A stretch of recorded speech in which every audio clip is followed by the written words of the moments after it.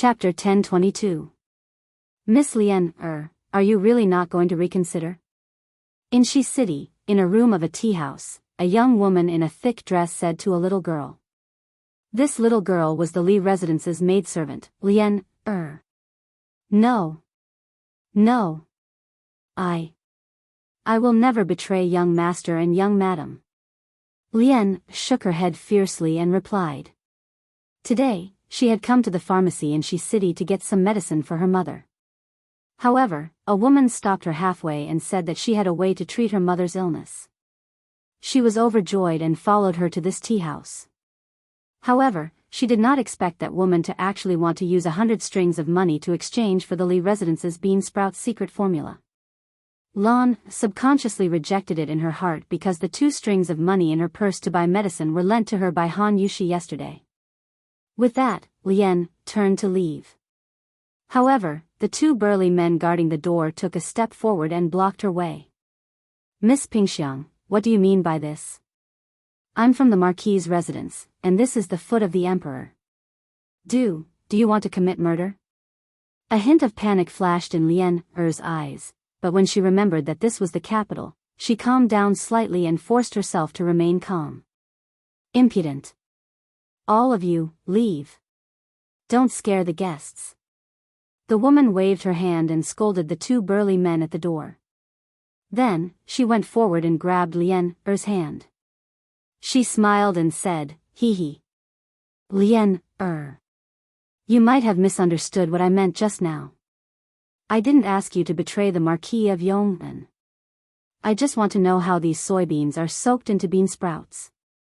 Don't worry, after I know, I will definitely leave Chang'an immediately and go to other counties to sell bean sprouts. Naturally, I won't harm the Marquis of Yong'an's interests. And you can't be considered as betraying the Marquis of Yong'an. Don't you think so? Lien-er frowned slightly and remained silent. Seeing this, the woman continued to persuade, besides, your mother is sick now. You definitely don't have enough money, right? Sister Lien-er, as long as you tell me the bean sprout recipe, not only will I give you 100 strings of cash, I will also help you find the most famous doctor in the world to treat your mother. Think about it, when your mother recovers, you will still have 100 strings of cash. Why would you still need to be a maidservant in the Marquis's residence? At that time, you will become a rich family's young miss. Don't you think so? Lien-er's expression finally changed. She opened her mouth, hesitated for a moment, and then said, Is what you said true? Will you really leave Chang'an? Will they really find a doctor to cure my mother's illness? The young woman was overjoyed. She pointed to a black package on the table and smiled sweetly. Of course. Why would I lie to you? Here is the 10 strings of coins. As long as you tell me the secret recipe, I will give you the 10 strings of coins immediately. After Big Sister verifies your method, I'll give you the remaining 90 strings of money. As for the doctor, I can send the doctor to your house tomorrow to treat your mother's illness. What do you think? Miss Lien-er? Lien-er's little face was instantly filled with conflict. Under the young woman's overbearing gaze, she thought for a long time and still refused. I can't say. I don't know if you're lying to me. Let me think about it. It's getting late, I have to go buy medicine for my mother. With that, she hurriedly ran out of the door. The 2 men outside the door wanted to stop her, but they didn't hear the woman's order and could only let Lien-er leave. In the side room, after Lien-er left, a Hu woman with blonde hair and blue eyes walked out from behind the screen. This was none other than the concubine of the Hu merchant, Wu Zhulioshi. Madam, she didn't agree. This servant has failed. Madam, please punish this servant. The young woman bowed and said. The Hu woman called Snow Cherry waved her hand, and then she lifted the young woman's chin and chuckled. Ha, Ling Meng, this isn't your fault. Besides, that girl has already been tempted. Whether she succeeds or fails is still unknown. Think of a way to ask her out tomorrow. If 100 strings of coins isn't enough to move her, then 200 strings of coins. If 200 strings of coins isn't enough, then 500 strings of coins. If this matter is done well, I will let the old master favor you well. Yes, it was she who had ordered her maid to tempt Lien into revealing the secret recipe for bean sprouts. She had not personally appeared because she was a Hu. Most Tang people looked down on Hu, and Lien was from a marquis estate. There was a high chance that she would also look down on Hu. Moreover, she was hiding behind the scenes. Once the matter was exposed, she would be able to escape unscathed. Thank you, madam. The young woman softly thanked her. Mother. The medicine is here. I'll help you up to drink it. South of Chang'an City, Dawn Square. In a small, run-down courtyard, Lien held a bowl of medicine as she spoke to an old woman lying on a bed. Ha. Lien, how many times has mother told you not to waste money? Mother has lived long enough. I can't be a burden to you. The old woman looked at her daughter, whose face was still covered in ash, and sighed. Mother. What are you saying? You gave birth to me and raised me. No matter what, your daughter will take care of you for the rest of her life. How can you call me a burden? Lien hurriedly said. The old woman sorrowfully said, Lien, mother has let you down. You lost your father when you were young. Mother couldn't raise you, so I could only sell you to Master Li as a maid. Mother only gave birth to you, but I didn't raise you. Now, mother can't be a burden to you. Mother. If you say such things again, Lien will get angry. Lien stomped her feet and said, besides, it was fortunate that you sold me to the Li estate back then. Old master and old madam are both kind people, and young master and young madam are also good masters. Moreover, young master is favored by the emperor and will definitely have a bright future. Who knows how many people want to be a maid in the Li residence? It's a pity that they don't have this fortune. The old woman agreed with Lien's words. She said with a face full of joy, Lien, you're lucky to have a master like Marquis. Otherwise, I would really regret it for the rest of my life. Mother prays for the Marquis of Yong and every day. I pray that he will be healthy and live a long life. I pray that his family will prosper for generations. This way, Lien, you will have someone to rely on. Enough, mother. Don't say such things. The medicine is getting cold. Quickly drink it. Lien hurriedly said with some complicated feelings in her heart. All right. But Lien, you're not allowed to secretly buy medicine behind mother's back next time. Mother's illness is actually almost healed. I understand, mother. Only then did the old woman drink the medicine in the bowl. Then, she muttered to herself, this Marquis of Yong'an's wife is really kind. She lent you money and actually didn't set a time limit for you to return it. She and the Marquis of Yong'an are really good people. If anyone dares to harm such good people, mother will definitely turn into a vengeful spirit and seek revenge after death. Lien's body couldn't help but tremble. The face of the young woman who came looking for her during the day involuntarily appeared in her mind. Almost instantly, she made a decision in her heart. Chapter 1023. Marquis, Yunshan Residence, Li Family. Pang Feiji whispered something into Li Zishuan's ear. Li Zishuan's face darkened and his eyes flashed with a cold light. He muttered, 12. Ha! There are so many people who don't want to be left out. Pang Feiji cupped his fists and said, Marquis, do you want me to capture all these servants and send them to the imperial governor's office? Li Zishuan pondered for a moment and waved his hand.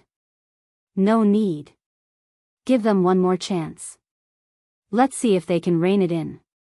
Today, I will return to Chang'an with you.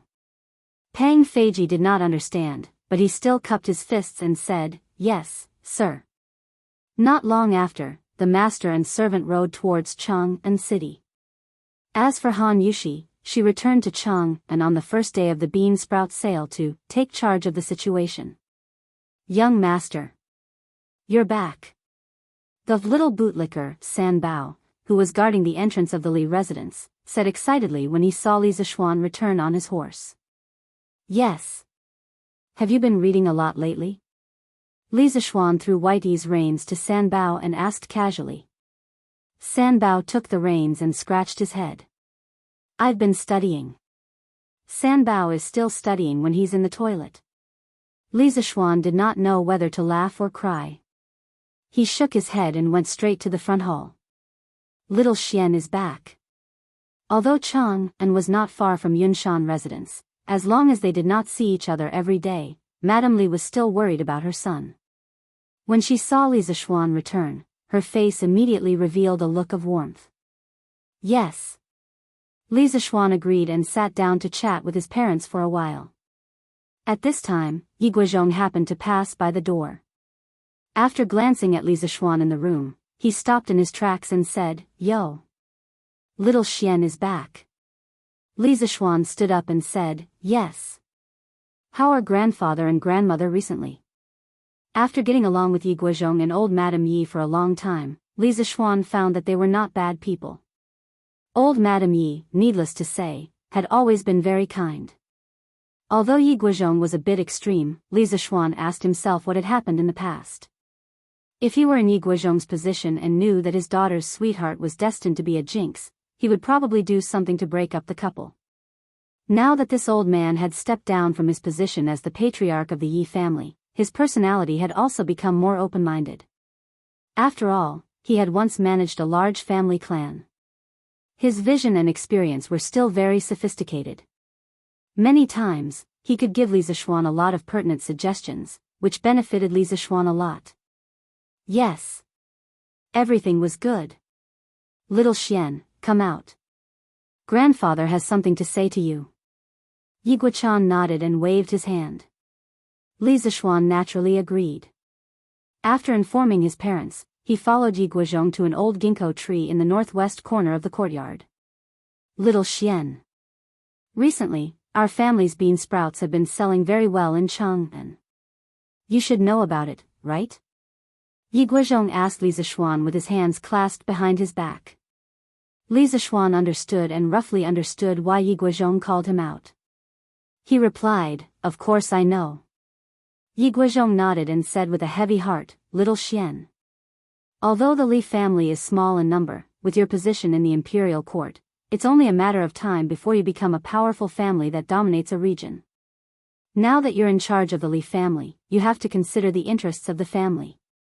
For example, bean sprouts are a profitable business, but once others learn how to make them, you'll be in a passive position, Little Xian.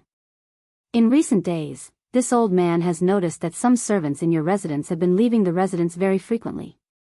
I reckon that it's very likely that other restaurants, merchants, or families want to get the secret recipe of bean sprouts through them.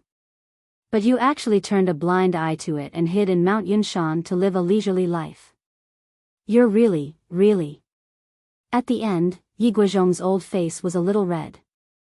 Obviously, he was angry. If the person in front of him was his own son, he would have slapped him. Li Zixuan was happy in his heart. He secretly thought that the old man's vision was quite shrewd and ruthless. He could actually see the hidden danger in the residence. Seeing Yi Guizhong's angry face, Li Zixuan quickly cupped his hands and said, Grandfather, please calm down. In fact, I've already expected this. But in my opinion, the Li family can't monopolize the bean sprouts secret recipe forever. This method isn't difficult to learn. During the process, you just need to pay attention to changing the water and air of the bean sprouts. Even if the servants in the residence don't say it out, the people outside will definitely be able to figure it out within a month or two. Grandfather, don't you think so?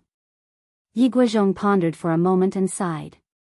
He nodded and said, According to what you said, it's really possible. But if you strictly ordered the servants not to leave the residence at will from the beginning, perhaps the Li family could earn a few more months' worth of bean sprouts. But now, I estimate that in less than 5 days, other restaurants in the city will definitely start selling bean sprouts. It's obviously you who thought of this thing, but it's benefiting others so quickly. Alas. Li Zixuan couldn't help but laugh and said, Haha.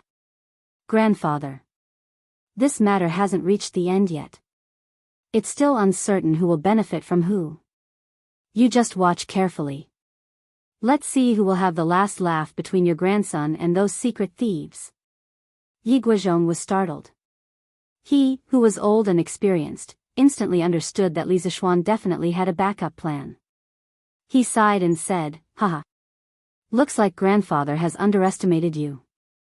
Fine, this old man won't meddle in other people's business. I'll wait outside for your good news. After saying that, the old man hummed a tune and walked away. Li Zixuan was just about to go to the Drunken Immortal Inn to take a look when he saw Han Yushi walking over with a servant girl following behind her. Husband, are you free now?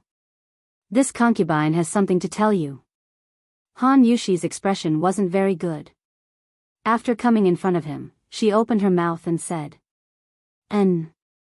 Wife, if there's anything, just say it. But, husband, why don't we go inside and talk? Han Yushi turned her head and glanced at the servant girl, feeling troubled. Plop. Young madam, there's no need. Lian did something wrong and should be punished. Young madam, you and young master don't have to give Lian any face. Before Li Zixuan could speak, the servant girl knelt on the ground with a plop and then kowtowed to Li Zixuan with tears in her eyes. Lian, After Li Zixuan heard the name, his heart skipped a beat, but his expression didn't change. He pretended to be surprised and said, Madam, what does this mean? What did she do wrong? Han Yushi looked around and wanted to say something but hesitated. Lian, cried and said, Young master. Lian has let you down. I'm sorry, old master, madam. Lian betrayed the Li family. I beg young master to send Lian, to the authorities for punishment. Li Zixuan hurriedly said, quickly get up. What kind of nonsense is this? Let's go. If there's anything, let's talk in the study. Although there were very few people who came to the place where they were standing now, it didn't mean that there weren't any. At the very least, Li Zixuan had already heard footsteps approaching, which was why he said that. Chapter 1024. Young master, that's what happened. Lian has let young master and young madam down. In the study, Lian told Li Zixuan everything that had happened in Shi City the day before. When she was done, her tears began to flow uncontrollably again. Li Zixuan said solemnly, that's enough. Stop crying. From what you're saying, you haven't told that person the secret recipe for bean sprouts? Lian shook her head and said, No. At that time, Lian felt sorry for young master and young madam and hoped that woman would help find a doctor to cure my mother's illness. At that time, Lian's heart was in a mess. I really didn't know what to do, so I ran out. They didn't stop you? Li Zixuan asked again. Lian looked up and replied, No. Oh. No, when Lian wanted to leave at first, two men wanted to stop Lian but they were scolded by that woman and left. But later, Lian was confused by that woman's words, so they didn't stop her. Old master, old madam, young master, and young madam usually treat Lian so well, but Lian's heart wasn't strong enough and almost betrayed young master. I beg young master to send Lian to the authorities for punishment. Han Yushi hurriedly pleaded with Li Zixuan, husband, Lian hasn't leaked the secret, so don't punish her. Besides, the reason why she was greedy was because of her filial piety to her mother. Don't send her to the authorities, okay? Woo-woo. Young madam, don't say any more. Lian doesn't have the right for you to plead for mercy.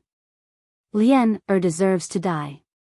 Lian kowtowed to the ground and cried bitterly.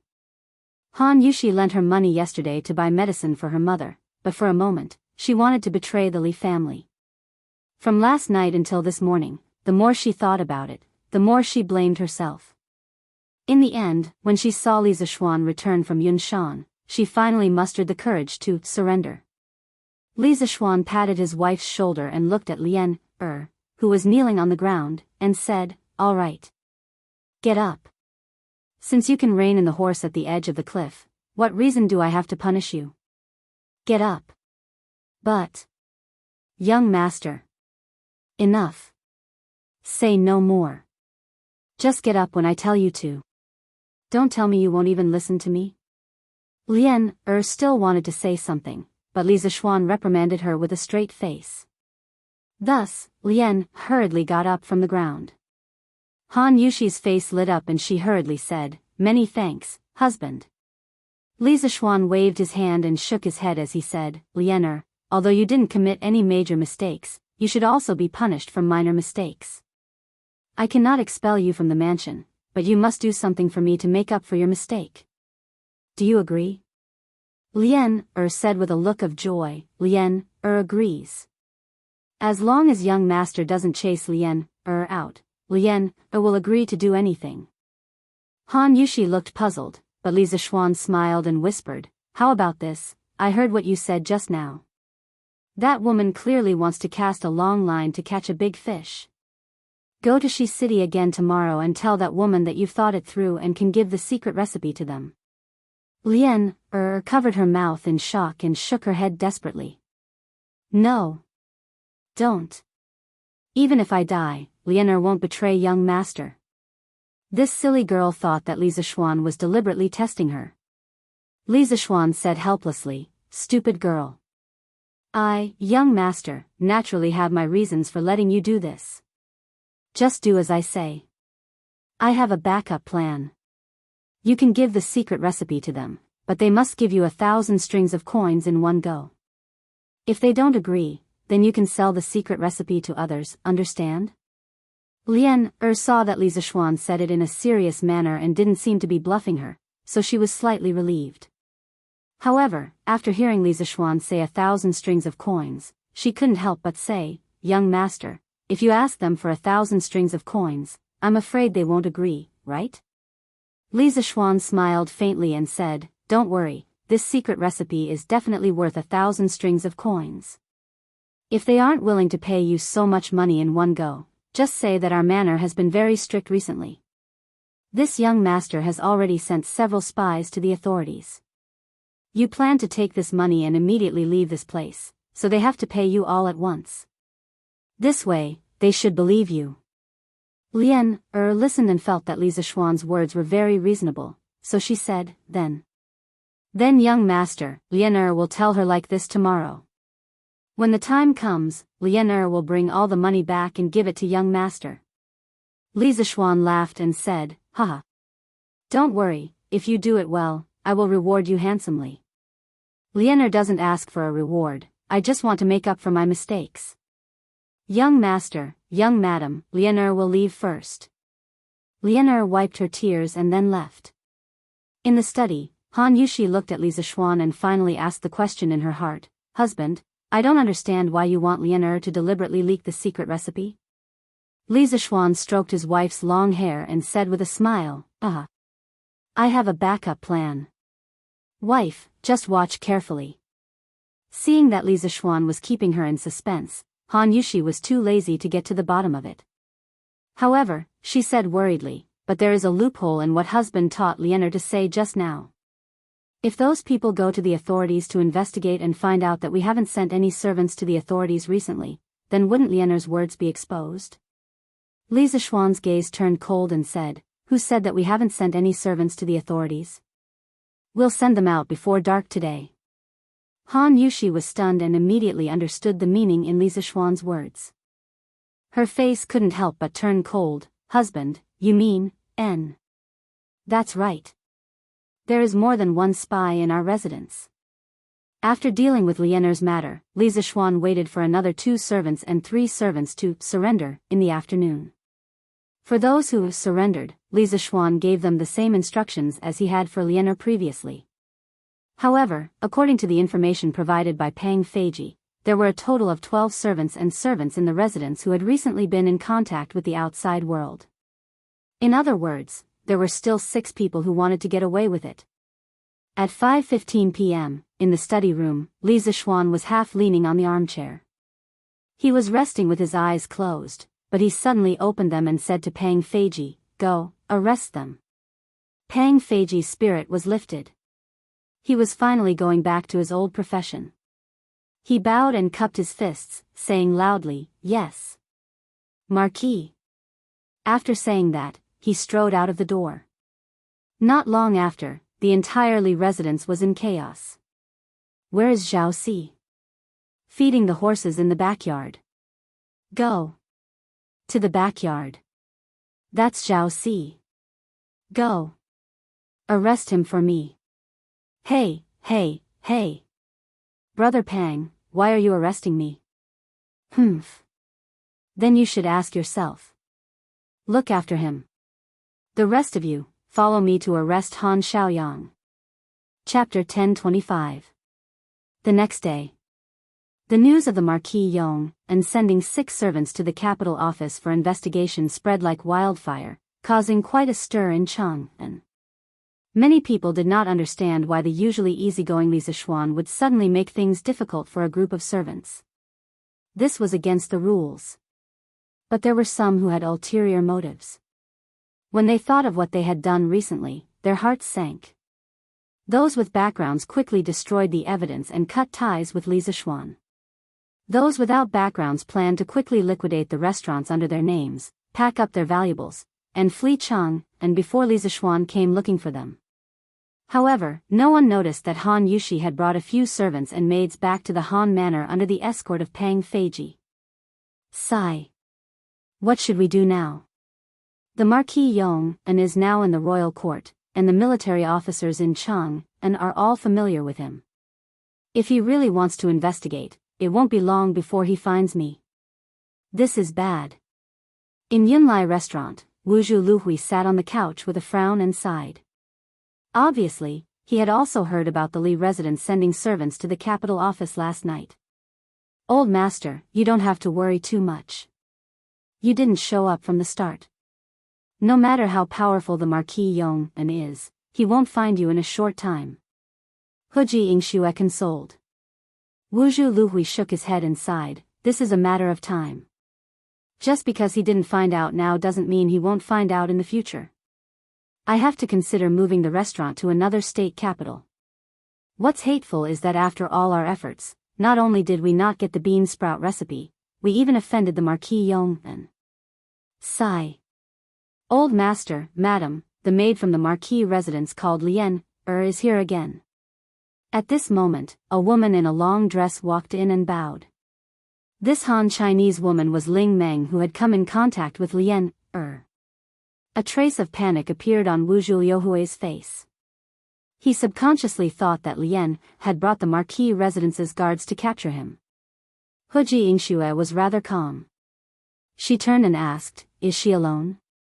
Ling Meng replied, "In reply to madam, she came alone and is currently at the tea house next door. She said that she has something important to discuss with this servant."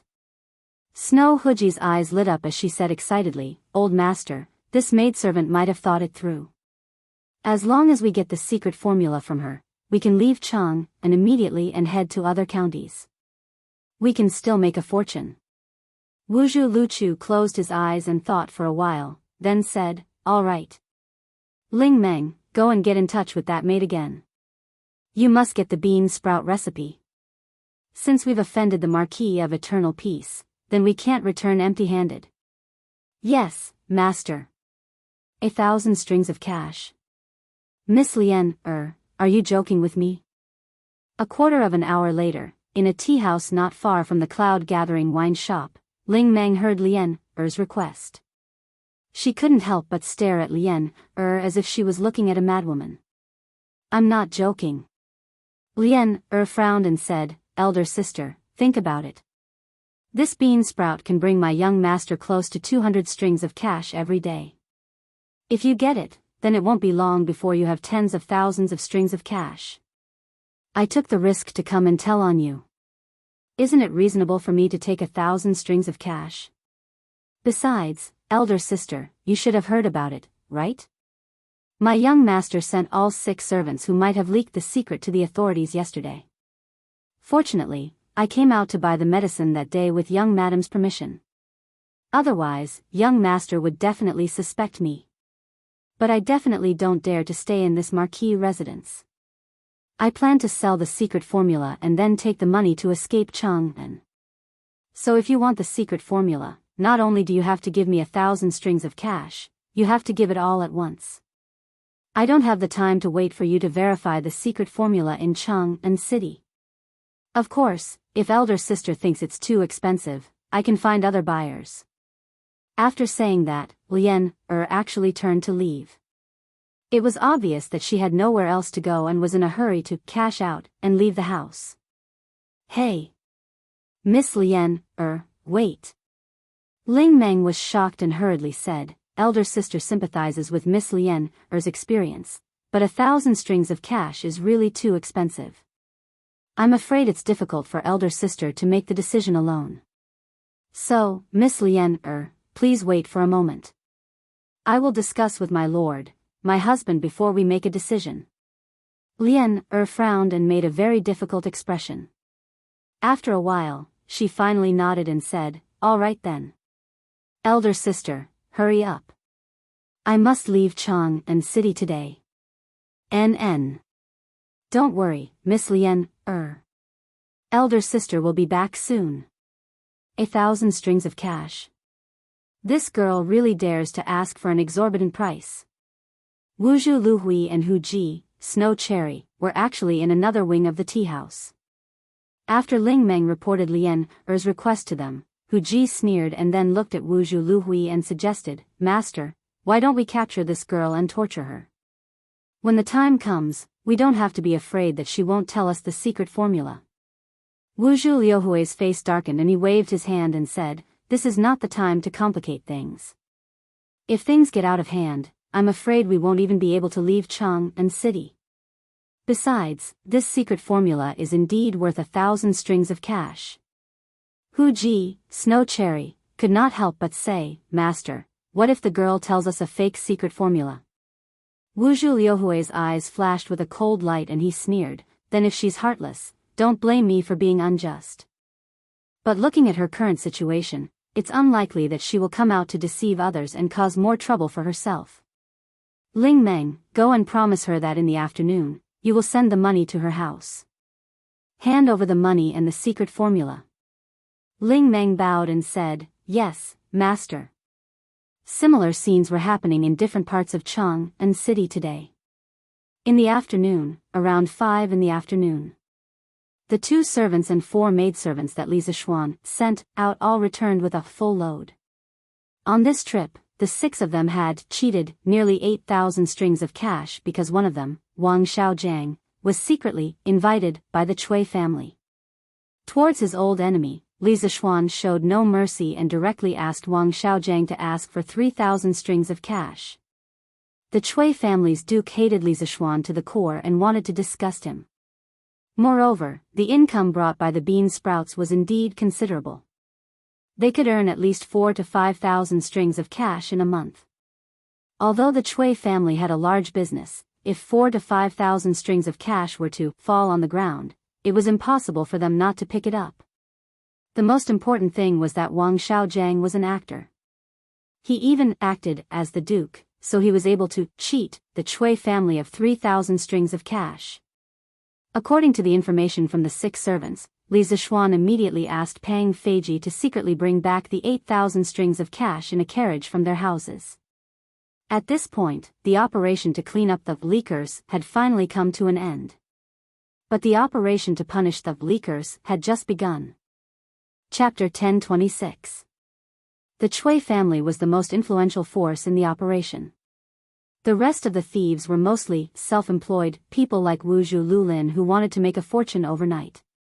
Compared with the Cui family, they were nothing more than a bunch of rotten shrimps.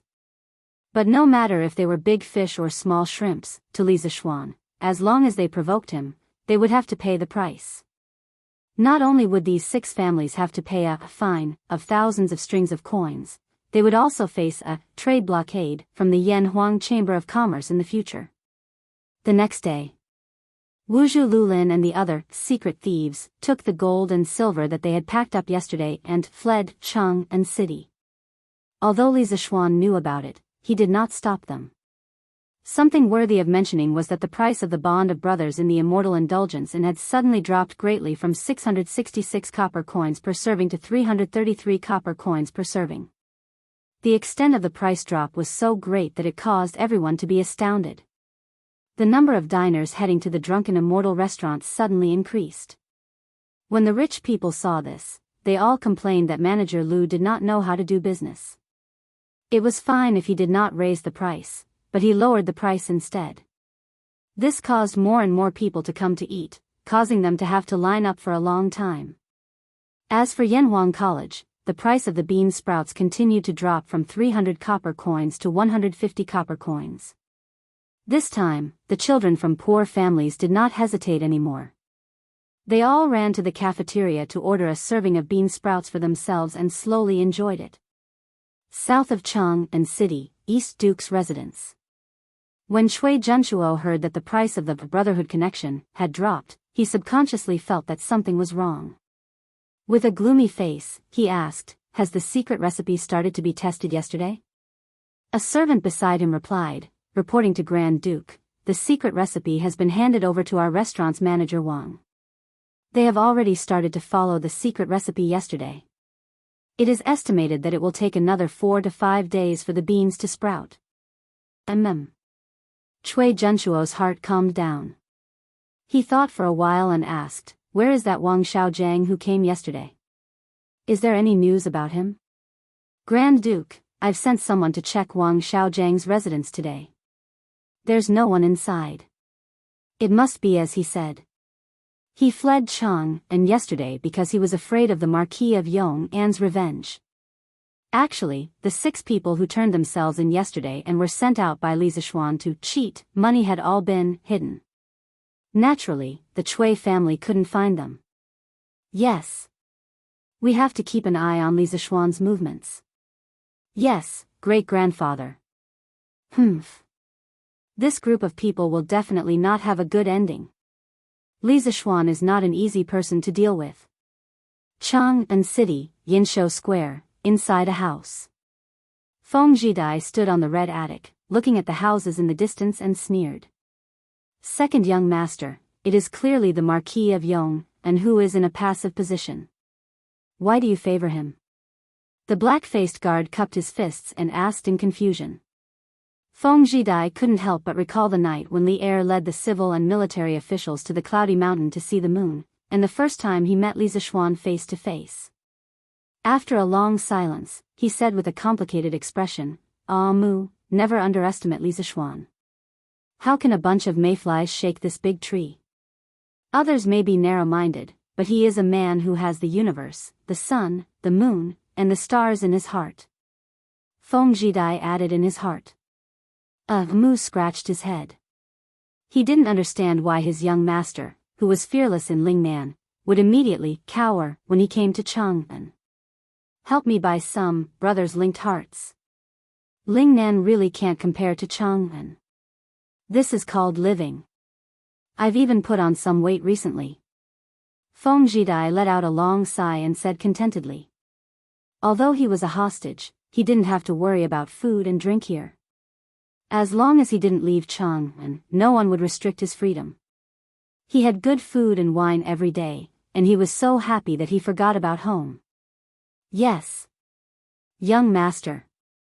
On the first day of the bean sprouts price reduction, Yanhuang College and Drunken Immortals sold a total of 2,500 jin of bean sprouts. The Li family's remaining soybeans could only produce 7,000 jin of bean sprouts.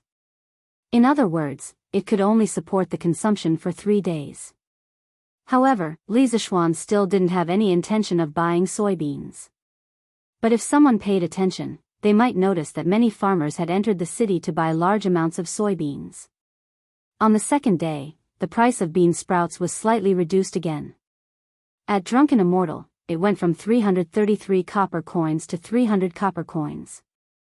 At Yanhuang College, it went from 150 copper coins to 130 copper coins.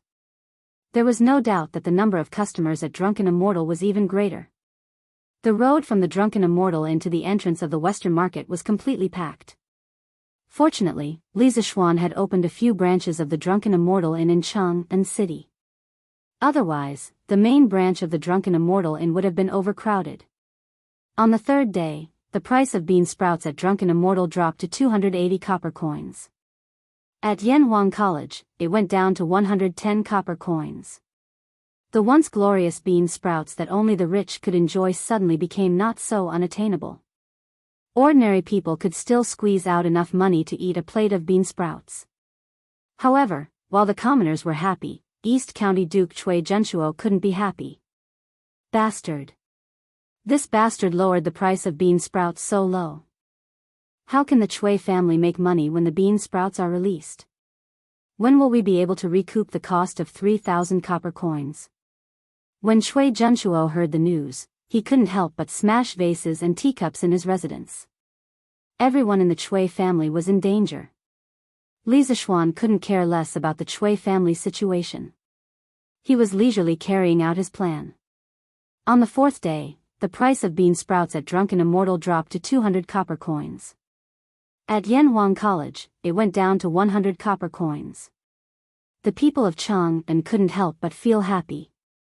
In the past, only the imperial family could eat fresh vegetables during winter. Now, they could eat a serving for 200 copper coins.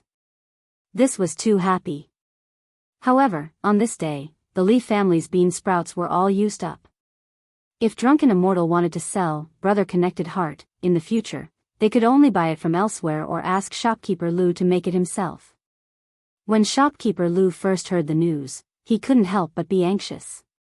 However, Li Zishuan only said one word to him, buy. At that time, he really wanted to cry. Because where would he go to buy something like that? But on the second day, a miracle happened. Shopkeeper Lu. I have more than 50 kilograms of bean sprouts. Do you want them? If you do, I can sell them to you at a cheaper price. That morning, when the door of Drunken Immortal opened, a burly man carrying a basket came in. It was Hu Hanyun from the Han family village. Shopkeeper Lu recognized him and was shocked. He said in disbelief, Old Hu? It's you? No, why do you have so many bean sprouts? Chapter 1027. Shi City, Drunken Immortal Restaurant. Shopkeeper Lu, you don't know? I thought you knew. He. Hu Hanyun scratched his head and chuckled at the shocked Shopkeeper Lu. Shopkeeper Lu's face darkened. What do I know? Is there something I should know? Hurry up and tell me. Old Hu, you, Shopkeeper Lu was about to ask when a few more villagers came in. Some were from the Han village, some were from Plum village, and some were unfamiliar to him. Shopkeeper Lu, do you want bean sprouts? I have more than 25 kilograms here. They're fresh. I have 70 kilograms here. Shopkeeper Lu, do you want some? While listening to the villagers shouting and yelling, Shopkeeper Lu seemed to have understood something. He looked at Old Hu and asked uncertainly, Old Hu, did young master teach you all the methods of growing bean sprouts? At this point, it seemed that this was the only reasonable explanation. Old Hu nodded and said, yes. Young master told young madam to teach us the method of growing bean sprouts 4 days ago. After the villagers bought the beans, they didn't go anywhere and just stayed at home to grow bean sprouts. As soon as the bean sprouts grew, we sent them to you. No matter what, we're young master's villagers, so we have to prioritize the needs of Drunken Immortal Restaurant and Yanhuang College. Shopkeeper Lu suddenly understood. No wonder Li Zishuan was so calm when he looked for him yesterday, as if he had a card up his sleeve. Good. This old man was worried about where to buy bean sprouts. Old Hu, you guys come in. Drunken Immortal Restaurant wants all these bean sprouts. Shopkeeper Lu stroked his beard and laughed. Old Hu and the others picked all the bean sprouts and brought them in. These villagers knew how to repay kindness. They knew that Drunken Immortal Restaurant was the Li family's business, so they only sold the bean sprouts to Shopkeeper Lu for 25 copper coins per kilogram. Shopkeeper Lu felt bad about it and raised the price by 5 copper coins per kilogram.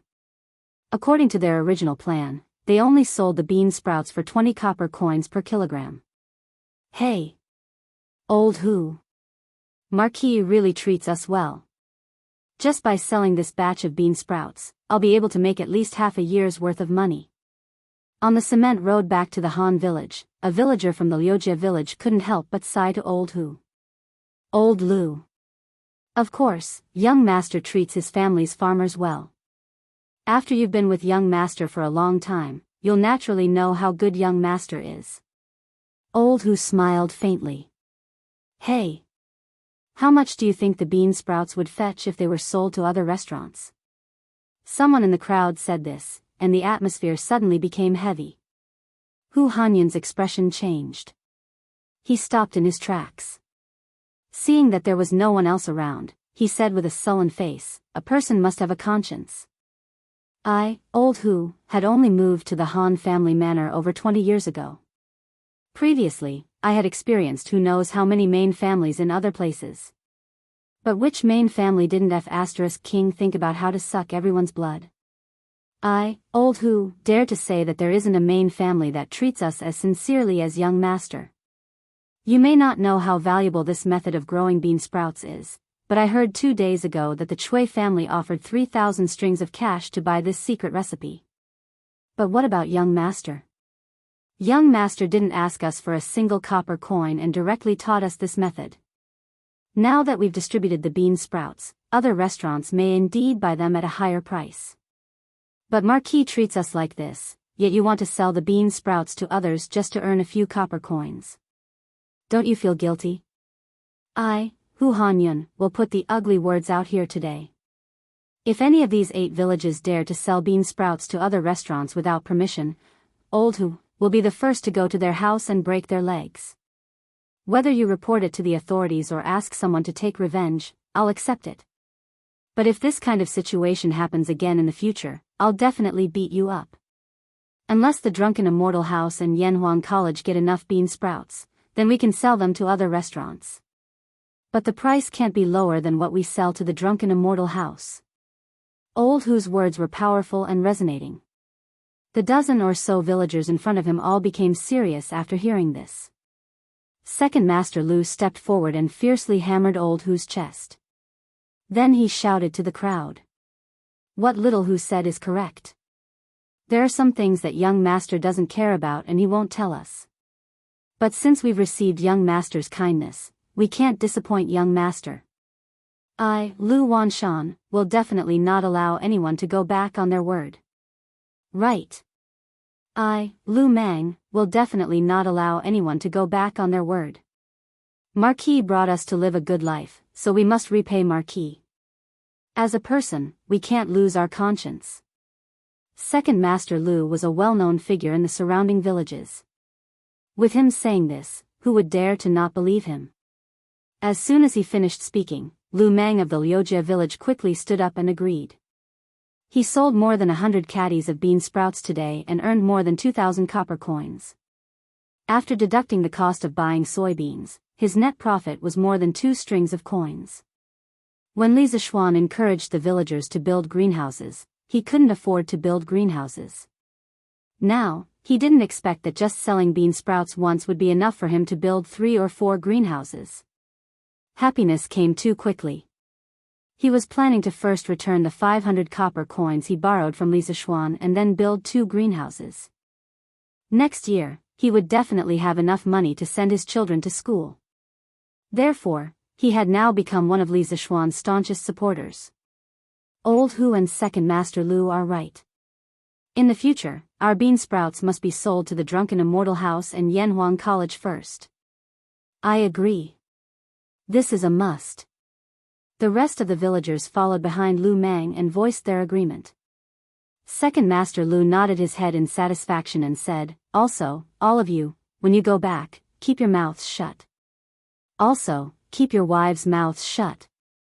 Although the young master didn't tell us to keep it a secret, the less people from the other villages know about the bean sprouts, the more money we can earn. If everyone knows about it, the bean sprouts will definitely be sold at a cheaper price. Old Hu agreed and said, Yes. Keep your mouths shut, just like the greenhouses. No matter who comes to the village, don't let them see it. Also, don't mention this to the other villages. If you do, you'll be destroying everyone's rice bowls. That's right. Whoever says it will feel bad for all of us. Yes. We must keep it a secret. Under the mobilization of Old Hu and Second Master Lu's propaganda, the villagers of the 8 villages smoothly formed an alliance of interests and agreed to keep the secret. In Chang'an, the drunken immortal house's brotherhood connection continued to be popular. But today, there was a disruptor. The Chui family's restaurant in the Eastern Market also introduced a dish similar to the brotherhood connection. They directly called it stir-fried bean sprouts. The price was still reasonable, 190 copper coins per serving. It was 10 copper coins cheaper than the drunken immortal house's brotherhood connection price yesterday. Why was it yesterday's price? Because today, the drunken immortal house's brotherhood connection price was lowered by 10 copper coins. Therefore, the two prices were the same. It wasn't that the Chui family didn't want to lower the price, but the price they paid for the secret recipe was too high. They had to get the original price back first, right? Otherwise, when the bean sprouts were overflowing, in the future, the price would be even lower, and the profit margin would be even smaller. Obviously, after experiencing Li Zishuan's indiscriminate bombardment these days, Cui Junshuo had already predicted the future trend of the price of bean sprouts. However, he didn't expect that Li Zishuan would secretly teach the method of making bean sprouts to the farmer. As a result, the price of bean sprouts in Chang'an City would fall at an even faster rate. What? There are people selling bean sprouts in the Western Market and the Eastern Market? In the Eastern Duke's mansion, south of Chang'an City. When Cui Junshuo heard the news, his heart sank. At this time, he completely understood that he had been tricked by Li Zishuan. Yes, great-grandpa. They should be villagers outside the city. Each of them has a lot of bean sprouts. The servant of the Cui family bowed and said, "Villagers? How could they know the secret recipe of bean sprouts? Did you find out which village they came from?" Cui Junshuo's face was gloomy. Although the Cui family was rich, they wouldn't ignore such a profitable business like bean sprouts. Moreover, the current situation was very obvious. The Cui family had been cheated by Li Zishuan for a whole 3,000 strings of coins. As a top aristocratic family, how could he tolerate this? "I think I saw a villager from Plum Village. I don't know the rest," the servant replied. Today, shopkeeper Lu had bought more than 2,000 caddies of bean sprouts from the villagers. If he bought more, the drunken immortal restaurant wouldn't be able to eat it all. Therefore, the remaining villagers were either sent to other restaurants to sell or brought to the Western Market and the Eastern Market to sell. After the other restaurants bought the bean sprouts, they hurriedly asked their chefs to study the method of making bean sprouts. They planned to join the ranks of selling bean sprouts tomorrow. When the people of Chang'an City saw the villagers selling bean sprouts, they would usually buy 2 caddies of bean sprouts so that their wives could try it. If this continued, the number of people eating bean sprouts in the restaurants would decrease greatly. The sales of bean sprouts in the restaurants would definitely not be as prosperous as in the drunken immortal restaurant. It could be said that the most popular stage of the bean sprouts business had passed. All that was left was the soup, and the meat in the soup had all been scooped up by Li Zishuan. Bam! Plum Village, Plum Village. Damn it. This brat is so ruthless. He actually resorted to a life and death struggle move. This is so infuriating. Cui Junshuo immediately understood when he heard Plum Village. He slammed the teacup on the table onto the ground and said angrily, "Life and death struggle? No, no, no. Grandfather, you might have misunderstood. This is not called a life and death struggle. It should be called a courageous retreat." Yongla Lane, Li Residence West Courtyard. When Yi Guizhong heard that the Hanjiazwang, Plum Village, Lujiazwang, and several other villages had started selling bean sprouts in the east and west cities today, he subconsciously felt that Li Zishuan was using the method of killing 1,000 enemies at the cost of 800 of his own men to take revenge on the Cui family for stealing the secret. In the end, both families would not be able to earn any money if they fought to the death. Therefore, He came to the west courtyard to ask Li Zishuan what he was thinking. Li Zishuan laughed when he heard that. What do you mean by a courageous retreat? I think you're just being stubborn. Sigh. You youngsters are so impetuous and easily let your emotions affect your decisions. Yi Guizhong shook his head and sighed. Li Zishuan could only patiently explain, Grandfather, think about it carefully. Since the first day the Drunken Immortal restaurant started selling bean sprouts, our residence has earned a total of more than 2,000 strings of coins. Together with the 8,000 strings of coins that the Chui family stole from us, it adds up to more than 10,000 strings of coins. The little bean sprouts brought in more than 10,000 strings of coins in less than 10 days. Grandfather, do you really think it's a loss? Previously, I've already said that even if the servants in the residence did not leak the secret recipe, the people outside would definitely be able to figure out the method to grow bean sprouts in 1 or 2 months. At that time, we might not even be able to earn 10,000 strings of coins. Now, not only have we maximized the income of the bean sprouts in the shortest time possible, but we have also cleaned up the disloyal servants in the residence. No matter how you look at it, I don't think I've suffered a loss. Yi Guizhong secretly nodded when he heard that. In the end, he laughed and said, Haha. You really are a sly fox. Those people in the Chui family provoked you.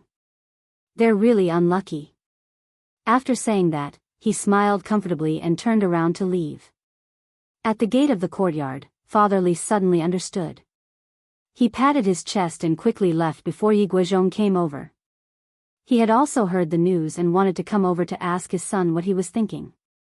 However, when he walked to the gate of the courtyard, he found that Yi Guizhong was also there.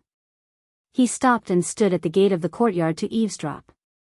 Although Yi Guizhong was usually kind to Li Zishuan, that was because of the generational gap effect. Grandfathers usually doted on their grandsons, but for his son-in-law, it was already good enough that he didn't reprimand him. This stinking brat, he likes to hide things from his old man now, causing this old man to worry for nothing, Li Jingma muttered. Although there was a reprimand in his words, why did his tones sound like he was happy that his son had become more mature?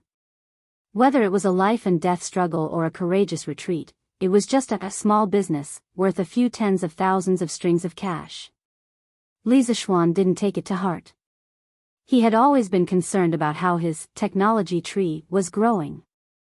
In the afternoon, Li Zishuan left Chang'an and went to Chi Chu Gu workshop in Mei Village. The first thing he saw was a bustling scene. There were people coming and going in the workshop, and the west side of the courtyard had already been set up. There were many pipes on the ground, and in the middle of the pipes, there was a prototype of a furnace. Faubert was gesturing with a group of blacksmiths about something. Li Zishuan stood a distance away and did not disturb them. After a while, Faubert finished talking to the blacksmiths and walked towards Li Zishuan. Young master, you are here? Yes. Faubert, the progress is not bad. I estimate that in less than a month, the ironworks will be able to start smelting iron, right? Li Zishuan looked around and said with satisfaction. Haha. Almost there. We have a lot of experienced blacksmiths in our workshop, and the construction of the furnace will only be faster. Now, we just need to see when Xiaobing will be able to transport the platinum ores back. Chapter 1028. Is there still no news from Xiaobing? Strange Taste Pavilion's new workshop. Li Zishuan looked at Faubert and asked. Speaking of which, as the owner, he was not responsible at all. A few days ago, after he gave the blueprint of the ironworks to Faubert, he basically did not ask about it anymore. It was not because he was lazy, but because of the sprouts and the spies in Chang'an, which took up a lot of his energy. Young master, that guy sent a message back 2 days ago, saying that he had found the bauxite you wanted in Shuo province. He should be sending a batch back in 2 days. Faubert replied with a smile.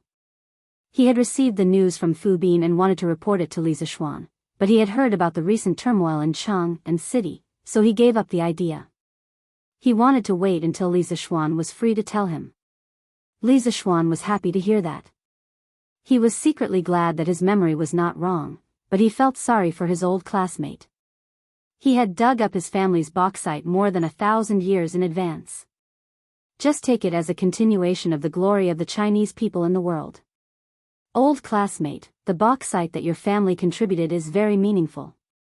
Li Zishuan muttered in his heart, and then said to Faubert, well, after the bauxite from Shuo province is shipped back, we will start firing the refractory cement that Faubert and I talked about previously. If there are any problems, send someone to call me at any time. The so-called refractory cement could be divided into aluminate cement, low-calcium aluminate cement, calcium-magnesium aluminate cement, and dolomite refractory cement. At present, the easiest cement to fire was aluminate cement, which was mainly made of bauxite and limestone.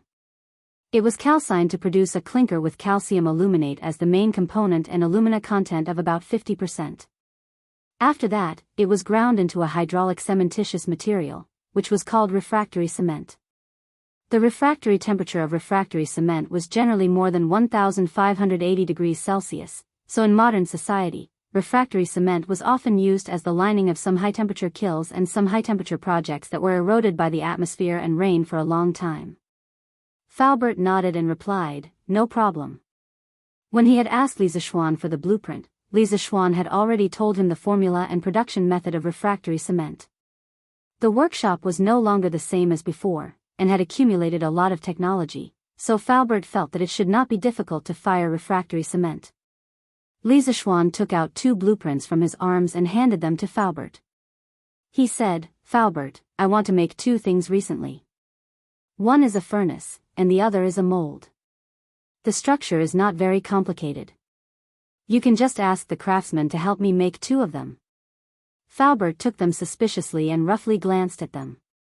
He roughly understood what Li Zishuan wanted to make. He couldn't help but ask, young master, this furnace is very delicate, especially the ventilation performance of this thing. It's better than the furnaces we use now.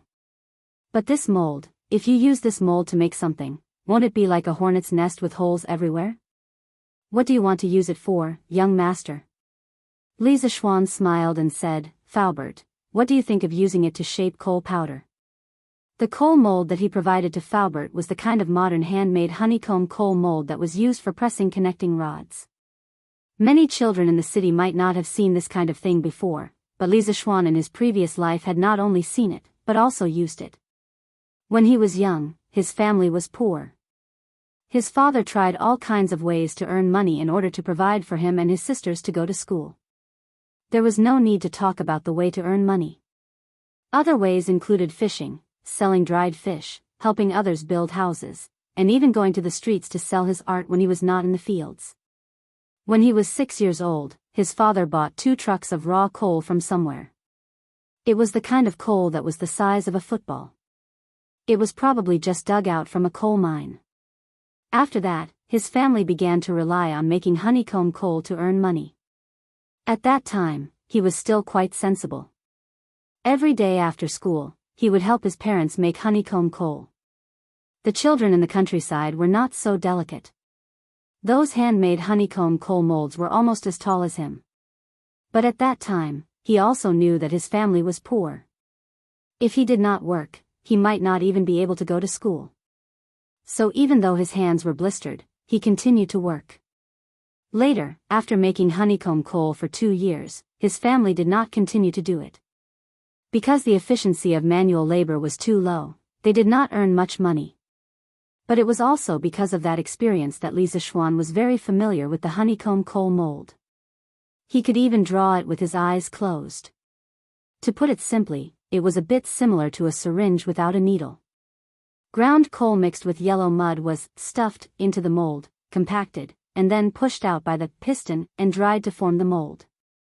The only difference was that the piston at the end of the honeycomb coal mold's push rod was very different from the piston of a syringe. The piston was made up of 2 parts. One part was about 12 iron pillars of equal diameter and height. The other part was an iron plate with the same number, diameter, and distribution as the iron pillars. The iron plate with holes was embedded in the iron pillars, and the push rod was connected to the iron plate. In this way, when the slime was stuffed into the mold, it would cause the iron plate to move up with the connecting rod. And because of the existence of the circular iron pillars, there would be holes in the slime. Finally, when the connecting rod pushed out the slime in the mold, the honeycomb-shaped coal would be obtained. The principle was very simple. Falbert was considered an expert in engineering. When he heard this, he frowned and thought for a while.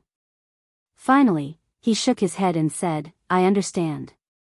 Young master wants to make the shape of the coal into a honeycomb shape, so that the coal can burn more easily.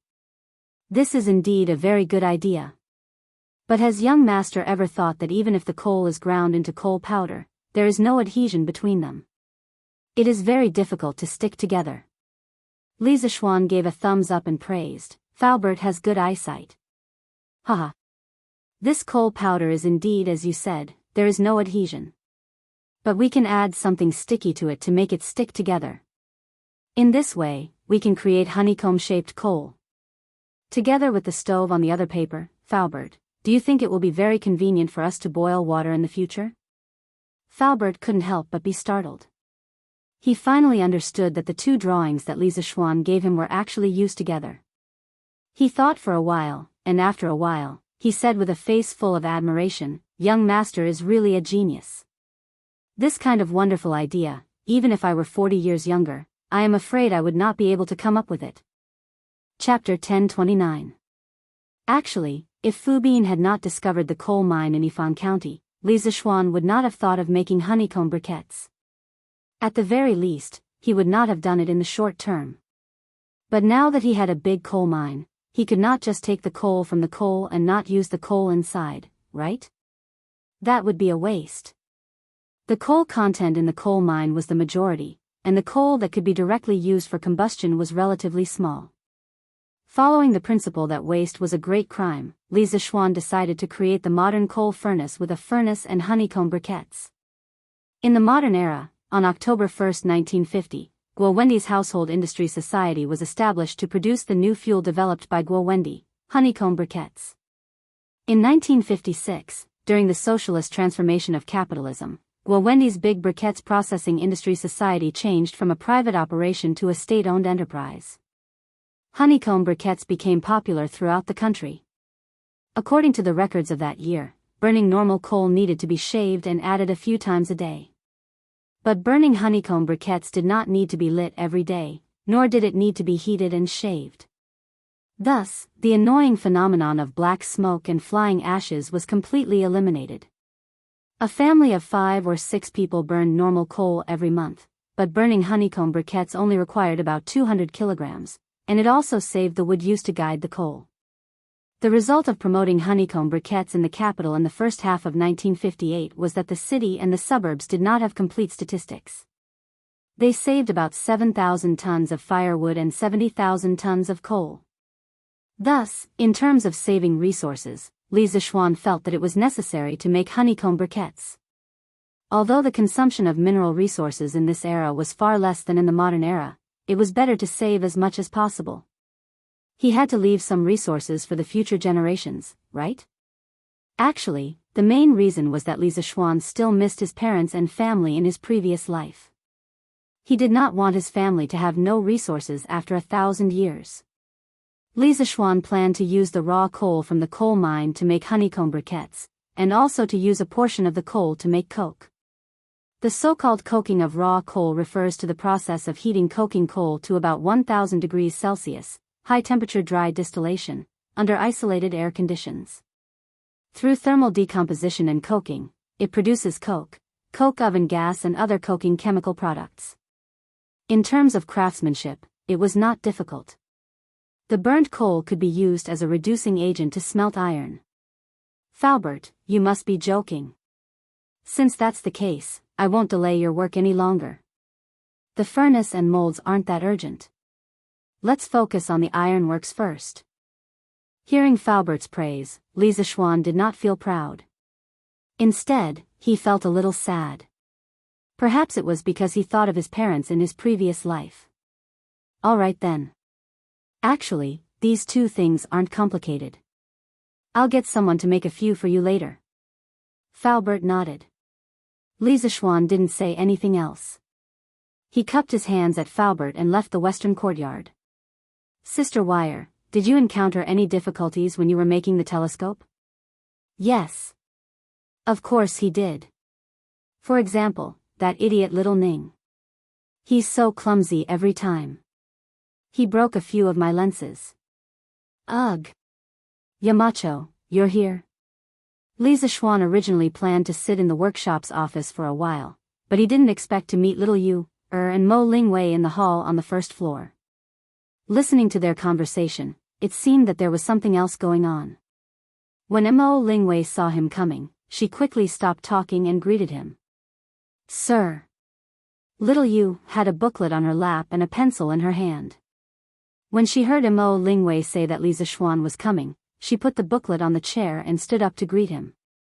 Yes. What are you guys doing? Li Zixuan responded and asked with a smile.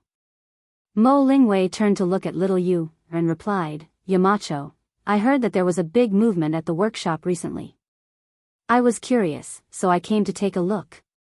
It's okay if I can't help, but it's even better if I can help. I didn't expect to meet little Yu, so we chatted for a while. Li Zixuan couldn't help but ask, what? The Mahists also have research on iron smelting? He knew that the Mahists were good at building mechanisms, but he didn't know that the Mahists had research on iron smelting. Mo Lingwei said proudly, of course. There are many records of iron smelting in the Mahists' ancient books. I even gave a lot of suggestions to improve the blast furnace that Faubert is building now. China had mastered the technology of smelting iron and steel from iron during the Spring and Autumn Warring States period. It was as easy as drinking water for the Mahists. Not only were they good at smelting iron, but the Mahists were also good at forging swords. The Mahists' master's personal sword, the Ink Snow Sword, was extremely famous in China's history. So no matter what, it was impossible for the Mahists not to be proficient in the art of smelting iron. Hee hee. Then I have to thank Ink Girl. Li Zixuan saw that Mo Lingwei was serious, so he smiled and said politely. Mo Lingwei waved her hand and said, hee hee. Yamacho, you don't have to be so polite. Now that I'm a member of the academy, it's only right for me to do something for the workshop. Li Zixuan smiled and looked at Li Yu. Without waiting for him to ask, Li Yu took the initiative and said, Yamacho, a few days ago I heard that Sister Wei became a professor at Yanhuang College. I met her today, so I wanted to write about her in the newspaper. It's a good thing for us girls. Just now I was asking Sister Wei about the details of how she made the telescope. Li Zixuan was stunned and thought that little Yu's thinking was quite modern. Wasn't what she was doing now equivalent to the reporters in modern times interviewing famous people and then using the content of the interview as news? This little girl really had the talent to be a reporter. She was self-taught. Haha. I see. Then you guys continue to chat. But little you have to be careful when you write the news. The production of the telescope is a secret of the college and the imperial court. Any technical things can't be mentioned in the newspaper. Otherwise, there will be big trouble. Li Zixuan didn't object to little Yu setting Mo Lingwei as a role model for Tang Empire's women. But in terms of principles, he had to make it clear to Li Yu in advance. This was because the technology of the telescope was too important. If it fell into the hands of an enemy country, who knew how much trouble it would bring to Tang Empire? I understand, sir. When the time comes, I'll write the news and show it to you again. Little Yu still knew the importance of the matter. She immediately replied solemnly. Okay. Li Zixuan nodded and looked at Mo Lingwei and said, Ink Girl, many of the things you know are related to Tang Empire's interests. So in the future, you have to be careful with your words and actions. Don't casually reveal things that you shouldn't reveal to others. Mo Lingwei stuck out her tongue and said, I know, Yamacho. I don't usually go out of the college, so I won't reveal any secrets. That's the best. You guys continue chatting, I'll go up first. Chapter 1030. The next day, the Tong Daily's headline attracted everyone's attention. How did a strong career woman become? Professor Mo Lingwei of Yanhuang College. Whoa. Since when did Yanhuang College have a female professor? Professor? What's a professor? TSK. Wang Anfu, if you don't go to the Fenghua brothel more often, you won't be like this now. You don't even know about a professor of Yanhuang College. Haha. That's right. This brat usually spends all his energy on prostitutes. Humph. If you have something to say, just say it. Stop talking nonsense. Tisk. Let me put it this way. Being a professor is the highest honor in the Yanhuang Academy. Those who obtain the title of professor will receive the best treatment in the academy. Needless to say, the generous salary will not be a problem. In addition to the salary, the professors of the academy will also receive an additional courtyard in the Cloud Mountain. That's really impressive. A villa on Mount Yunshan? Whoa. I saw it from afar before. It's really impressive. Speaking of which, being a professor gives you a villa on Mount Yunshan. That's really worth it. Should I give it a try another day? To hell with you. Don't insult the word professor with your ignorant and incompetent behavior. Ha ha ha. I just didn't expect that a woman could become a professor of Yanhuang College. That's really surprising. But it makes sense. Look, this girl participated in the construction of the astronomical telescope. It's not an exaggeration to say that she's a professor. Astronomical telescope? Brother Pang, can you tell me what an astronomical telescope is? Astronomical telescope. I heard an old man mention it before. Most of the ordinary people were talking about how generous the treatment of a professor in Yanhuang College was. It was shocking that a woman like Imo Lingwei could become a professor of the college. However, some scholars were unhappy after reading the newspaper. What an insult to the educated, what an insult to the educated. The Marquis of Yong'an is too much. A mere woman actually dares to call herself a professor? How can we, the disciples of the saints, continue to study the world? In the Imperial College of the Imperial College, a Confucian scholar couldn't help but slap the table and stand up angrily after reading the headlines in the newspaper during class. Uncle Huai, are you talking about today's news from Datong Daily? Another Confucian scholar asked as he stood up.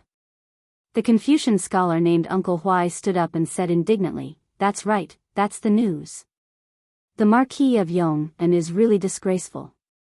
How can he compare a woman to the disciples of the saints? I'm so pissed off." In fact, his full name was Zheng Huaibua. He was a concubine-born son of the Zheng family of Xinjiang.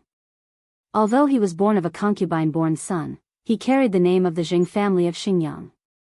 No matter where he went, he was like a crane in a flock of chickens. I saw the news just now too. I'm furious too. Me too. The Marquis of Yong'an has really gone overboard this time. Why don't we all go to the Marquis of Yong'an Manor to demand an explanation? Zheng Huaibua saw that the students in the classroom were all furious. He gritted his teeth and suggested, "Okay. Let's go and demand an explanation from the Marquis of Yong'an. Let the Marquis of Yong'an revoke that woman's position as a professor. Yes. It must be revoked. Uncle Huai, if you want to go, I'll go with you." The classroom that was previously noisy suddenly became lively. After a while, a student weakly said, "Uncle Huai, I think we shouldn't go. Last time, the students of our college went to the Marquis of Yong'an Manor to demand an explanation.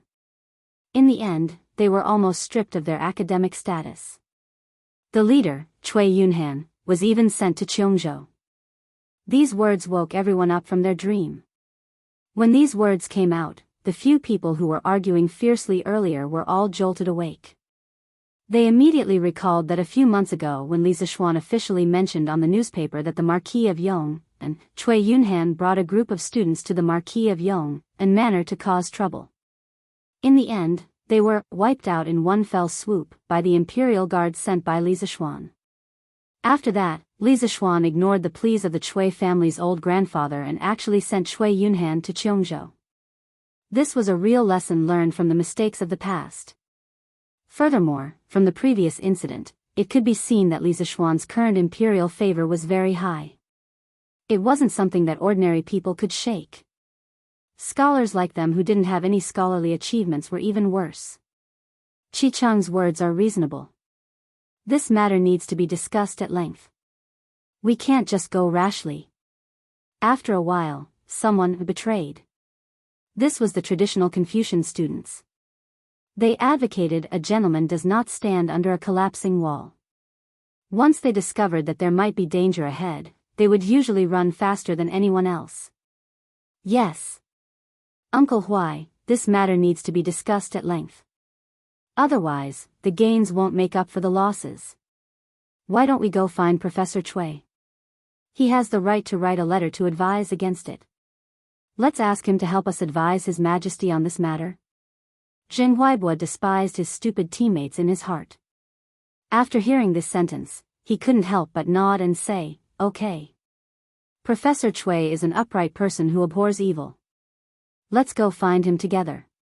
He definitely won't sit by and do nothing. Speaking of Cui Shanyu, this fellow was actually quite miserable. Previously, he had joined forces with the 7 great professors of the Imperial College to impeach Li Zixuan. Although he had forced Li Zixuan out of the Imperial College in the end, he didn't get any good results.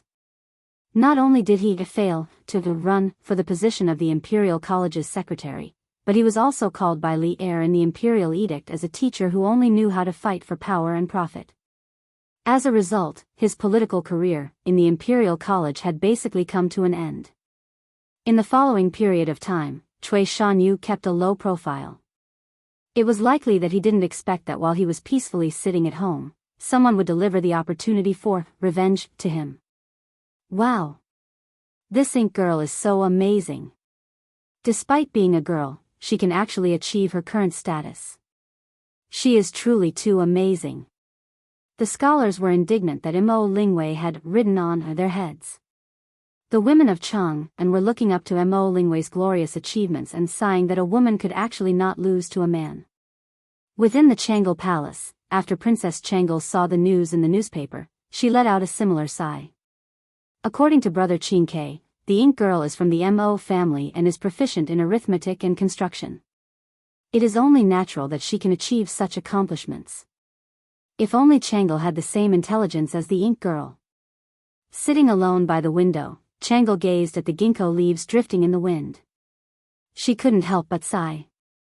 Everyone envies me, the princess of the Great Tang, but they don't know that I envy the ink girl, a free person who can do what she likes and pursue her true love. Chapter 1031. Wow! Hanli, is this Mo Lingwei a professor at your college? South of Chang and City, and Le House, Lin family's backyard. Today was Yanhuang College's Saturday, so Iron Egg came to tutor Lin Hao. After Han Lijing went to Hedong Road, Iron Egg couldn't live alone in the Han village, so he was now living in Chang and City's Li Mansion. Although his sister, Han Yushi, reprimanded him for the results of the monthly test, he still came to the Lin family to fulfill his promise. Lin Hao took the opportunity to read today's Tang Daily while he was squatting in the latrine.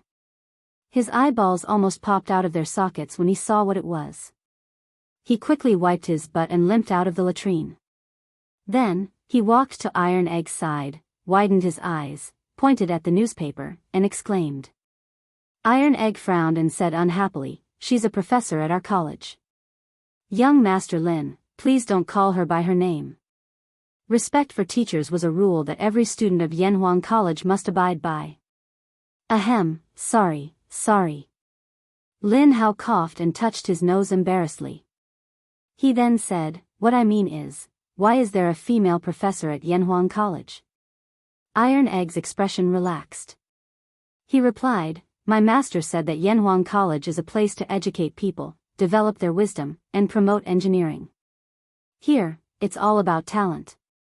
As long as one is talented and capable, no matter if he or she is male or female, old or young, he or she will be put in an important position." Professor Mo used her talent and knowledge to do hundreds of experiments in the workshop over the past few months. Finally, she created a telescope that can break through the limit of ordinary people's vision, so that even ordinary people can observe the stars in the sky. With such talent and achievements, my master said that she is worthy of being a professor. Lin Hao couldn't help but give a thumbs up.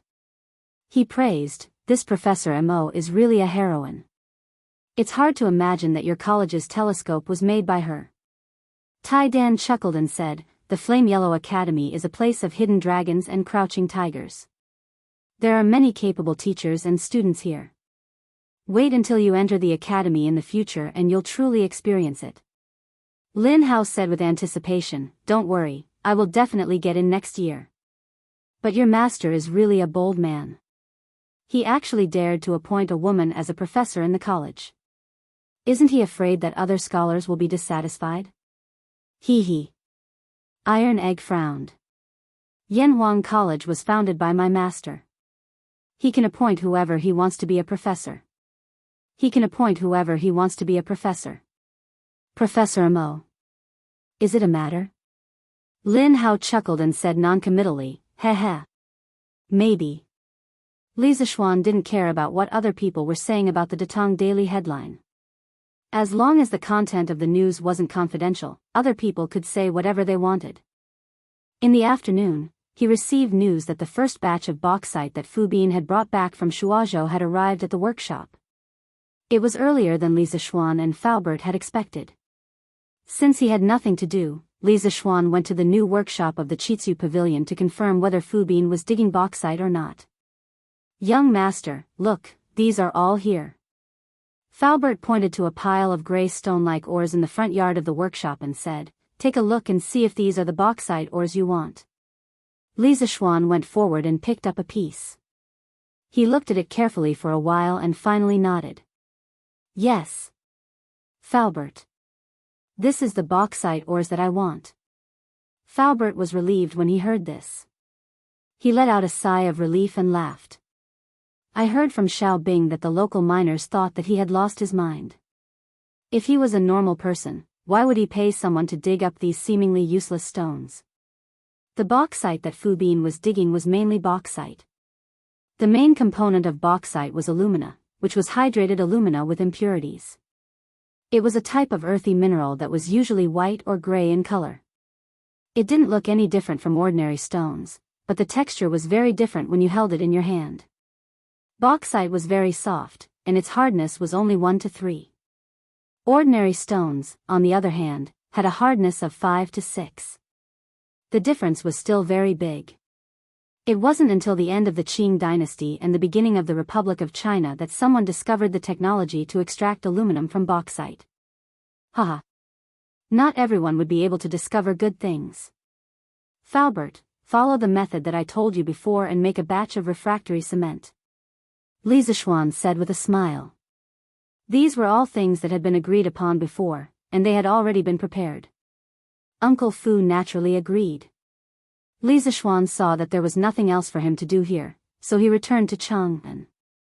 Recently, he had been returning to his home in Chang'an every weekend. In the evening, Pang Feiji found Li Zishuan and cupped his fist. "Marquis, someone from the palace said that the emperor wants you to attend the morning court session tomorrow." "Morning court session?" Li Zishuan was puzzled. Why is he asking me to attend the morning court session so suddenly? Is there anything important that is related to me in the court session? Pang Feiji scratched his head and said, "Marquis, this. I don't know." "All right, you can go now." Li Zishuan had only asked subconsciously. He didn't expect Pang Feiji to answer. After all, with Pang Feiji's connections, he might be able to get some information, but in the imperial court, he was far from being able to do so. "I'll take my leave." After Pang Feiji left, Li Zishuan thought for a long time but could not come up with anything. He could only eat and rest early, feeling a little depressed. Early the next morning, he rode on Big White and led Pang Feiji and a group of guards to the palace. Outside Tai Chi Palace, he chatted with Qing Yaojin and the others for a while. Then, he realized that there was a familiar yet unfamiliar person in the crowd. He walked up to take a look and smiled. "Oh. Isn't this Professor Cui? Why are you here today?" Cui Shanyu knew that he was no match for Li Zishuan when it came to insulting others. He snorted and said, "The emperor summoned me, so I had no choice but to come." Li Zixuan thought about it. How could there be such a coincidence in the world? Perhaps the reason why he was summoned by Li Er today had something to do with this guy. Not to mention what the old man was up to behind his back, just the fact that he couldn't sleep in this morning was enough to make Li Zixuan feel very displeased. Thus, Li Zixuan did not show it on his face. He turned around and said in a voice that only the two of them could hear, "Professor Cui, I advise you to be kind. Otherwise, you will learn from Cui Shanfu's mistakes." You. Cui Shanyo's expression changed drastically. He turned around and wanted to scold Li Zixuan, but Li Zixuan had already walked back to the group of generals. He could not make it in time. Go to court. All officials, go to court for an audience. At this moment, a eunuch at the top of the stairs shouted in a high-pitched voice. The officials immediately quieted down and lined up. They carried the imperial edict and walked up the stairs toward Tai Chi Palace. Chapter 1032. Cui Shanyu, are you the one who impeached the Marquis of Yong, and for insulting the teachings of the saints and misleading the students? Inside the Taiji Palace. Halfway through the morning assembly, Li Er suddenly called out Cui Shanyu's name and asked. Cui Shanyu was still thinking about the words Li Zixuan said outside the Taiji Palace to persuade him to be kind. When he heard Li Er call out to him, he was startled at first, then quickly went forward and bowed. Your Majesty, it's not that I want to impeach, but that I represent the thousands of disciples of the saints to seek an explanation from the Marquis of Yong.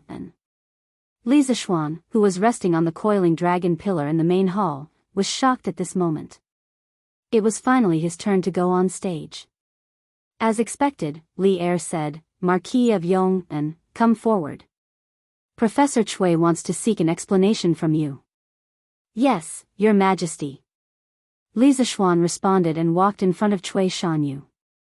He asked with a smile, Professor Cui, I wonder what kind of explanation you want from me?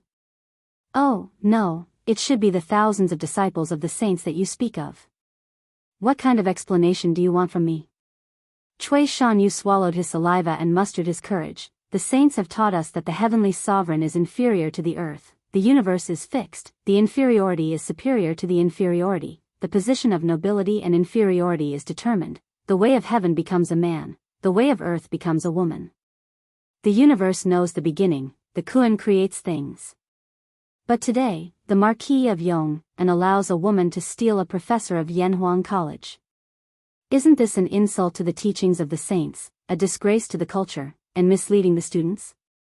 The heavenly sovereign is inferior to the earth, the universe is fixed. From the Book of Changes, Li Zixuan frowned, because he was not used to Cui Shanyu's previous words. Fortunately, he inherited the memories of 2 lifetimes. After pondering for a while, he finally understood that this old fellow wanted to use the mouth of Confucius to convey the idea of men being superior to women. You are indeed like your mother playing me? After hearing so much classical Chinese, Li Zixuan subconsciously wanted to recite a sentence of his own, but Cui Shanyu was dumbfounded when he heard it.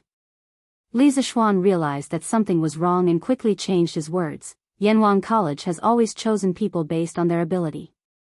If Professor Cui is not satisfied with my appointment, you can compete with Ink Girl in knowledge. Why should we bring this small matter to the court and delay His Majesty and the other officials from dealing with the world's affairs? In fact, when he said, you are indeed like your mother's play, he forcefully translated the modern, are you *king kidding me, into the classical version. It was normal for Cui Shanyu to be confused after hearing it. When Cui Shanyu heard that Li Zixuan wanted him to compete with Mo Lingwei, his face couldn't help but turn black. He said, ridiculous. This old man is a doctor of the Imperial College. How can I compete with a woman? Marquis Yong, don't try to change the topic. As a woman, Mo Lingwei shouldn't be a professor at Yanhuang College. What you're doing now, not only will I not agree, the millions of disciples in the world will not agree. No one would cheer for you if you won, but if you lost, people would say that you bullied a woman. Cui Shanyu knew this very well, so he wouldn't accept it even if he was beaten to death. There was a buzz of discussion in the civil officials' camp. Li Zixuan sneered, Pfft. In the end, Professor Cui, are you looking down on women? Then let me ask you, do do you have a mother? Meaning, do you have a mother? He was addicted to talking nonsense today, and some disgraceful words came out of his mouth. This time, Cui Shanyu understood. He said angrily, "Of course I do. Marquis Yong'an, please show some respect." Li Zishuan pursed his lips and said, "Respect? When was I disrespectful? You, on the other hand, were disrespectful to your mother." Cui Shanyu was stunned, and then his expression changed. "When have I ever been disrespectful to my mother?" The ancient times emphasized filial piety. If he was labeled as unfilial, he would really be cursed by tens of thousands of people. Cui Shanyu was not willing to take the blame. Li Zishuan replied, "Ha! Professor Cui, you said so much just now. Didn't you want to tell me that men should be superior to women in this world? Isn't your mother a woman? You know the teachings of the saints better than me. If I remember correctly, the saints once said, a gentleman upholds the fundamentals, and the fundamentals are born from the Tao. A filial brother is the foundation of benevolence. Professor Cui, you just said that men are superior to women. Aren't you looking down on your mother? Are you also insulting the saints' knowledge? You can't even meet the basic requirements of the saints. What right do you have to criticize me? The principles of a gentleman come from the Analects of Confucius. The meaning of the whole sentence is, a gentleman focuses on the fundamental matters. Once the foundation is established, the principles of governing the country will be established. Filial piety to parents, respect to brothers, this is the foundation of being a man." Cui Shanyu's face turned pale. He knew that Li Zishuan was digging a hole for him again, but he couldn't find a strong argument to refute Li Zishuan in a short time. This was because he was at a disadvantage in terms of mental strength. In terms of mental agility, 10 of him couldn't compare to Li Zishuan, who had a strong mental strength. In the civil officials' camp, the officials who were whispering before couldn't help but frown after hearing Li Zishuan's argument. Fang Xianling secretly nodded. In this hall, he was one of the few officials who agreed with the idea of equality between men and women. Because he and his wife were true love. Sophistry. Sophistry. Marquis Yong'an, don't slander me. I never said anything about men being superior to women. Cui Shanyu felt the burning pain on his face, but he still defended himself. Ha! You shouldn't admit it. Professor Cui, you're only this promising. Li Zishuan looked at Cui Shanyu with disdain and said, anyway, Yanhuang College teaches engineering. It's a matter of course to appoint all the excellent engineers to teach students. This is also an internal matter of Yanhuang College. Professor Cui, as an outsider, you don't seem to have the right to interfere, right? That's right. Little Xian is the Yamacho of Yanhuang College. Does he need to ask you for permission to appoint a professor? Cui Shanyu, I'm afraid you're interfering too much. Qing Yaojin couldn't help but step forward and interrupt. The reason why the old man kept silent today was because he felt that with Li Zishuan's current fighting power, fighting Cui Shanyu would be a piece of cake. Now that he spoke up, he was just beating a drowning dog. Sophistry, Marquis Yong'an, you're insulting, enough. Everyone shut up. Cui Shanyu wanted to refute again, but Li Zishuan, who was sitting at the head of the table, was getting impatient. Today's matter was already very clear. Li Zishuan appointing Mo Lingwei as a professor was indeed inappropriate, but the Confucian defenders led by Cui Shanyu found it difficult to argue against Li Zishuan. The other civil officials were also unwilling to jump out and join the battle.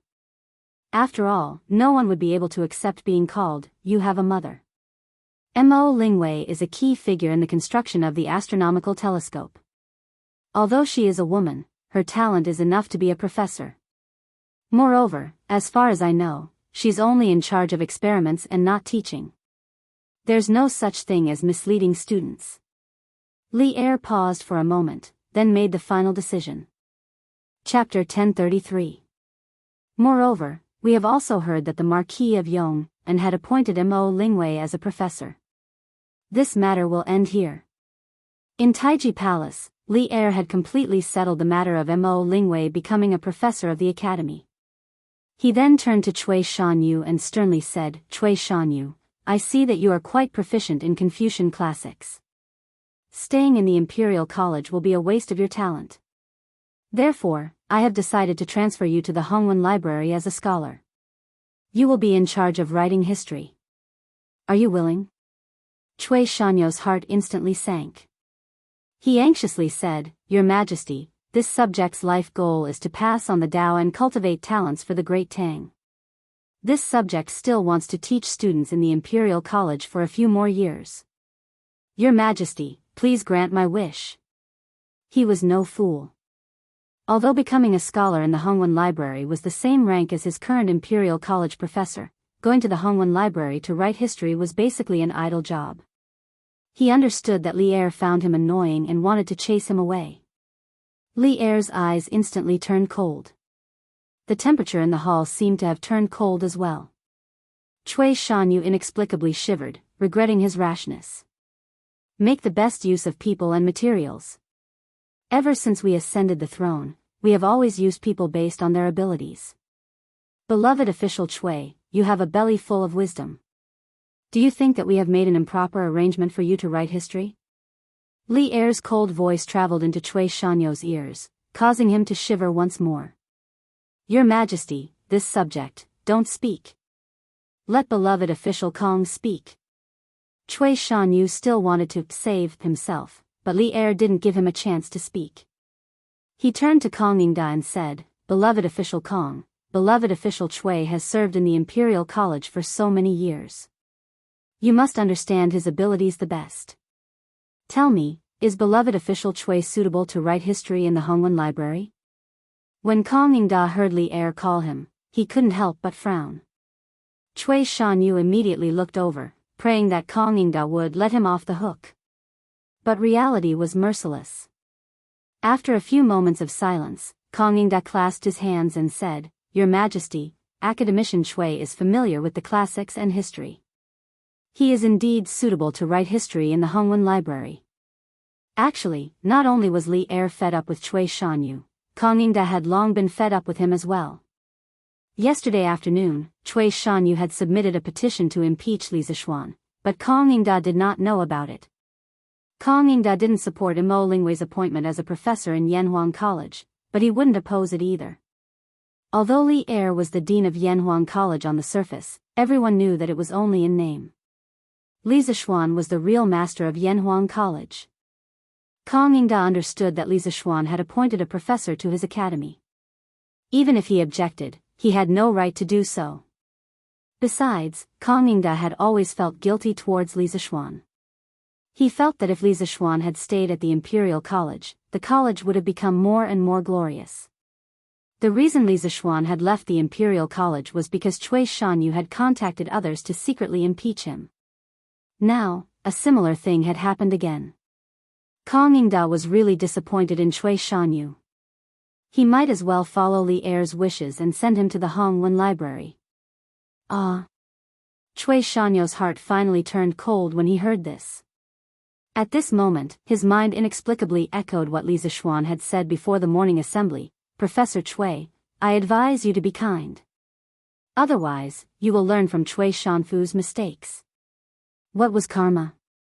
This was called retribution in this lifetime. In less than an hour's time, Li Zishuan's seemingly careless words had actually become reality. Cui Shanyu really hated Zheng Huaibua and the other scholars who had urged him to impeach Li Zishuan.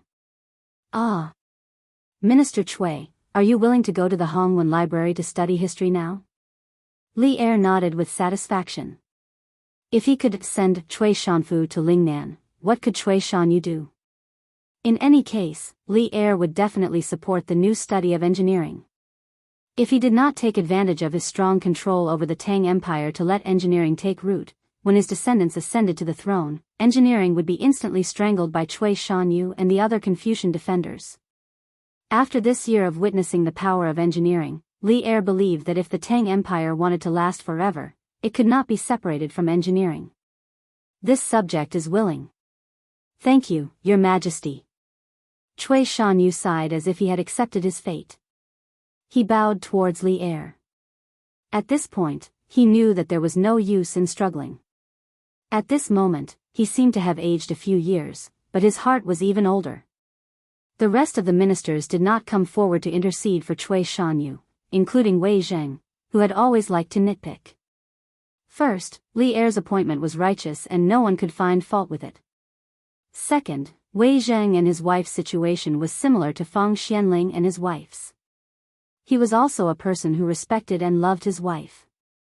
Cui Shanyu's previous remarks about men being superior to women made him feel a little uncomfortable. Official Cui is a righteous person and has worked hard for the country. He is truly a role model for all the officials. I will reward him with 10 bolts of brocade and 100,000 yuan.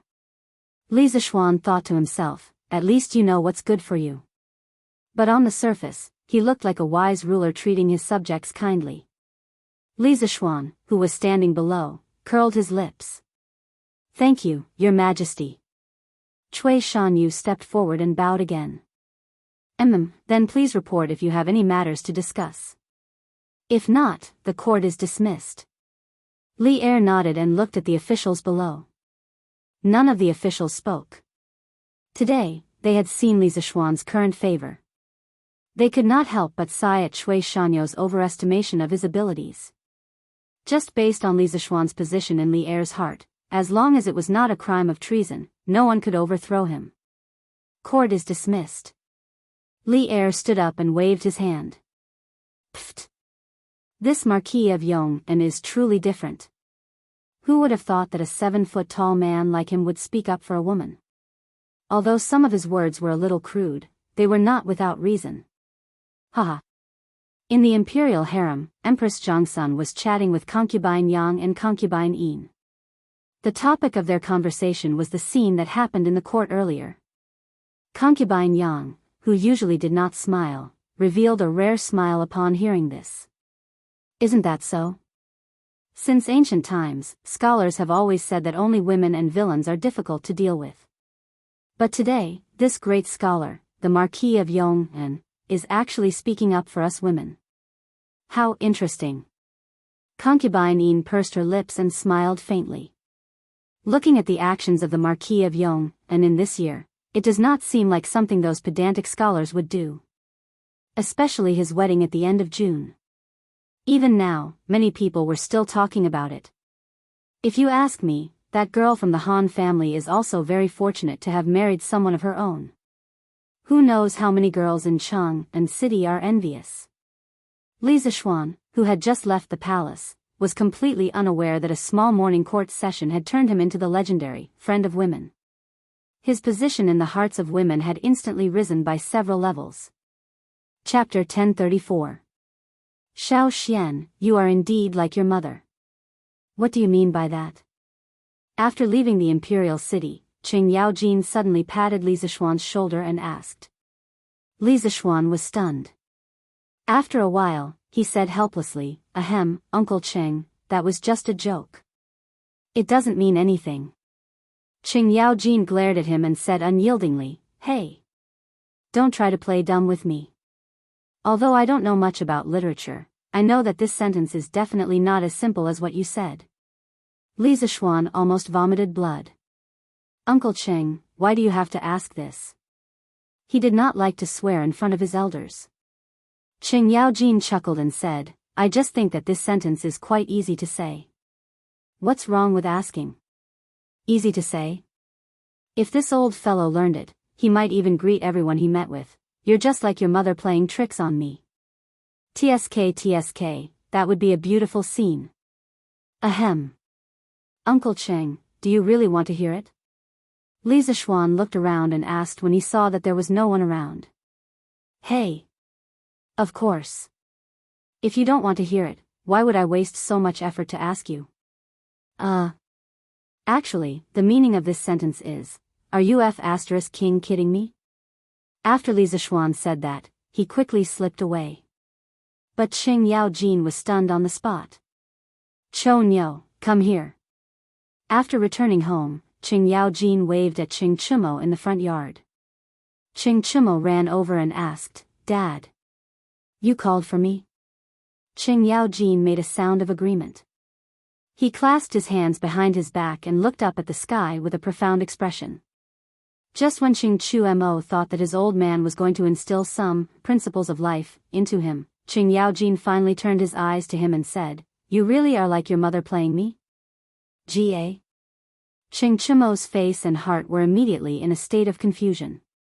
Firstly, it was the first time he had seen his old man speak so eloquently. Secondly, he didn't understand what Ching Chumo meant at all. Sometimes, being uncultured was really scary.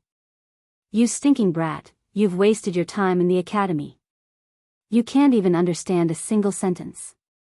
In the future, you're not allowed to go out and fool around during the holidays. Stay at home and study hard. Do you hear me?"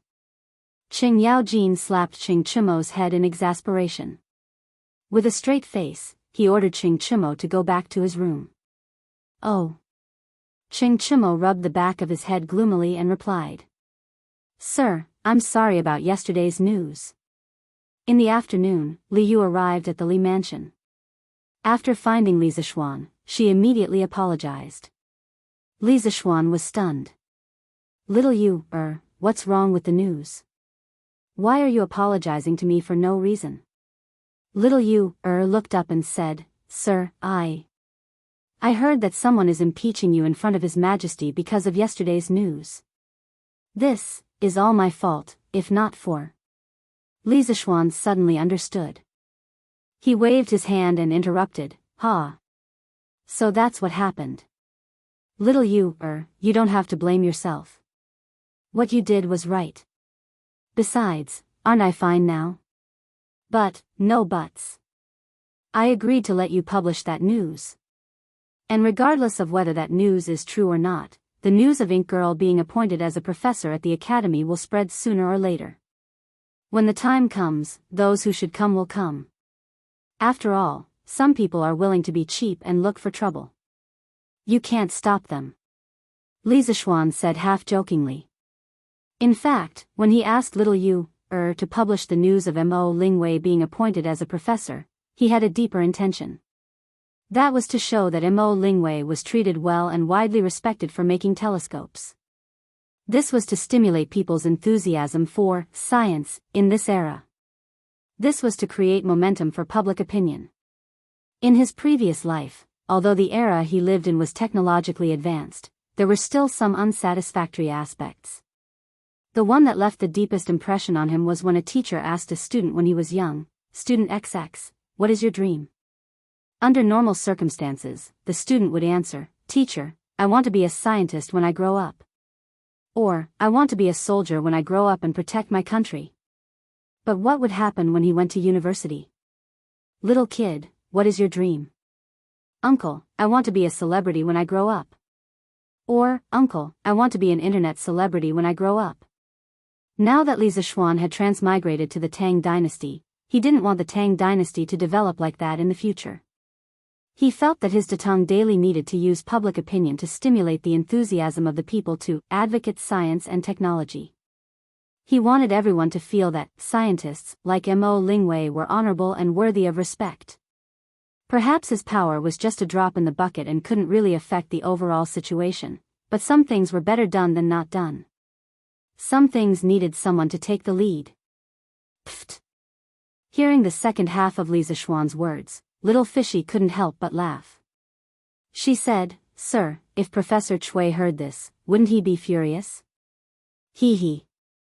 Li Zixuan shrugged and said nonchalantly, "What does it have to do with me whether he's angry or not? Little Fishy, in the future, Datang Daily has to write more of this kind of news. We have to let the people know how great our Yanhuang College is. Moreover, the teachers of the college have always been contributing their wisdom to the Tang dynasty. They are worthy of everyone's respect." Little Fishy nodded vigorously and said with anticipation, "Yes, yes. Sir, don't worry, I will." Actually, Little Fishy really wants to become someone as amazing as Sister Mo, but I can't understand the principles and formulas that Sister Mo talks about. I know that I'm still far from Sister Mo. However, it should be a very interesting thing to let more people worship people like Sister Mo. Little Fishy is willing to do it. Li Zixuan shook his head and laughed. Little fishy, what Ink Girl did is indeed great, but what you're doing now isn't bad either. You can use the pen in your hand to create a spiritual idol for the people. Little fishy asked doubtfully, Sir, what's a spiritual idol? Li Zishuan thought for a moment and said, it's someone who can inspire you, encourage you, and let you find your way when you're lost. They can all be called spiritual idols. For example, the ink girl that you worship, Little Fishy, can be considered your spiritual idol. Oh. I understand now. Thank you for your guidance, sir. Little Fishy smiled and thanked Li Zishuan. Then, as if she suddenly thought of something, she said, Oh. By the way, sir, thank you for speaking up for Sister Mo in the imperial court. Perhaps you don't know, but now all the women in Chang'an are saying good things about you. Hee hee. I'll take my leave first. Little Fishy playfully stuck out her tongue, then bid farewell and left, leaving behind a black-faced Li Zishuan. Chapter 1035.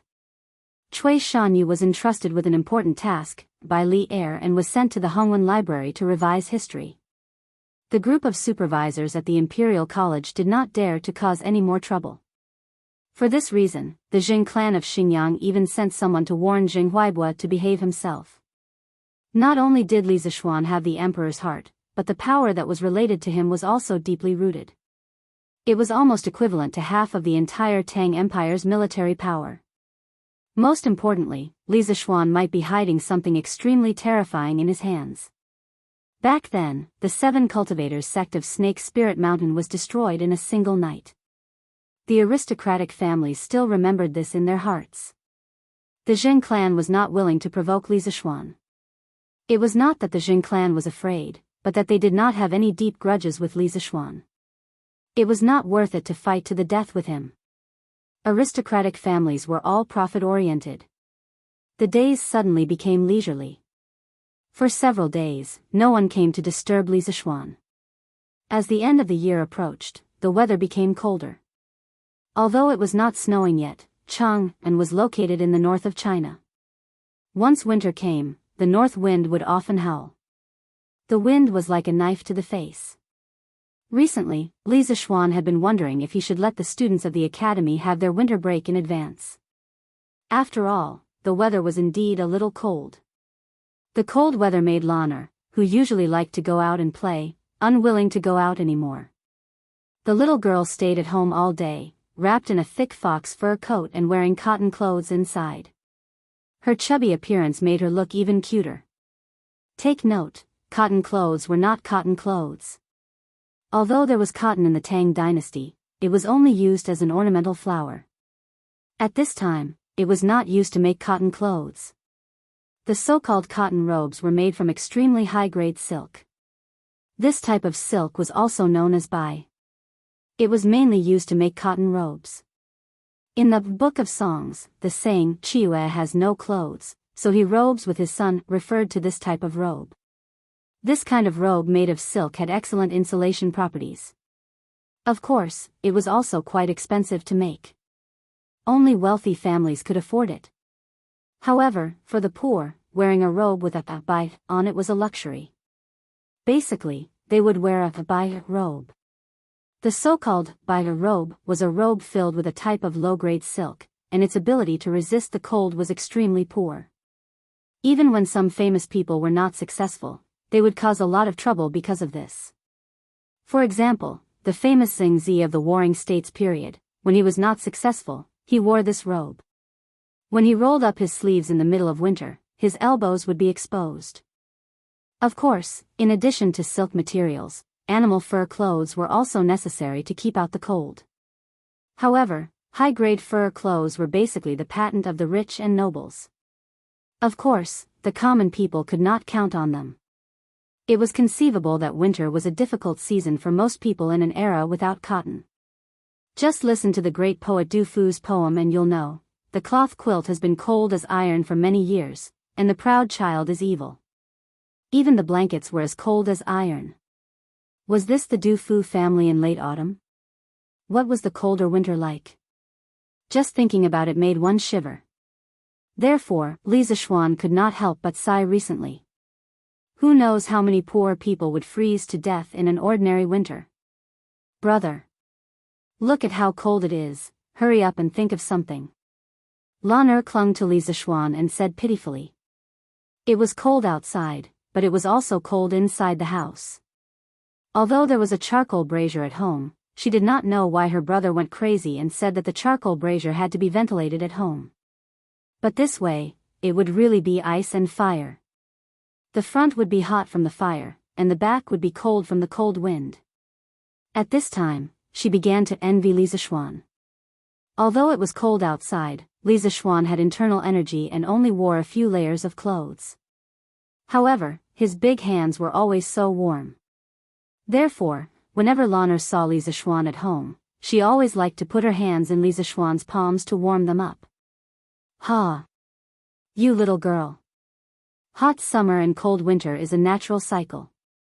How can your brother change the weather for you? After hearing the little cutie's cute request, Lisa Schwan was a little amused.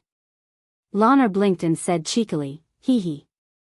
Brother can't change the weather, but there must be other ways. Brother is the best. Ha! You little girl, you call it cold when there is a charcoal brazier? Why don't you go out and see? Is there anyone in the Lee family outside who can afford charcoal? Mrs. Lee said to her daughter in a bad mood. Lanner pursed her lips and did not say anything. Lisa Schwan said happily, if you want to talk about that, it's not like there's no way, young master. Faubert sent someone to deliver a furnace and a batch of strange-looking charcoal balls. He said that he wants you to try it. An idea popped up in Lisa Schwan's mind. San Bao suddenly came in and bowed. Oh. Haha. You came at the right time. Where are the things? Quickly bring them in. Lisa Schwan's face lit up with joy as he said loudly. Ever since the last batch of bauxite, Fubin sent people to deliver a few more batches of iron ore, sulfur ore, and coal. The furnace in the workshop was almost completed recently, so Faubert started to study how to make honeycomb briquettes. As for the furnace used to burn honeycomb briquettes, the structure was too simple. Faubert directly asked his trusted craftsman to build it. Lisa Schwan gave Faubert a very detailed method of making honeycomb briquettes. It only took 2 to 3 days for the first batch of honeycomb briquettes to be ready. How could Lisa Schwan not be happy when he thought that he had brought a very practical modern item to the Tang dynasty? Young master, it's all in the yard. I'll bring it in for you now. Seeing that his young master was happy, San Bao was naturally happy as well. He smiled and replied. The rest of the family did not understand why Lisa Schwan was suddenly so happy. Old Lady Yi smiled and asked, Xiao Xian, isn't this just a furnace? Do you have to be so happy? Hee hee, Grandma, this is not an ordinary furnace. You'll know in a while. Lisa Schwan smiled and kept them in suspense. After a while, San Bao and Ah Fu worked together to move the furnace and honeycomb briquettes into the yard. Lisa Schwan went forward to take a closer look. A familiar feeling instantly rushed to his heart. This was because from the appearance, this furnace and honeycomb briquettes were very similar to the ones he used at home in his previous life. Brother. Can this thing warm me up? Lan looked at the furnace that was almost as tall as her and asked crisply. Lisa Schwan rubbed her little head and smiled knowingly. Her. Lan, you guessed right, but there's no reward, haha. After that, he did not care about the little girl's coquettishness and went forward to personally pick up the fire tongs. This was something that existed before the 3 kingdoms. He clamped a piece of honeycomb briquettes to death and put it into the charcoal basin. Then, he lifted his head and said to Old Lady Yi, Grandma, this thing is made of briquettes. I call it honeycomb briquettes. You'll know the magic of this thing in a while. Chapter 1036. The black and heavy honeycomb briquettes were set up in the blazing charcoal fire. The originally very warm charcoal basin suddenly became not so warm after some of the sparks were blocked. Xian, we don't lack charcoal at home. Why did you bring so many briquettes over? It's very difficult to burn them. Li Jingma frowned. Although the briquettes that Lisa Schwan picked up were a little different in shape, coal was still coal. In Li Jingma's opinion, no matter what shape it was, it would not be as easy to burn as charcoal. Li Zishuan smiled and said, "Father, it's true that our family can afford to burn charcoal, but most of the commoners' families can't. Your son is doing good deeds. Moreover, this honeycomb briquettes are not only used to heat the fire. Just watch." Li Jingma saw that his son was going to be stubborn to the end. He shook his head and stopped trying to dissuade him. However, Madame Li was very attentive. She asked softly, "Xian, your honeycomb briquettes and stove are specially designed for the poor commoners? If that's the case, Mother supports you. Who knows how many commoners freeze to death in Chang'an every year? You are doing a great deed." Women generally believed in karma. Moreover, ever since Li Zishuan was saved by spiritual master Lingxiu, Madame Li had become a loyal Taoist believer. At the end of every month, she would go to the Xuandu temple to pray for peace for her family. "Little Xian, grandmother also supports you. As the saying goes, there are 3 good deeds in a day, and in 3 years, there will be blessings. There are 3 evil deeds in a day, and in 3 years, there will be disasters. The Li family is now a wealthy family. Only by doing good deeds can we continue to be wealthy." Old Madame Yi patted Li Zishuan's arm and smiled kindly. The Yi family had 4 generations of Taoists. Under old Madame Ye's influence, many of the teachings of Taoism were already engraved in her heart. She believed in the cycle of karma more than Madame Li. "Ha! Thank you, mother. Thank you, grandmother." Li Zishuan smiled.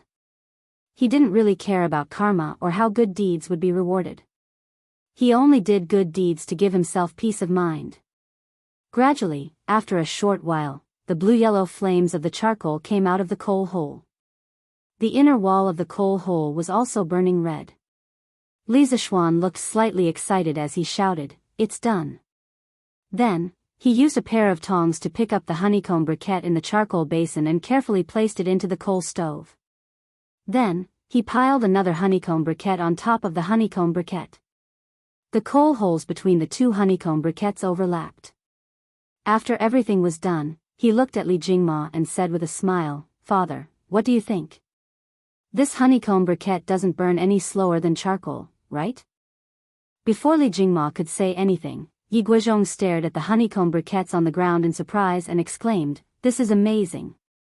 This seemingly useless piece of coal, after little Xian's fiddling, actually burns so easily. This can really be considered as turning stone into gold." The price of charcoal in the Tang dynasty wasn't cheap at all, especially at the beginning of the Tang dynasty. There was a record in the old Tang book, tens of thousands of volunteers gathered in the capital. Firewood was expensive, but cloth was cheap. This was referring to the early Tang dynasty, when the country was just established. All the volunteers gathered in the capital, causing the price of firewood to rise. Although the price of goods during the Jingguan era was cheap, the price of charcoal was basically maintained at 700 to 800 copper coins per stone, 100 caddies. Good quality smokeless willow wood was even more expensive. Although 7 to 8 copper coins per caddy of charcoal didn't seem expensive, it was a consumable item. How long could 1 caddy of charcoal burn? For a wealthy family like the Li family, they naturally didn't care about the cost of charcoal, but for the common people, burning charcoal was equivalent to burning money. How many families could afford to burn charcoal? The late Tang dynasty Taoist poet Chao Tang described the kitchen in a fairyland in his 98 Little Traveling Immortal Poems. What do the kitchen maids cook? The stove is full of smokeless jade and red charcoal. In Chao Tang's view, using charcoal to cook was just a beautiful fantasy in fairyland. This poem proved the reality of the use of charcoal at that time. For the common people, using charcoal for cooking was an extremely difficult thing to do. In fact, during the Tang dynasty, the consumers of charcoal were mainly the upper class of society. During that time, the relatives of the imperial family and the 1st to 5th rank officials in the capital were provided with charcoal as part of their salary. During the Tianbao era, Emperor Xuanzong of Tang even set up positions in the imperial court to be responsible for matters related to charcoal.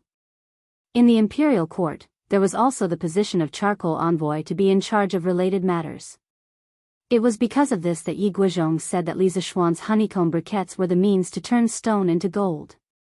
After all, those briquettes were difficult to burn in the past. How was it different from stone? But now, after Li Zishuan did this, it completely turned waste into treasure, turning stone into gold. There was a huge amount of wealth behind this honeycomb briquettes. What do you mean by turning stone into gold? This is obviously a meritorious deed.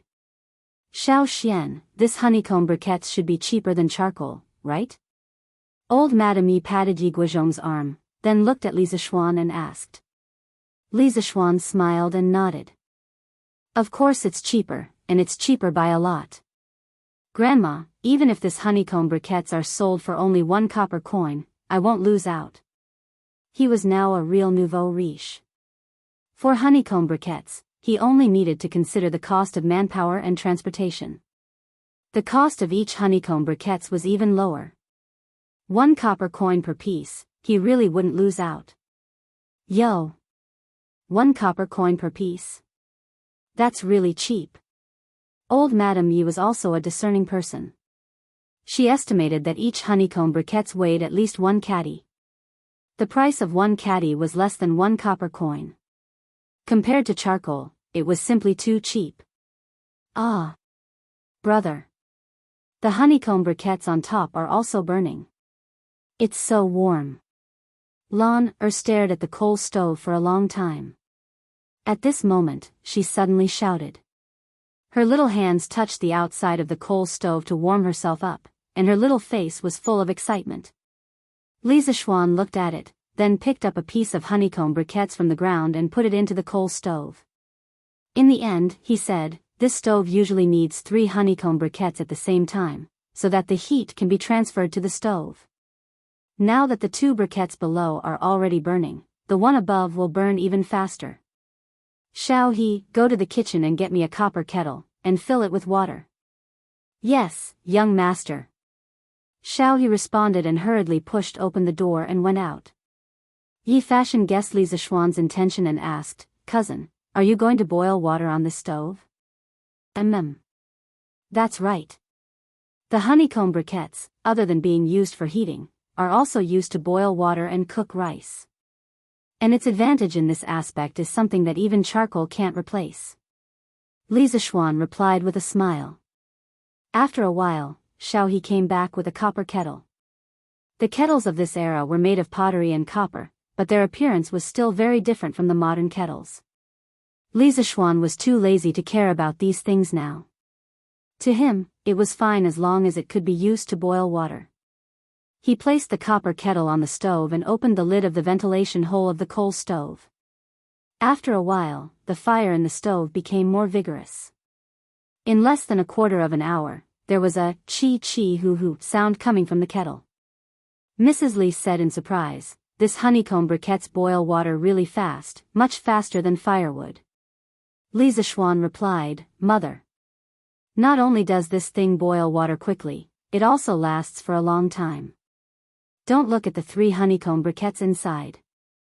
If you only use them to boil water, 1 honeycomb briquettes can burn for 6 hours at most. You need to change 4 honeycomb briquettes a day. If you only want to keep the coal fire burning and leave a small hole in the ventilation hole, 1 honeycomb briquettes can burn for about 12 hours. You only need to change 2 pieces of coal a day. This way, you can avoid the trouble of starting a fire every time. Combustion requires a certain environment, combustible, oxygen, and temperature. A single honeycomb briquettes can't be burned because they can't maintain the temperature. Honeycomb briquettes can only burn normally in the stove, and at least 2 honeycomb briquettes are needed in the stove. A normal household stove needs 3 honeycomb briquettes at the same time to boil water and cook. Li Zishuan said all this from his experience. In his previous life, his family burned honeycomb briquettes for at least 10 years, so he knew the characteristics of honeycomb briquettes like the back of his hand. Beside him, Yi Yuzhu, old Madame Yi, and the others were all stunned when they heard Li Zishuan's words. Burning a full day of coal in the stove only requires 4 honeycomb briquettes, which is 4 copper coins. If they burn charcoal for a day, it would cost at least a few hundred copper coins. For copper coins versus a few hundred copper coins, this was a difference of nearly 100 times. Even if you don't use charcoal, you still need firewood. The people outside Chang and city can go up the mountain to cut firewood, but the people in the city have to pay for the firewood. Calculating the cost of firewood for a day, it was about the same as burning coal. It has to be said that this honeycomb briquettes really save money. Moreover, this thing doesn't have smoke, so it's many times better than firewood. Little Xian, this is a good thing. You don't know how much effort it will take to boil water and cook with this stove and the honeycomb briquettes. If this thing is sold, the people, regardless of whether their family has money or not, will rush to buy it. Madame Li beamed with joy. When she had married Li Jingma in her early years, she had changed from a rich young lady who had never done any household chores to a virtuous wife who was capable in both the hall and the kitchen. She knew the difficulties of the kitchen the best. Before coal and oil were developed and used on a large scale, there was almost no energy source that could compare to the importance of firewood. Firewood was the main source of firewood for cooking. That feeling of being burned by smoke and fire was really a kind of pain. Cousin, how much does this stove cost? Yi Fashion suddenly asked. Li Zishuan muttered, this stove is made of pure iron, so it's naturally more expensive. The cost of each stove is about 150 copper coins. But the lifespan of each stove is at least 5 years, so there shouldn't be any problems within 5 years. 150 copper coins, 5 years. If you calculate it carefully, using a stove and honeycomb briquettes to boil water and cook is indeed very cost-effective. But I reckon that many poor people won't be willing to fork out so much money to buy a stove. Yi Fashion, who matured early, knew many more things than his peers. He immediately understood what the biggest obstacle was if the coal-burning method was to be implemented on a large scale. Little Xian, can we sell this stove to the people at a loss? Anyway, we don't lack money now, so we can treat it as doing good. Madame Li was a kind person. After listening to Yi Fashion's words, she couldn't help but suggest to Li Zishuan. Mother. Although I don't care about money, this isn't the way to do good. There are millions of poor people in this world. Even if we spend all our money, it won't make much of a difference. In my opinion, doing good has to be sustainable. We can't just do it once and there won't be a next time. Regarding the price of the stove, I will find another way. Mother, you don't have to worry. Li Zishuan shook his head. In his previous life, those world-class tycoons, such as Bill Gates, donated almost all their wealth to a fund under their name for charity. At that time, they had even persuaded Mr. Ma to donate all his assets like them, but Mr. Ma did not agree. This was because Mr. Ma felt that if money was donated to the poor, it would be dead money. Once the poor finished using it, that portion of money would be completely gone. However, the money in his hands was living money. It could be used to create more jobs, help more young people start their own businesses, and even help more poor people. Li Zishuan felt that Father Ma's approach was very clever. Although he was rich now, he wasn't rich enough to help all the poor people in the world. Only by constantly accumulating strength could he continue to do good. Little Xian is right. There are too many poor people in this world. If we risk losing money to help all the poor people, it's tantamount to killing the goose that lays the golden eggs. It won't last long. But Little Xian, you said that there's a better way. What is it? Li Jingma had been a businessman for half his life. Of course, he understood the stakes. He first agreed with Li Zishuan's opinion, then asked. In the family, except for Lan, everyone's eyes were on Li Zishuan. Li Zishuan frowned and thought, then smiled and said, this method, wait until I come back from a trip to the palace tomorrow. Now that we have the stove, let's eat hot pot tonight. In the middle of winter, the whole family eating hot pot together around the stove was probably the happiest thing in winter. Li Zishuan's mind couldn't help but recall the scene of his family eating hot pot during the new year in his previous life. He felt an inexplicable bitterness in his heart. Hot pot? What's hot pot? Can it be eaten? Yi Guochong had lived for a long time, but this was the first time he heard the term hot pot. He couldn't help but ask. Li Zishuan was stunned. He thought to himself, is there no hot pot in this era? After searching the memory of his predecessor, he quickly changed his words. Ahem. This hot pot is similar to antique soup, but the hot pot that I make is even better. Wife, let's go and help your husband prepare some food. According to the Book of Wei, in the Three Kingdoms era, when Chao Pai was the emperor, there were already hot pots made of copper, but it wasn't popular at that time. During the northern and southern dynasties, people used hot pots to cook pigs, cows, sheep, chickens, fish, and other kinds of meat. Later, with the increasing economic and cultural development of the country, cooking technology was further developed, and all kinds of hot pots appeared one after another. During the Northern Song dynasty, hot pot was already available in the taverns of Kaifeng in Bianjing in winter. However, the hot pot at that time wasn't called hot pot, but antique soup, which got its name from the gudong sound when the ingredients were added to the boiling water. It was an original delicacy in China. In Bai Ji's poem, Asking Lu 19, green ants new fermented wine, red clay small stove. Late night for snow, can we drink a cup of none? He vividly described the scene of eating hot pot at that time. Okay. Husband. Han Yushi smiled, then quickly got up and followed Li Zishuan to the kitchen. Chapter 1037. Wife, help me fry some sesame seeds. Husband. Shall he, go and find someone to peel some garlic for you? Yes, young master. Shao Shi, don't I remember that we have peanuts at home? Go get some and peel them. Yes, young master. Aunt Shao, do we have mutton at home? Yes, young master. It's just that the mutton smells a bit strong. Young master, do you really want it? Yes. Not only mutton, but also fish. Hey. Today, I'll show you my knife skills. He planned to cut some mutton rolls and make some fish balls. In the kitchen, Li Zishuan had put in a lot of effort for this hot pot. He planned to use all the seasonings at home, because the key to whether or not the hot pot was delicious was whether or not the dipping sauce was good. He planned to use sesame sauce mixed with peanut butter, then sprinkle some garlic, soy sauce, salt, vinegar, chives, and mustard. Although there was no chili, the overall taste would definitely not be bad. Sesame and garlic were both introduced into China during the Western Han Dynasty. Of course, there were these things in the Tang Dynasty. As for peanuts, this was a bit more complicated. Modern scientists generally believe that the origin of peanuts was in South America. After the great geographical discovery in the 15th century, it spread from South America to Europe, Africa, and Asia.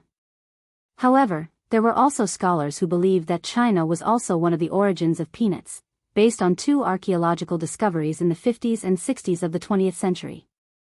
In 1958 and 1961, a number of peanut-like plant kernels were unearthed from the Wuxing Qianshan ruins in Zhejiang and the Shushui Shanbei ruins in Jiangxi.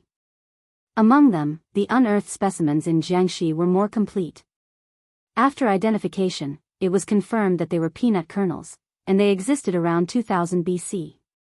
However, archaeology was very strict when it came to certain conclusions. Out of the two discoveries, only one of them could be confirmed as a peanut specimen. This kind of isolated evidence was far from enough to prove that peanuts were originally from China and were not introduced from America after the great geographical discovery. Therefore, there is still debate about the origin of peanuts in the academic world. This book tentatively assumes that peanuts existed in the Tang Dynasty. Li Zishuan cut up a few large plates of mutton rolls. Everyone in the kitchen was dazzled by Li Zishuan's miraculous knife skills. Fortunately, Li Zishuan had internal energy. If he had transmigrated into the body of a weakling, who could not even truss up a chicken, he would not have dared to play like this. Seeing that Han Yushi had finished stir-frying the sesame seeds, Li Zishuan asked his wife to start stir-frying the peanuts. He personally ground the stir-fried sesame seeds into powder. As for the peanuts, he would do the same later. When the time came, the two sauces would be mixed together according to the ratio. Together with the seasoning, it would basically be done. As for the hot pot dishes, other than the lamb rolls, there were also Li Zishuan's special fish balls, chicken slices, pork rolls, and other meat dishes. As for the vegetarian dishes, there were only bean sprouts and tofu. The vegetables in his greenhouse hadn't even grown yet. This was also the only regrettable thing. After preparing the ingredients and the dipping sauces, Li Zishuan returned to the main hall. He picked up the wind-chasing sword that could cut iron like mud and began to modify the table. He actually dug a circular hole in the middle of the square wooden table. It was exactly one size bigger than the diameter of the coal stove. Old Man Li frowned as he watched. In his heart, he thought that his son was really a prodigal son. After everything was done, Li Zishuan placed the coal stove under the table. By raising the coal stove, he made the coal stove extend out of the hole in the middle of the table. All right. Wife, serve the dishes. San Bao, go to the kitchen and bring the pot over. Also, bring some water. Li Zishuan clapped his hands and said. Speaking of which, he really put in a lot of effort in order to eat hot pot in the Tang dynasty. After a while, the washed and cut ingredients were all placed on the table. A big pot was placed on the coal stove that passed through the dining table. In front of everyone was a gray dipping sauce sprinkled with chopped green onions and garlic. It looked very tempting. Xiao Xian, how do you eat this? Don't tell me that after the vegetables are cooked, you still have to take them out to dip them in? Yi Guizhong stared at the bowl of dipping sauce in front of him and asked in puzzlement. Sometimes, he was also very curious and wished that he could pry open Li Zishuan's head to see what was inside. Who asked this guy to come up with new tricks every once in a while? Good. Grandfather's eyes are really sharp. Actually, if you directly put all the ingredients into the pot and cook them, some things won't taste good if they're overcooked. The most authentic way to eat hot pot is to pick up the fresh vegetables and put them into boiling water. After boiling for a while, you take them out and dip them in the seasoning. It's fresh and delicious. At this time, the boiling water in the pot was already boiling.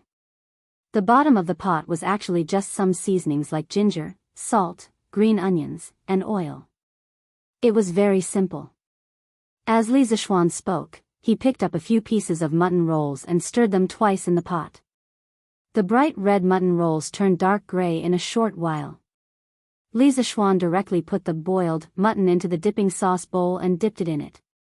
He smiled and said, although raw mutton has a strong rank odor, after it's boiled and dipped in the dipping sauce, not only will the rank odor be reduced, but it will also be very delicious. Grandmother, try it first. After saying that, he put the dipped mutton into old Madame Ye's bowl. Old Madame Ye beamed with joy and said, good, good, good. My good grandson. Grandmother will try it. Yi Guizhong, who was beside her, could only stare helplessly. The old man was very depressed in his heart. He could only follow Li Zishuan's steps like a child and boiled mutton for himself with a pair of chopsticks. Mmm. Delicious. This mutton is so fresh and tender. The dipping sauce tastes so good too. I've lived for so long, but I've never eaten such delicious mutton.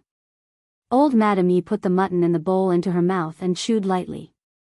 The freshness of the mutton rolls mixed with the fragrance of the sauce.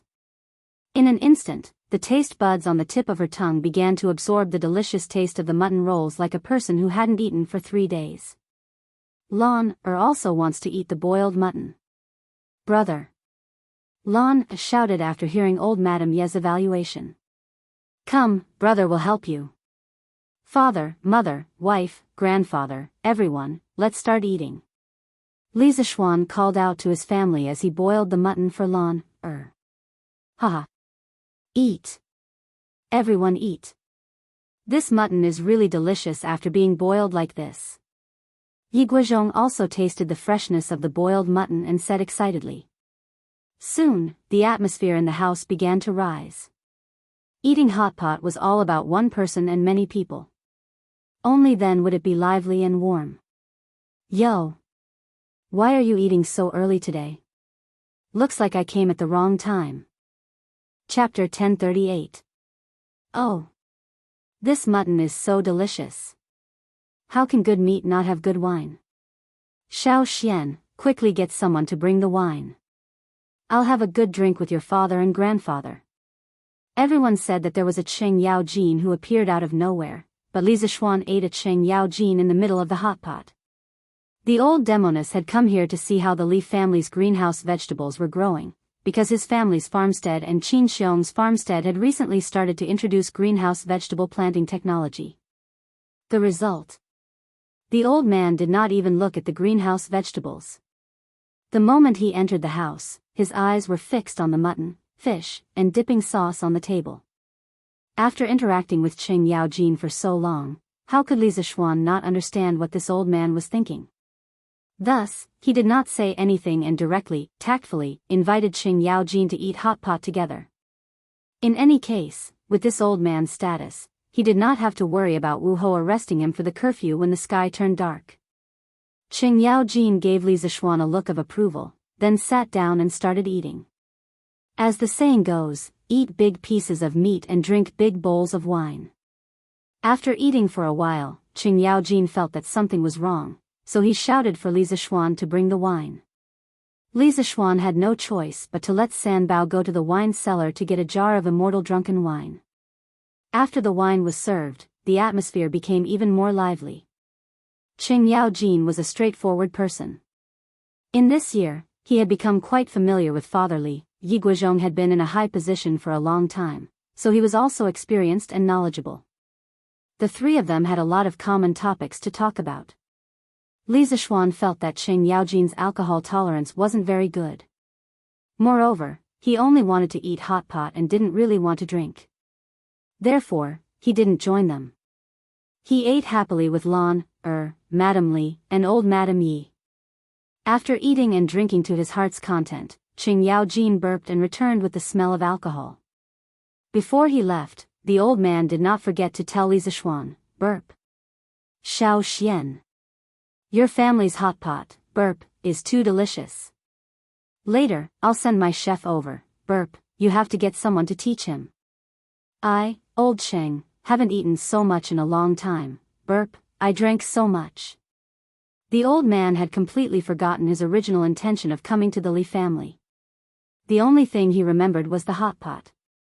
It had to be said that in a situation where there was no war, the desire for good food was old Cheng's greatest pursuit now.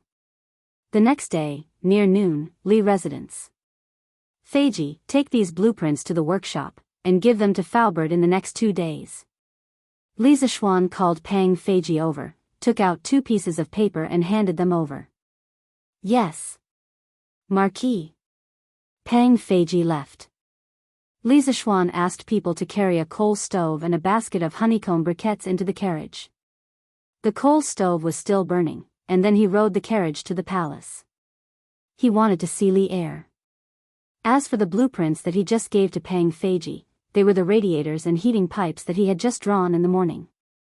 The structure was quite simple, and he had already measured the dimensions in the morning. As for the dimensions of the house in Yunshan Villa, he had drawn the blueprints of the villa, so naturally, there was no need to measure them. Li Zishuan planned to install self-made heaters for his residence and Yunshan Villa at the same time.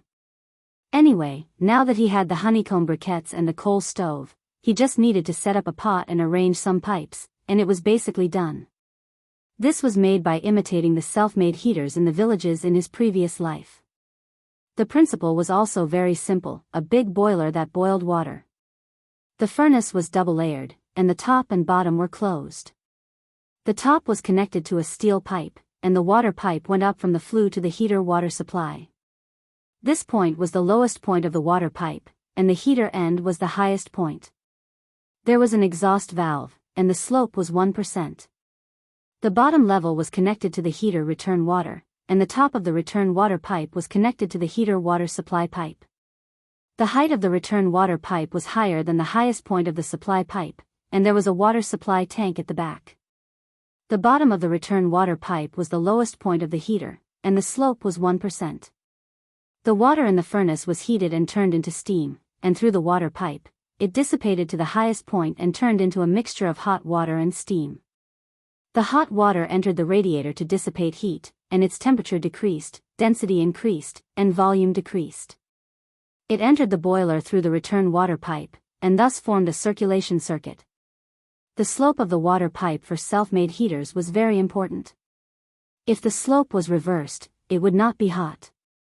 The water layer in the furnace had to be thin, 1 to 3 millimeters, because the thick water layer would consume coal.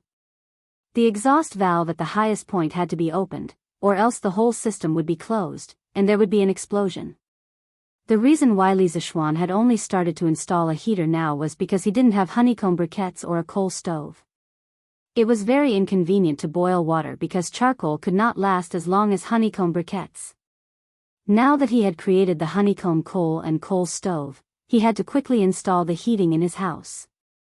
In the imperial palace, Li Er returned to the Lizheng Hall in Shiyuan right after the morning court session, because there were charcoal braziers and heaters here. Although he was an emperor on horseback and knew martial arts, he was far from being invulnerable to cold and heat like a martial arts grandmaster. In this kind of weather, he would also feel cold. Li Er had just spoken for a while with Empress Zhangsun in the Lizheng Hall when an attendant from the yellow door came to report.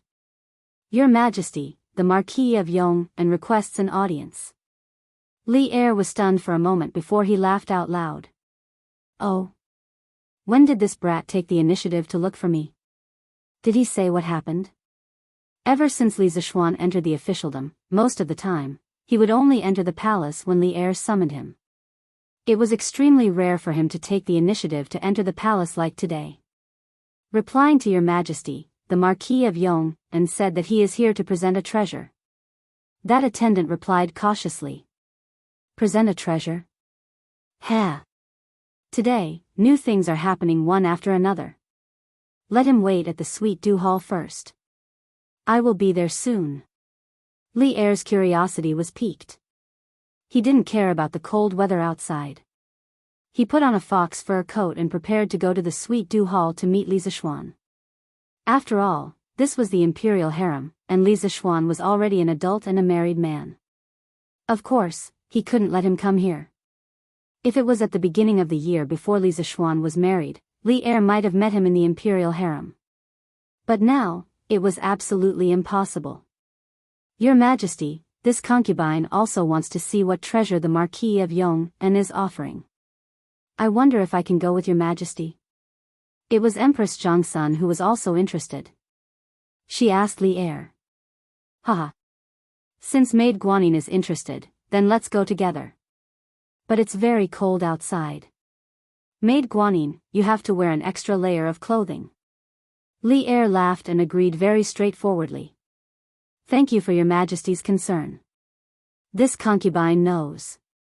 Empress Zhangsuan's heart warmed. A palace maid helped her put on a mink fur coat before the husband and wife left. Chapter 1039. Greetings, Your Majesty. Greetings, Your Majesty. In the Sweet Dew Hall, Li Zixuan saw Li Er and Empress Zhangsun walking out from the back of the hall. He quickly retracted his gaze and bowed towards the two. Rise. Li Er waved his hand and couldn't wait to get straight to the point. "I heard that you are here to present a treasure, but why don't I see the treasure?" Although Li Zixuan was young, he was extremely cunning. Usually, it was hard to take advantage of him. Today, he actually took the initiative to present himself. Li Er really wanted to know what surprise Li Zixuan brought. Li Zixuan said solemnly, "Your Majesty, the item that I brought today is a little big. It is still outside the hall. May Your Majesty allow me to get someone to bring it in?" "Oh. Quick. Zhao Song, get someone to bring the item that Duke Yong and brought in." Hearing this, Li Er immediately said, "A little big?" Now, he was even more curious about what Li Zixuan brought.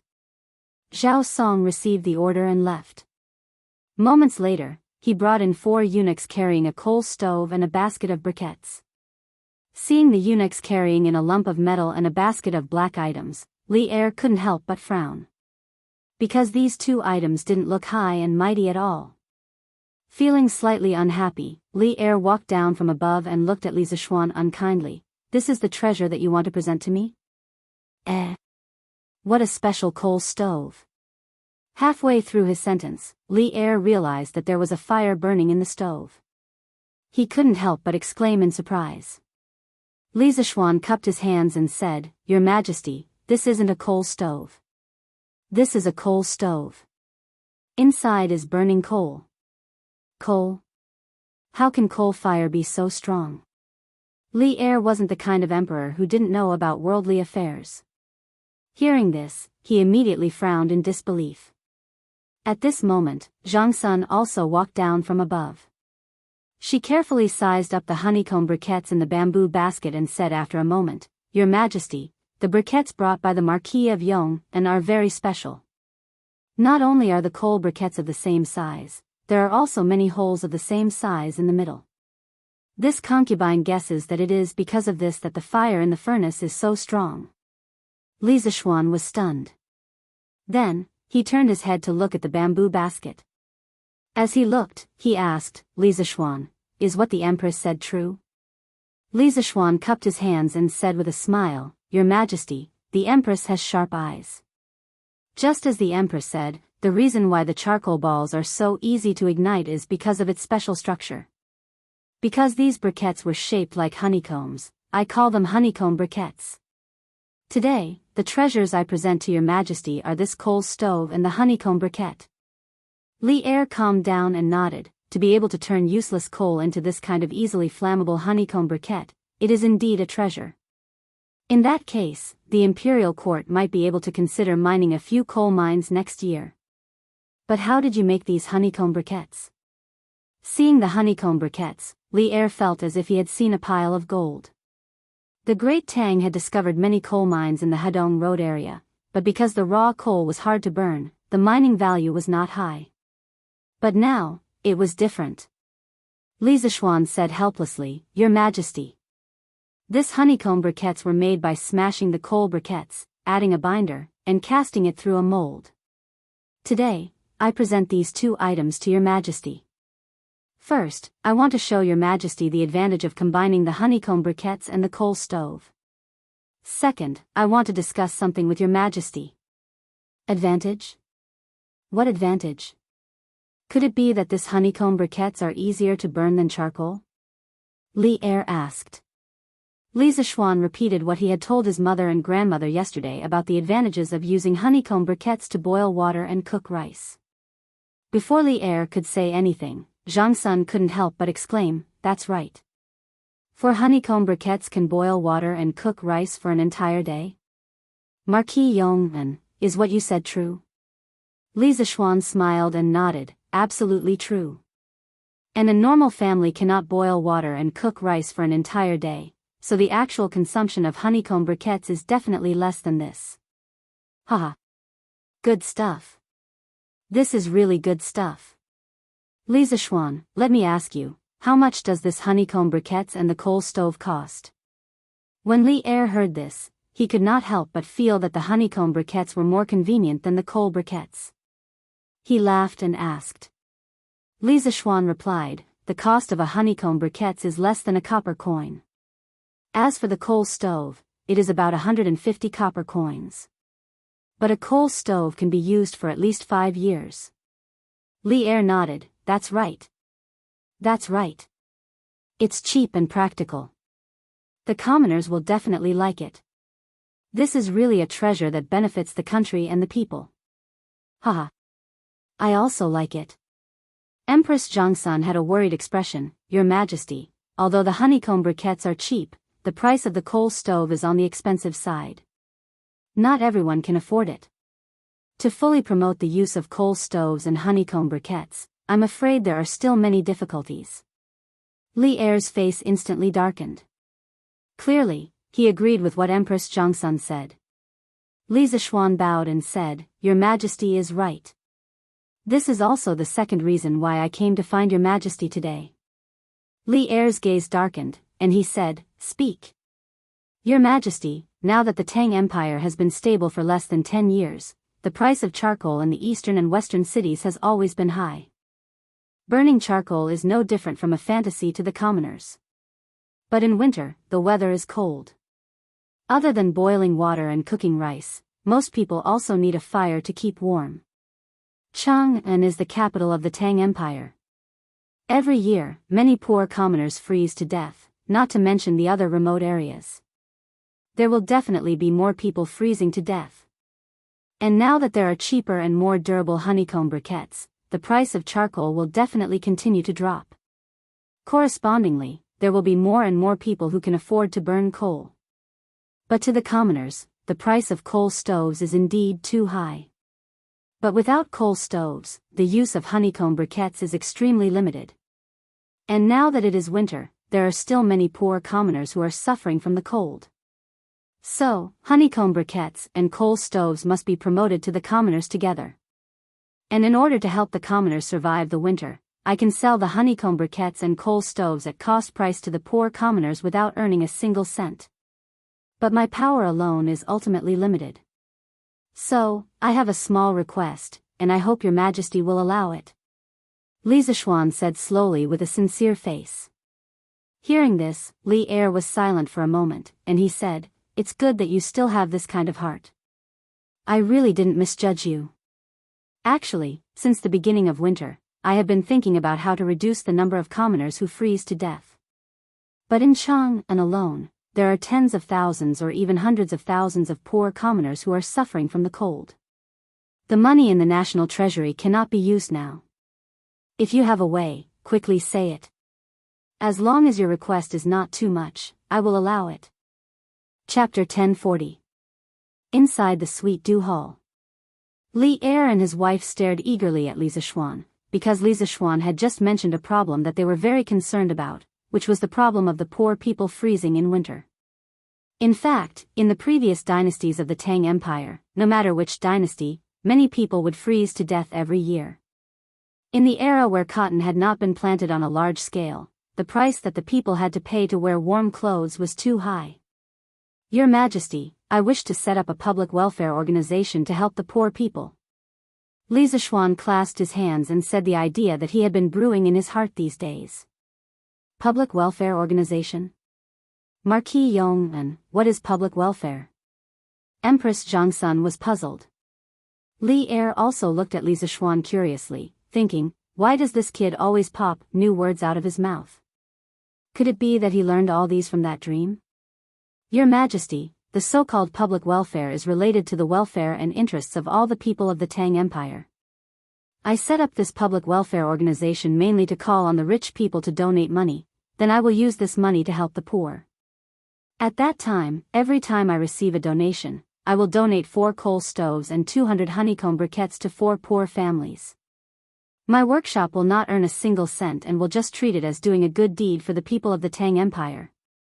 Li Er's face was bewildered as he said, "This is for no reason at all. Why are you suddenly so kind?" Li Zishuan let out a sigh. In order to make old Li believe him, he could only pretend to sigh deeply and say, "Your Majesty, many people are very poor. My heart aches when I see it. I remember that I read a poem 2 days ago and was deeply moved. I wonder if Your Majesty and Your Majesty are willing to listen to it." Li Er was even more suspicious. "Poem? What poem? Read it." Empress Zhangsun's face also revealed an interested expression. Li Zishuan saw that the time was right and did not keep them in suspense.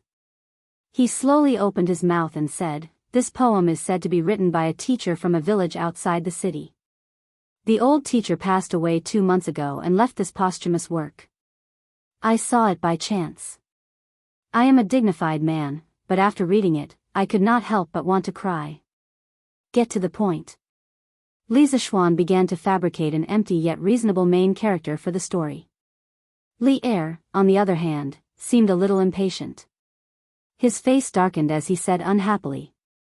Li Zishuan hurriedly cut to the chase and recited in a deep voice, "Ahem." The poem went like this: "In August, the wind roars angrily, rolling up my house to the 3 layers of reeds. Mao flew across the river and sprinkled on the outskirts of the river. Openly hugging Mao into bamboo, lips parched and mouth parched, unable to breathe. Returning home, leaning on his cane, he sighed. The cotton quilt has been cold as iron for many years, Jiao air has been treading on the bed and cracking inside. Since she lost her sleep, the long nights have been soaked with sweat. Building thousands upon thousands of mansions, great protection for all the poor people of the world. Wind and rain do not move, as calm as a mountain. Whoosh! When did I suddenly see this house before my eyes? Even if my house is broken, I will still be able to freeze to death. Du Fu's, the song of the thatched house being broken by the autumn wind, which was also a must-memorized poem in middle school, was affectionately recited by Li Zixuan in this kind of situation. A miserable scene of the house leaking on an autumn night, wind and rain intertwined, the cotton quilt was like iron, Jiao Er has been treading on the bed and getting wet all night, unable to sleep, suddenly appeared in the minds of Li Er and Empress Zhongsun. But a poem by a dignified poet would not be so simple. Showing the misery of one's life was only on the surface. The deeper meaning was in the latter half of the poem. The last few sentences of the poem had a change of style. For Li Er and Empress Zhongsun, the image of a stooped old man who was in a difficult situation but still worried about the country and the people. The sharp contrast between the front and back made this image particularly distinct. It simply pierced the depths of one's soul. Empress Zhongsun covered her mouth, the rims of her eyes were somewhat red. Only to hear her murmur in a low voice, "The cotton quilt has been cold as iron for many years, Jiao Er has been treading on the bed and cracking inside. Building thousands upon thousands of mansions, great protection for all the poor people of the world." Marquis Yong, you just said that the old man who wrote this poem has passed away? Li Zixuan bowed and said, "According to the news I received, the old man is indeed no longer in this world. It seems that he froze to death." This fellow was secretly muttering in his heart, "Great poet don't blame this junior for stealing your poem. This marquis is also to realize your dream of great protection for all the poor people of the world." Ah! Empress Zhongsun, who had always been graceful, strong, virtuous and magnanimous, showed a rare weak side at this moment. Her face was mournful and pale. The old man was destitute and dejected, but still worried about the country and the people. Such a person actually froze to death at home. It is really the misfortune of the Tang Empire. Li Er didn't say anything, but his face didn't look too good. After hearing Li Zixuan recite the poem, he first felt that he was a bit like a fatuous ruler. Otherwise, how could there be people under his rule who were full of wisdom, but didn't get the chance to use their talents, and finally froze to death in poverty at home? However, he quickly calmed down and felt that there were many suspicious points. The biggest suspicious point was that according to Li Zixuan's range of activities in the past 3 months, he could determine that the old man he spoke of was in a village near Chang'an City. However, since that village was very close to Chang'an City, if there really was such a talented old man in the village, how could there not be any news in Chang'an City? As long as there was a slight movement, his subordinates would definitely be able to find out. Therefore, in the end, Li Er's heart was already 70% to 80% sure that the old man that Li Zixuan spoke of at the beginning was completely nonsense. However, even if he was sure, what could he do? Inside and outside Chang'an, there were indeed many people who suffered from the cold every year, just like what was described in the poem. Although those people might not have the profound consciousness and lofty ambition to build thousands of houses and shelter the world from the cold, they were still Li Er's people. They should not be frozen to death. It is indeed a good poem. The person who wrote this poem is also a great talent. The thousands of thoughts in Li Er's heart could only turn into a long sigh. At this time, Li Zixuan struck while the iron was hot and said, "Your Majesty, Your Highness, the original intention of this official to set up the public welfare fund was to gather everyone's strength to help those poor and destitute people, or people like the old man who had talent but had no opportunity and was in a difficult situation. Only in this way, tragedies like the old man's would become fewer and fewer." Empress Zhongsun took a while to calm down her emotions. She turned her head and said to Li Er, "Your Majesty, Marquis Yong's method of setting up the public welfare fund is really novel. This is the first time I have heard of such charity. However, it will not bring pressure to the national treasury. Your Majesty, why don't you approve?" Li Er looked at Li Zixuan and nodded, "Yes, I approve. I allow your public welfare fund to be set up in the name of the imperial court." Li Zixuan smiled and cupped his hands. Thank you, Your Majesty. Chapter 1041. Inside the Sweet Dew Hall. After Li Er agreed to Li Zixuan establishing the Warm Tang Public Welfare Foundation in the name of the imperial court, Empress Zhongsun said happily, Marquis Yong, and if your public welfare organization is established, remember to tell Ben Gong. Ben Gong also wants to contribute her meager strength. Li Zixuan cupped his hands and said, Empress, you misunderstand.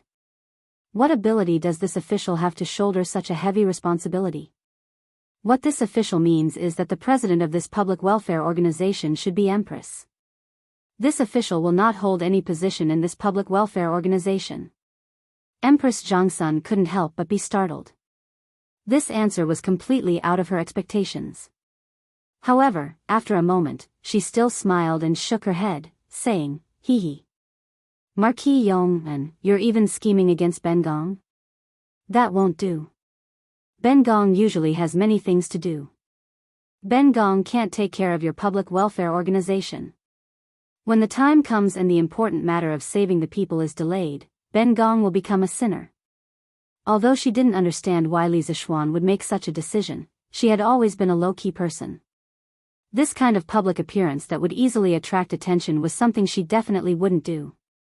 Li Zixuan hurriedly said, as the master of the imperial harem, it's normal for Empress to have no time to care about other things. However, as the president of the public welfare organization, Empress doesn't need to take care of it every day. The other people in the public welfare organization will naturally help Empress resolve her worries and difficulties. Li Er seemed to have understood something at this moment. He looked at Li Zixuan with a smile that wasn't a smile, then waved his hand to interrupt Empress Zhongsun, who was about to speak, saying, all right. In Zhen's opinion, Guanyin maid, you should accept the position of president. Although this kid doesn't hold a position in it, he probably already has plans for the other positions in the public welfare organization. Guanyin maid, you don't have to worry. The matter was already very clear.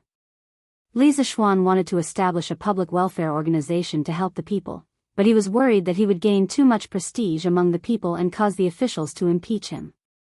Thus, he took the initiative to invite Empress Zhongsun to be the leader of this public welfare organization to shoulder the prestige of the people. In this way, he could do good deeds in peace and avoid being suspected by the king because of his high popularity among the people. Li Zixuan didn't say it out loud, but he was still a little unhappy with Li Zixuan's measuring the heart of a gentleman with his own yardstick. Li Zixuan couldn't help but ask himself, am I so petty in this kid's heart? Oh. Hearing this, Empress Zhongsun seemed to have understood something. She looked at Li Zixuan and said with a smile, since this non-profit organization has a president, there should also be a vice president, right? I wonder who in Marquis Yong An's heart is willing to shoulder this heavy responsibility. Cough cough. Li Zixuan coughed dryly and said with slight embarrassment, this subject wants my humble wife to take on the position of vice president. Does Nyang Nyang think this is possible? Li Er's guess was right. He really didn't want to cause too much trouble because of charity. Moreover, he did charity for his own happiness, not for the people to be grateful for his kindness. Of course, since this charity organization was proposed by him, it couldn't be that it had nothing to do with him, right? It wasn't that he was blowing his own trumpet, but this charity organization really couldn't become popular without him operating it. It just so happened that his wife had always wanted to find something to do, so he could let her participate in the management of this charity organization. Hearing this, Li Er's face showed an, as expected, smile. Empress Zhongsun blinked and said with a smile, since you proposed the candidate, I certainly have no objections. It's just that this charity organization should have a name, right? To be honest, she really didn't have time to take care of this charity organization. Li Zixuan was willing to let Han Yushi be the vice president, and Zhongsun couldn't wait.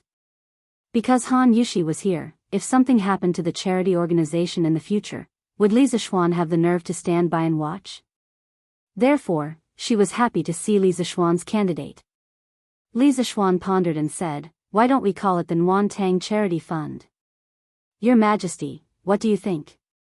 Nguyen Tang, Nguyen Tang. Good. Let's call it Nguyen Tang. Li Er's eyes lit up, and he clapped with a smile. It's indeed a good name, the meaning is good. Empress Zhongsun also praised. Li Zishuan smiled and said, since your majesty and your majesty have no objections, then let's call it Nwantang. I will personally invest 20,000 strings of cash, and these 2 days, I will also use Datong daily to gather the rich folk to donate money, and strive to let all the poor people in Cheng and city be able to use coal stoves and burn coal before the new year. As for the other provinces and counties, time is too tight, I'm afraid there won't be enough time this year. Empress Zhongsun hurriedly said, since I'm the president, how can I not contribute money? Marquis Yong and I will take out 3,000 strings of cash to use for the Nwantang Foundation. She thought that with some of her own private money and some gold and silver jewelry, she should be able to gather 3,000 strings of cash. The virtuous Empress Zhongsun never thought of letting Li Er use the national treasury or the palace treasury's money for personal matters. Li Er waved his hand and said, Guanin's servant, there's no need for that. I'll take 5,000 strings of cash from the palace treasury and donate it to the Nwantang Foundation in your name.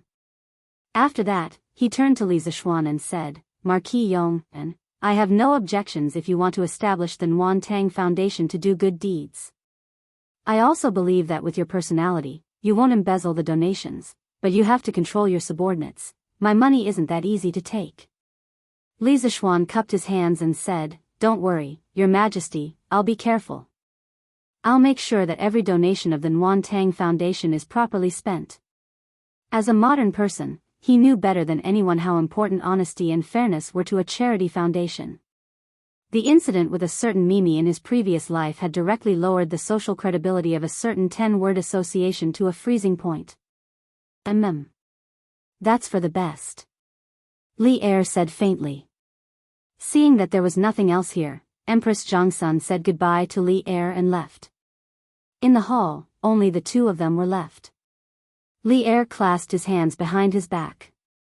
After a long time, he said slowly, You little brat. I'll tell you one more time, I'm not Lu Bang, and you're not Han Xian. After saying this sentence that had no head or tail, Li Er snorted and left in a huff. It was obvious that he was very unhappy. Sigh. I'm just too lazy to mess around. Otherwise, even if you're Lu Bang, I'll still be able to pull you down. Li Zishuan curled his lips as he fantasized in his heart. He understood what Li Er meant, but he didn't regret doing so, because he was a person who didn't like trouble in his bones. However, just because he didn't like trouble didn't mean that he was afraid of trouble. Just as he thought, if Li Er was really an emperor like Lu Bang, who killed meritorious officials, he, Li Zishuan, wouldn't just sit and wait for death. Whoever didn't let him have a good life, he wouldn't let them have a good life. Chapter 1042. Marquis, Manager Fu said that the things you want will be ready in 2 days. When the time comes, he will send someone to deliver them to you. After returning home from the palace, Li Zishuan met Pang Feiji at the entrance. Pang Feiji cupped his fists. I understand. Li Zishuan nodded lightly. He was secretly happy. It seemed that he would be able to use the heater in a few days. What a corrupt life. When he returned to the main hall, his family was waiting for him to eat. Seeing that he had returned, Han Yushi hurriedly ordered the dishes to be served. Because the food cooled quickly in winter, before Li Zishuan returned, the cooked food was kept warm in the pot. From this, one could see Li Zishuan's important position in the Li family. He was the proper head of the family. During the meal, Li Zishuan told his family about the Warmtang Foundation that he had told Li Er and Empress Zhongsun in the palace. Sure enough, old Madame Yi, Madame Li, and Han Yushi immediately became enthusiastic. Good. This is a good thing. Old Madame Yi put down her chopsticks and looked at Li Zishuan. She said enthusiastically, Xiao Xian, I didn't bring much money this time, but I still have some valuable jewelry. If I pawn it, it can be exchanged for 1 or 2,000 strings of coins. When the time comes, I will donate it to your Warmtang Foundation. Consider it a token of my appreciation. Madame Li hurriedly said, Mother. What are you talking about? You can keep your jewelry. If you want to donate money, take it from your daughter. How can I let you pawn it? As the son-in-law, Li Jingma naturally had to show off in front of his mother-in-law. He also said, "Mother-in-law, Yuzhu is right. You two are now in Chang'an. No matter what, we can't spend your money. This 2,000 strings of coins will be paid by your son-in-law." Old Madame Yi patted Yi Yuzhu's hand and smiled. "Yuzhu, Jingma, this old woman is doing a good deed. How can I use your money? This will make it seem like I am not sincere in my heart and will be punished. You two, don't fight. If you really feel bad, you can also donate some money to Little Xian's Warm Tang Foundation." Li Jingma still wanted to argue, but Yi Guizhong directly waved his hand and said, "Enough." There was no need to persuade him anymore. The Yi family still has a shop in the capital, so there's no need for you to pawn it off. Tomorrow, I'll go to the shop and withdraw 2,000 strings of coins. In any case, the Yi family was a prominent family. How could they not have any property in Chang'an? No matter what, there were still one or two small shops. But in the end, it was mainly because Yi Guizhong, who had been cultivating all his life, wanted to do charity. Otherwise, he would not have used his family's wealth. When Madame Li heard Yi Guizhong's words, she didn't try to persuade him any further. She turned to Li Zishuan and said, "Then Xian, mother and your father will also donate 2,000 strings of coins as a token of our appreciation." Although Li Zishuan was in charge of the family, Mrs. Li and Li Jingma still had their own private savings. "Husband, I will also donate 2,000 strings of coins. However, you should find someone else to be the vice president of the Nuan Tang Foundation. I'm afraid that I'll ruin your plans." Han Yushi hesitated for a moment and said to Li Zishuan. When she heard that the president of the Nuan Tang Foundation was Empress Zhangsun, she immediately panicked. She could manage the family's internal affairs, but to be Empress Zhangsun's assistant, she had no confidence at all. That was the high and mighty mother of a nation. Li Zishuan patted his wife's hand and said softly, "Wife. Let me ask you, do you know how to read the accounts?" "This, of course." Han Yushi didn't understand, but she still answered. "Then do you know how to use people?" "I know a little." After being the mistress of the Li residence for so long, she naturally knew how to use people. "Then it's fine." Li Zishuan clapped and said with a smile, "Wife, don't think that the vice president position is so complicated. As long as you know how to read the accounts and know how to use people, there won't be a problem. Besides, your husband will help you from behind. What are you afraid of?" Li Jingma also said, "Yushi, Xian, is right. This old man knows that you also want to do something for the Nuan Tang Foundation, but because the Empress is also in it, you might feel some pressure. However, if you don't do some things, it will always be a big mountain in your heart. Only when you try it will you realize that it's not difficult at all." Li Jingma, who was old and experienced, already understood the hidden purpose of Li Zishuan, pulling Empress Zhangsun into the Nuan Tang Foundation. Old Man Li was very pleased with his son's wise decision, so he also hoped that his daughter-in-law could participate. That was why he tried his best to persuade her. "Yes. Yushi, don't worry, Xian will support you. Mother will also support you.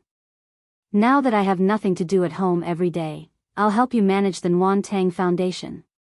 Madame Li persuaded with a smile. When Han Yushi saw this, she couldn't bring herself to refuse. Most importantly, she was willing to accept this responsibility. Therefore, she hesitated for a moment, then nodded and said, "All right. Husband, I'll be the vice president."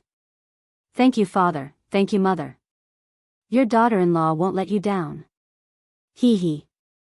Sister Yushi, don't be afraid. When the time comes, Lan will also help you." The little cutie Lan joined in the fun. Instantly, everyone laughed. 15 minutes later, after lunch, everyone dispersed. Only Li Zishuan, Yi Fashion, and Lan were left in the main hall. Yi Fashion came over to Li Zishuan and said, "Cousin, Fashion also wants to do something for the Nuan Tang Foundation, but Fashion only has 20 strings of money.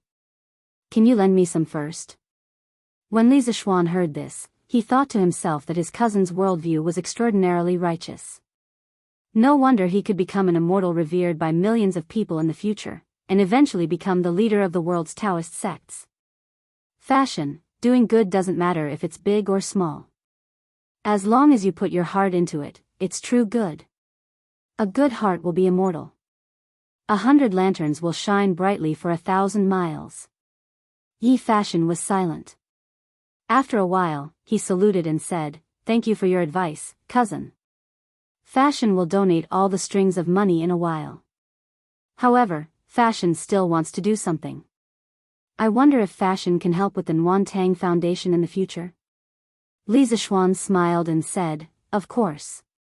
Yi Fashion expressed his thanks and left in satisfaction.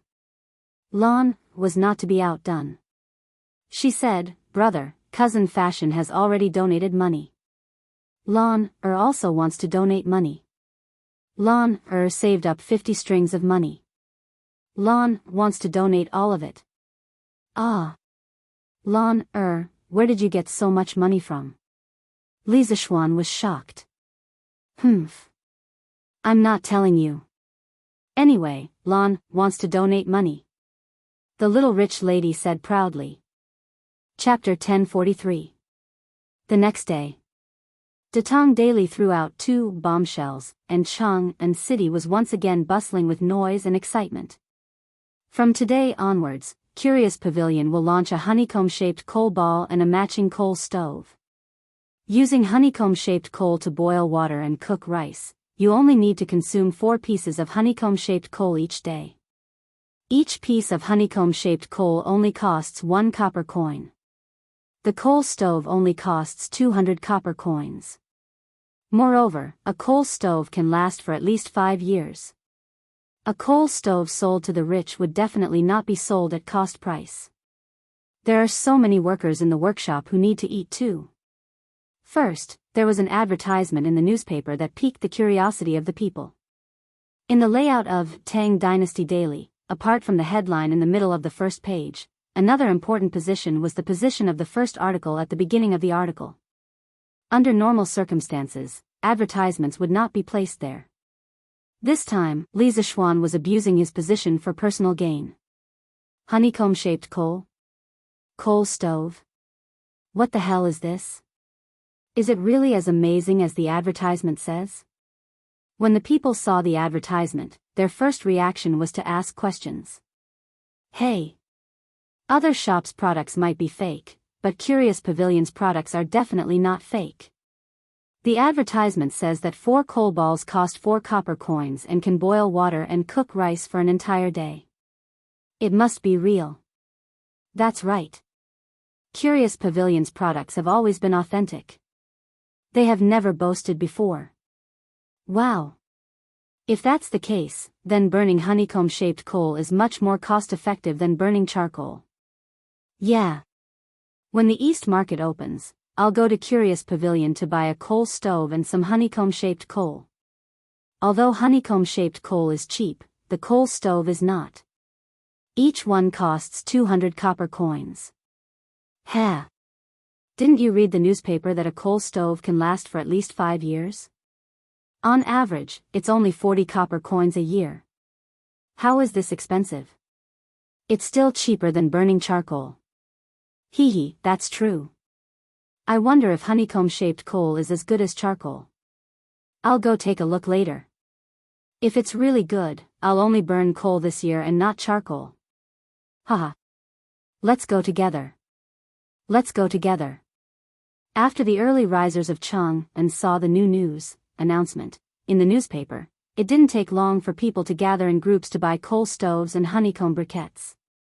This was the current status of the pavilion in people's hearts. They always believed that no matter what the pavilion produced or how high the price was, it would always be the best.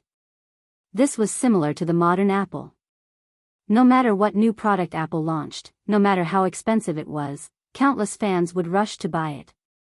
The only difference was that the items in Strange Interest Pavilion were usually worth the price. Compared to the items themselves, the prices were not considered expensive. However, no one would have expected that the introduction of honeycomb coal would completely change the energy structure of the Tang dynasty.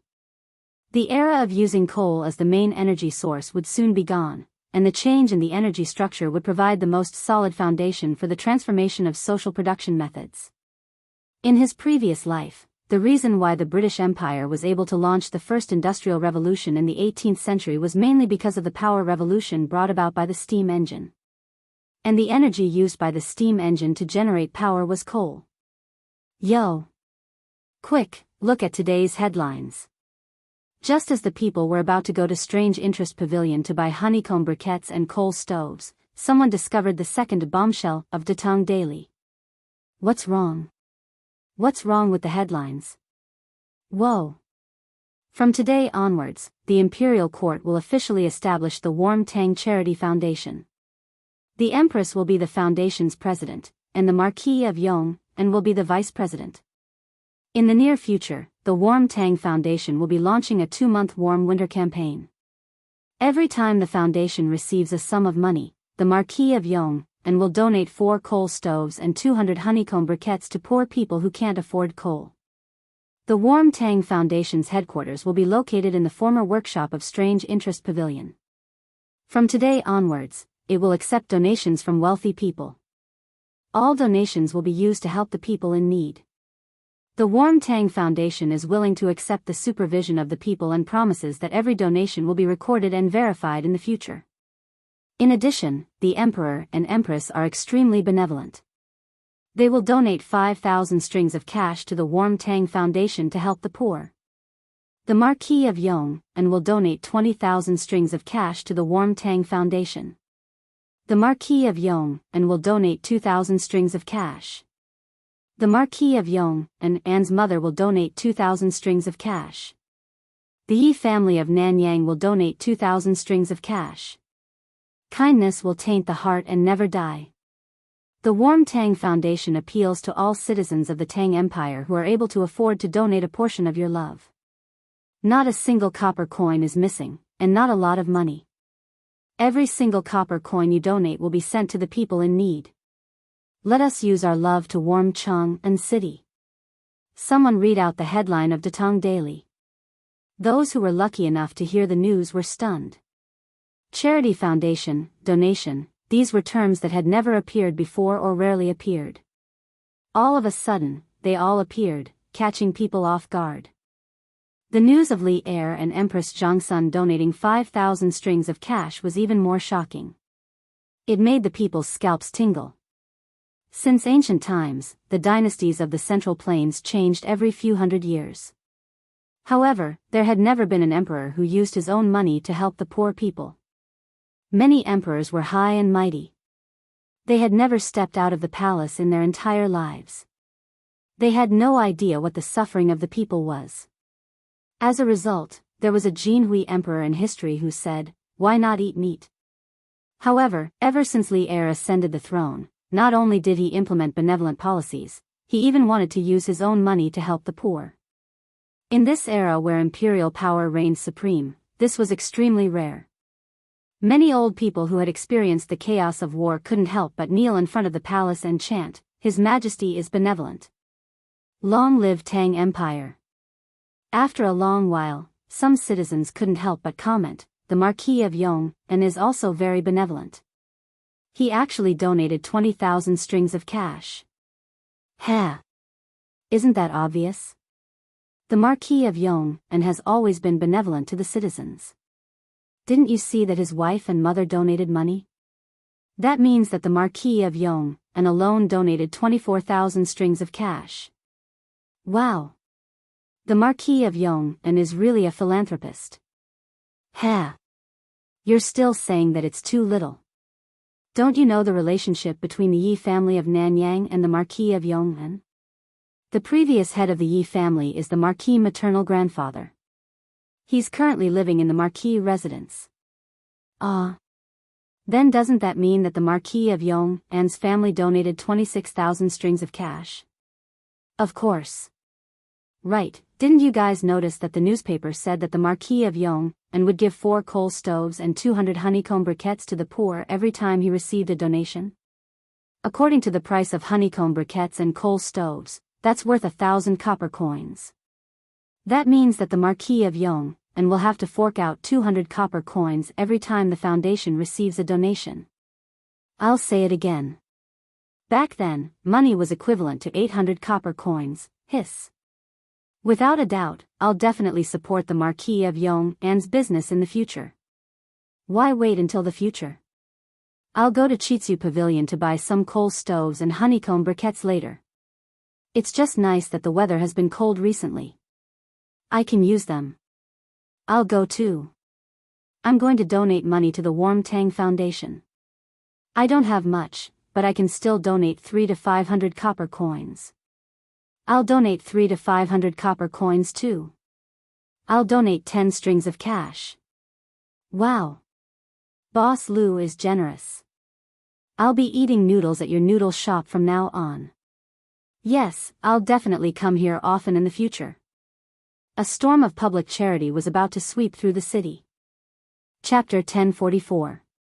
This is the call of the heart, this is the dedication of love, this is the spring of the human world, this is the source of life. Ah. As long as everyone gives a little love, the world will become a beautiful human world. Outside, there was a storm of charity, but in the Marquis Yong and manor, there was an intermittent singing. Listening to the lyrics and the tune, it was obviously the famous modern song, The Dedication of Love. The voice of the singer was also very sweet. That crisp voice was like the chirping of an oriole in the valley, pleasant to the ears and intoxicating.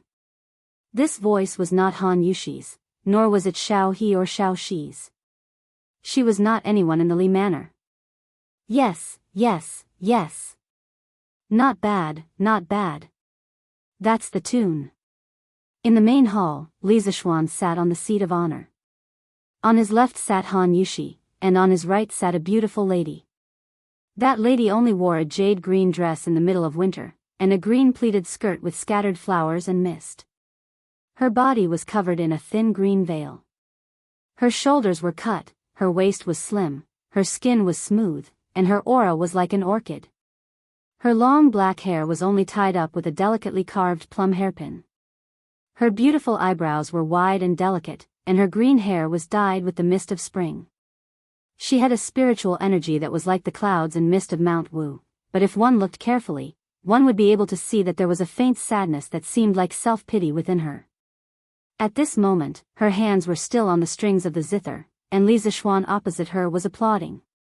As for Han Yushi, although she was smiling, no one knew what she was thinking.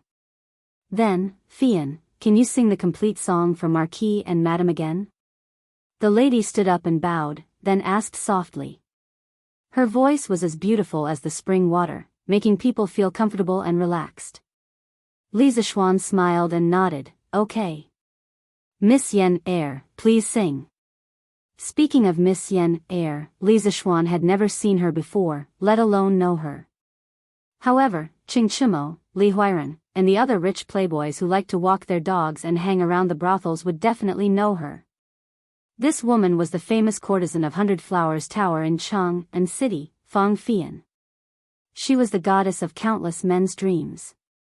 Many rich young men could not get close to her even if they spent a lot of money. At most, they could only get a smile from her. But even so, there were still countless people who flocked to her. Today, Li Zishuan had asked Pang Feiji to invite back a girl who could sing the best in Chang'an. Pang Feiji did not know what Li Zishuan wanted to do. At first, he hesitated. He hesitated about what kind of girl he should find for Li Zishuan. Then, he felt a little conflicted. He felt that if he found a girl for Li Zishuan, he would be letting down Han Yushi, the mistress of the Li mansion. Later, this fellow secretly found Xiao He and asked her to send this news to Han Yushi of the West Courtyard and let her make the decision. He did not have to wait for long before Han Yushi's reply came. Her reply was very simple. There were only 2 words, do it. Pang Feiji thought about it and ran to Hundred Flowers Tower.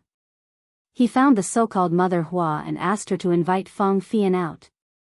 Under normal circumstances, Hundred Flowers Tower did not receive guests during the day.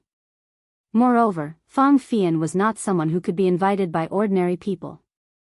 However, Pang Feiji was from the Marquis Yong and Marquis Mansion. He represented Li Zishuan, the most dazzling new noble in the Tang dynasty. He was also the god of wealth in the eyes of businessmen. Mother Hua did not dare to offend him. She quickly asked someone to invite Fang Fian out. Then, the rest of the matter was logical. Oh, it was not logical. After Fang Fian arrived at the Li Mansion, she was actually received by Li Zishuan in the main hall of the Li Mansion. This made her feel a little ridiculous. Logically, if a man admired her and invited her to his house, shouldn't they talk about romantic affairs? How could they talk about romantic affairs in the main hall of a mansion? However, what happened next was even more illogical. Li Zishuan invited her over just to teach her how to sing. Moreover, it was a song with such straightforward lyrics without any literary talent.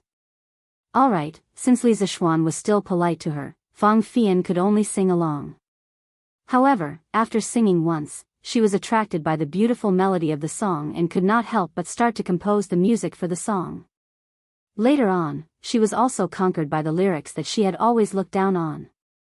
Because although the lyrics were straightforward, the purest and most selfless feelings, as well as the truth, goodness, and beauty of the world, were the most touching. As long as everyone gives a little love, the world will become a beautiful world. What a beautiful vision this was. At this moment, Fang Fian's jade-like fingers were gently stroking the strings of the zither. Her fingers were like butterflies dancing on the strings as she softly sang, "This is the call of the heart, this is the dedication of love, this is the spring breeze of the human world." The sound of the guqin and the singing were like thin and bright silk. They were smooth and dense as they quietly stretched out. They stretched out, and stretched out again. Just like this, they passed through the main hall, passed through the main door of the Li residence, and floated above Yongla Lane. They were all pervasive and drilled into people's hearts. "Xiao Shi, do you think the young master has fallen in love with this vixen?" Outside the main hall, Xiao He sat on the stairs in front of the door. She rubbed her chin and said to Xiao Shi beside her with a depressed expression, "Xiao He, we have never met Miss Fang before. How can you say that about her?" Xiao Shi patted Xiao He's arm and said softly, "Did I say something wrong? Look at her wearing so little in the middle of winter. She must be trying to seduce the young master. It's over. If the young master is really seduced by this vixen, the young madam will be in trouble." Xiao He said worriedly. Xiao Shi shook her head and said, "No, the young master is not that kind of person." "Che. Xiao Shi, what do you know?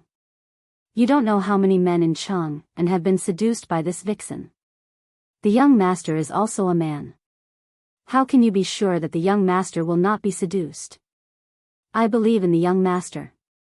The young master only asked Miss Fang to come over and sing." "Xiao He, you must be thinking too much." Actually, not only were the two of them arguing, Madame Li in the east courtyard was also guessing what her son was trying to do today. "Old master, do you think Xian wants to take in a concubine?" "Take in a concubine? Humph. Even if he wants to take in a concubine, he can't take in a brothel girl. Not to mention that our family is now a big family. Even in the past, this old man would not allow him to take in such a dirty woman." Old man Li snorted. "Jing Mo is right. Xiao Xian can take in a concubine, but he definitely can't take in a brothel girl." This was Yi Guozhong's voice. Actually, these people were thinking too much. Front courtyard, main hall. The song ended and the crowd dispersed.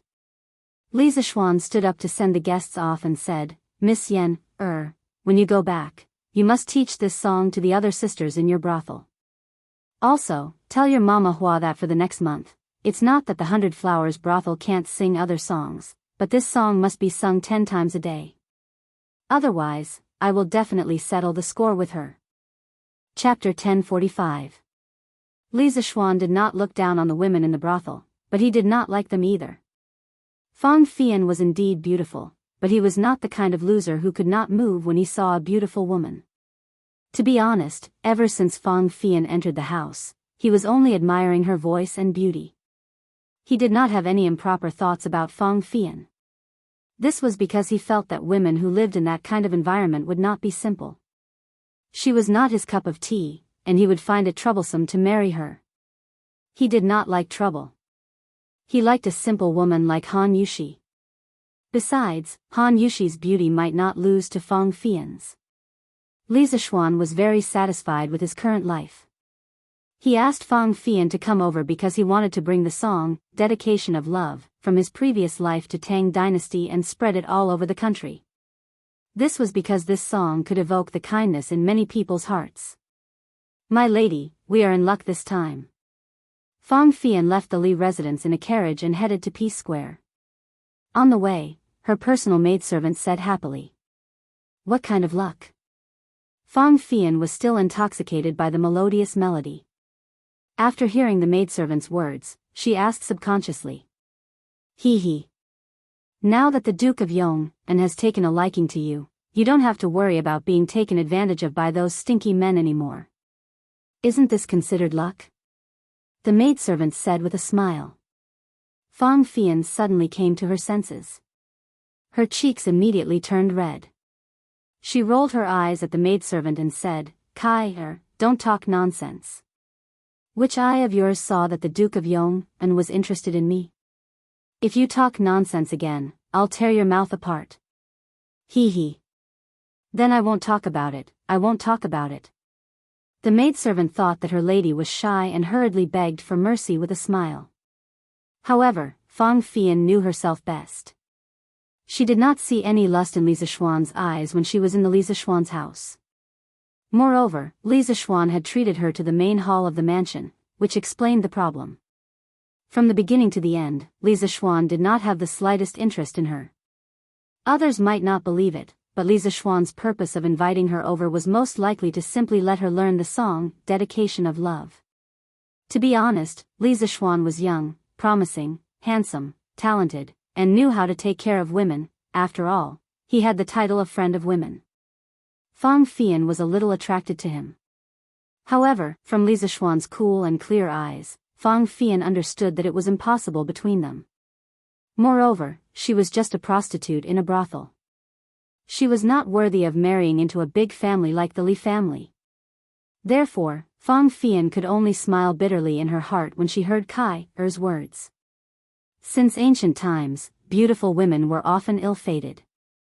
As a prostitute, she felt that the best ending for her was to obtain her freedom and live out the rest of her life peacefully by herself. The first news of the day on Datong Daily had completely aroused everyone's interest and curiosity about coal stoves and honeycomb briquettes. As soon as the East Market opened, the commoners flocked to the Strange Taste Pavilion. In an instant, there was a very long line in front of the Strange Taste Pavilion. Shopkeeper's son didn't disappoint his customers. He placed 7 to 8 coal stoves in front of the Strange Taste Pavilion. Each stove was filled with 3 burning honeycomb briquettes. On top of the stove was a kettle that was boiling hot water. Ladies and gentlemen, as you can see, these are the coal stoves and honeycomb briquettes. It is extremely convenient to use them to boil water and cook rice. Ladies and gentlemen, please take a look first before you decide whether to buy or not. Shopkeeper's son yelled at the top of his lungs. So this is what a coal stove looks like. It looks like it is very convenient to boil water. It is said that it can burn for a day at most 4 pieces of coal. I don't know if that is true. Hearing someone ask this question, Shopkeeper's son smiled and said, Ladies and gentlemen, please be at ease. Our Strange Taste Pavilion has never sold fake goods, nor have we ever boasted. Actually, when you use this coal stove, you will find that it saves more coal than you think. Furthermore, this coal stove is especially convenient when you want to change honeycomb briquettes. Here, words alone are no proof. This old man will give everyone a demonstration. After saying this, Shopkeeper's son asked someone to bring over a pair of fire tongs. He found a coal stove that had been burning for a long time, lifted the kettle from the top, and then inserted the fire tongs into the stove. The crowd only saw him press down hard, and a burst of crackling sounds could be heard. That was the sound of the honeycomb briquettes being crushed under the stove. Shopkeeper's son took out the fire tongs and removed the ventilation cover under the stove.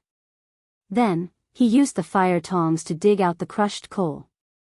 After that, he picked up a new honeycomb briquettes and placed them into the stove. All right. Ladies and gentlemen, as you can see, changing coal is as simple as that. Shopkeeper's son handed the fire tongs to the servant and turned around to look at the customers in the queue with a smile. The whole process didn't even take half a cup of tea's time. Seeing this, everyone was shocked again and again. This coal stove is really too convenient. That's right, these 200 copper coins are really worth it. Shopkeeper's son, don't say any more, quickly start selling. No matter what, I want to buy a coal stove today. How can Strange Taste Pavilion's products be bad? Even if it's bad, I still want to buy it. I'll just treat it as supporting Marquis' charity. At the back of the queue, a large man impatiently shouted. Immediately, countless people followed behind him and responded, that's right. Shopkeeper Lou, don't say any more, quickly start selling. The people in front aren't willing to buy it, but we are. That's right. They don't believe in Strange Taste Pavilion's products, but we do. Whether it's good or bad, we still want to buy it. Who says I'm not buying? Shopkeeper Lou, quickly start selling. I want to buy a pair of stoves and 200 honeycomb briquettes. Seeing this, Shopkeeper Lou decisively announced the start of the sale. This time, the workshop had started preparing the stoves and honeycomb briquettes a few days in advance. They had prepared a sufficient supply, so he didn't have to worry about running out of stock. Speaking of which, the workshop's blast furnace had already been completed 4 days ago. On the same day, they had started refining steel. The iron ore, coal, and sulfur ores in Yifan County were all being transported to the workshop in an unending stream. Now, the new workshop had basically said goodbye to the predicament of a shortage of raw materials. With the raw materials, the workshop could produce the stoves and honeycomb briquettes at full capacity. The production speed was terrifying. Every day, they could produce at least a few hundred stoves and hundreds of thousands of honeycomb briquettes. Moreover, as the process matured, the production speed would only increase. As for the production of bicycles, the workshop had temporarily put it on hold. Firstly, the stoves and honeycomb briquettes were life-saving items. Secondly, it was winter now, so there weren't many people willing to ride bicycles. If they produced more bicycles, they might not be able to sell them. Of course, the last reason was completely based on Li Zishuan's own subjective assumptions. In fact, even in winter, the number of people who wanted to buy bicycles didn't decrease at all. Every morning, there were still people riding bicycles in the cold wind, blindly comparing themselves, on Vermilion Bird Street. Chapter 1046. Datong Daily's second piece of news today completely aroused the enthusiasm of people to do charity. The original workshop of the Strange Interest Pavilion was completely surrounded today. As today was the first day of the Warm Tang Foundation's establishment, Empress Zhongsun, as the president of the foundation, naturally had to make a trip. Under the protection of the palace guards, Empress Zhongsun led a group of palace maids into the workshop of the curious pavilion slowly. This place had already been cleaned up yesterday. And now, the original materials and equipment in this workshop had all been transferred to the new workshop in Plum Village. A few families that were close to the Li family had also sent people to help. For example, Madame Qing of the Qing family, Madame Yuqi of the Yuqi family, Madame Qin of the Qin family, and so on. Basically, the matriarchs of the families had personally come. These noblewomen usually had nothing to do at home. It was rare for a public welfare foundation to appear in Cheng and city, and the person in charge was someone they knew. This kind of work that could not only help acquaintances but also accumulate virtue and do good deeds, and the work was not complicated, how could they not come? They all rushed over as soon as they heard the news in the morning. With them by the side to help command and dispatch, the burden on Han Yushi's shoulders instantly became much lighter. So much so that when Empress Zhongsun arrived, everything that should be prepared in the workshop was already prepared, and they were just waiting for people outside to donate money. Greetings, Your Majesty. Empress Jiangxuan's phoenix carriage arrived, and Han Yushi and a group of noblewomen in the workshop all bowed and saluted. Empress Jiangxun smiled and said gently without any airs, "No need to be so polite. Hee, it's so lively today. All the Duchess madams are here." Madame Qin smiled and said, "We're all idle people at home. We heard that Yushi has a work that can accumulate virtue here, so we discussed it and all came to help." Madame Qing agreed and said, "Although I often go to the temple to burn incense and worship Buddha, after hearing about this Warm Tang Foundation, I still feel that this is more practical. In the future, I won't have to go to the temple every few days."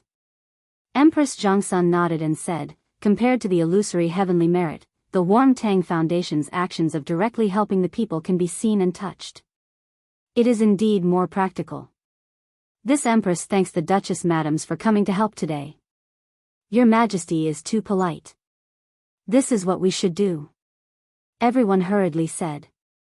Empress Jiangxun smiled, then turned to Han Yushi and said, "Yushi, I usually have many matters to deal with in the palace.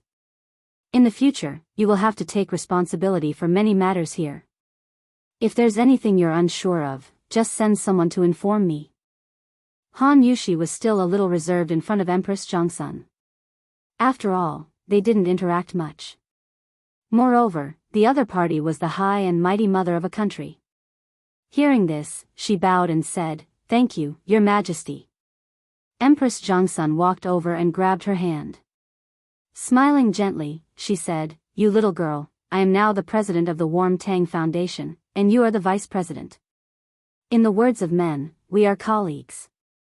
Why do you need to be so reserved? You're Marquis of Yong, and isn't as obedient as you are in front of His Majesty and this princess, ha." Li Zixuan, who had just walked through the gate of Yanhuang College, inexplicably sneezed. This fellow couldn't help but think to himself, "Looks like the weather is indeed getting colder. I, this young master, have the strength of a martial arts master, but I still can't withstand it." In the original workshop of the Strange Interest Pavilion, Han Yushi heard Empress Jiangxun say this, and the reservations in her heart instantly disappeared by half. She smiled slightly and said, "Your Majesty is right. Yushi doesn't know much about the world. In the future, I hope Your Majesty can give me more guidance." Empress Jiangxun smiled and said, "Speaking of experience, although the Marquis of Yong and is young, he is like an old fox who has lived for who knows how many years. On this point, why do you still need to consult this Empress? All right, no more jokes. From now on, this will be the headquarters of the Warm Tang Foundation. Yushi, if you lack manpower, just tell this Empress. Now, let the people outside who are waiting to donate money quickly come in." Han Yushi smiled and agreed. To be honest, she really did lack manpower right now. If it weren't for the Qing family, Yuqi family, Qin family, Niu family, and Li Jing family's madams bringing people over to help, with the current situation, with the people she brought from the Li family, she really wouldn't have been able to handle it. However, these dukes' madams definitely couldn't come over to help every day. Now that Empress Jiangxun said this, Han Yushi's heart immediately calmed down a lot. She ordered the servants to open the door of the workshop, and the people outside consciously lined up and began to donate money one by one. Small donations like a few hundred copper coins and a few strings of coins were basically counted in person. As for large donations like 100 strings of coins, they would be specially brought to another place and counted on the spot by a dozen or so experienced warehouse workers. This wasn't done for the sake of special treatment, but to save the entire line's time. My master wants to donate 10,000 strings of coins. The money is all in the cart behind. Please send someone to count it. The moment the manservant at the front of the line spoke, he immediately shocked everyone. Han Yushi, Empress Jiangxun, Madame Cheng, and Madame Qin, who were standing in the corridor and talking, all looked over in unison. 10,000 strings of coins. Just looking at the number might not move all of them, but what was this 10,000 strings of coins used for? This was for charity, not for business. To put it bluntly, it was a gift. Other than people like Li Zixuan who were extremely wealthy and didn't think much of money, there probably weren't many people in the entire Tang Empire who would be willing to take out 10,000 strings of coins to give away for no reason. This little brother, may I ask who your master is? In the courtyard of the workshop, there were several tables set up today, and the people naturally lined up in several lines. The person in charge of the line that the manservant who said he wanted to donate 10,000 strings of coins was Wang Zhong. Old Wang stared and asked. That manservant was still considered polite. He cupped his hands and then replied loudly, Steward Wang, my master's surname is Chao, and he avoids literary works. He can be considered old friends with the Marquis of Yong'an. My master said that the current emperor is so considerate of the people, and the Chao family is also willing to share the emperor's burdens. So it's Boss Chao. Boss Chao is deeply righteous. This old man admires him. This little brother, please come in. There will be someone in charge of counting the coins. Wang Zhong came to a realization and then had someone bring the manservant to the backyard. Chao Wendong. This empress has heard of him. I didn't expect there to be such a deeply righteous person among the merchants. In the corridor, Empress Zhongsun whispered softly. Then, she looked at the time and said, Yushi, and the duke's madams, this empress still has some matters to attend to, so this empress will leave first. Thank you for your hard work here. No one had any objections. Empress Zhongsun led her people and left through the back door of the workshop. Chapter 1047. After Empress Zhongsun left, Han Yushi, Madame Qin, and the others all heaved a sigh of relief. Although Empress Zhongsun appeared approachable, it was inevitable that they would feel pressured when they were with her. Yushi, this boss Chao is really generous. He actually took out 10,000 strings of cash all of a sudden. Compared to him, Godmother is really stingy. Madame Qin lamented. After they saw the newspaper this morning, not only did they come over to help, but they also followed behind to donate some money. Most of them were hundreds or thousands of strings of cash. Although it was not a small amount, it paled in comparison to Chao Wendong's 10,000 strings of cash. Godmother, you can't say that. My husband once told me that no matter how good or small it is, as long as there is sincerity, then it is true kindness. Once the heart is touched by kindness, it will be immortal. Han Yushi held Madame Qin's hand and explained with a smile. Haha. Sister, listen, this child Xiao Xian is really talented. Everything he says is so reasonable. Unlike my family's Chou Nyo, who is always reckless. Madame Qing patted Madame Qin's arm and said with a smile. Auntie, you must be joking. Big brother Chou Nyo is a person who values friendship and righteousness. He is also my husband's good brother. How is he reckless? Han Yushi hurriedly said. Madame Qing immediately beamed and said, Haha. Yushi, don't speak up for that kid. As his mother, how can I not know what kind of person he is?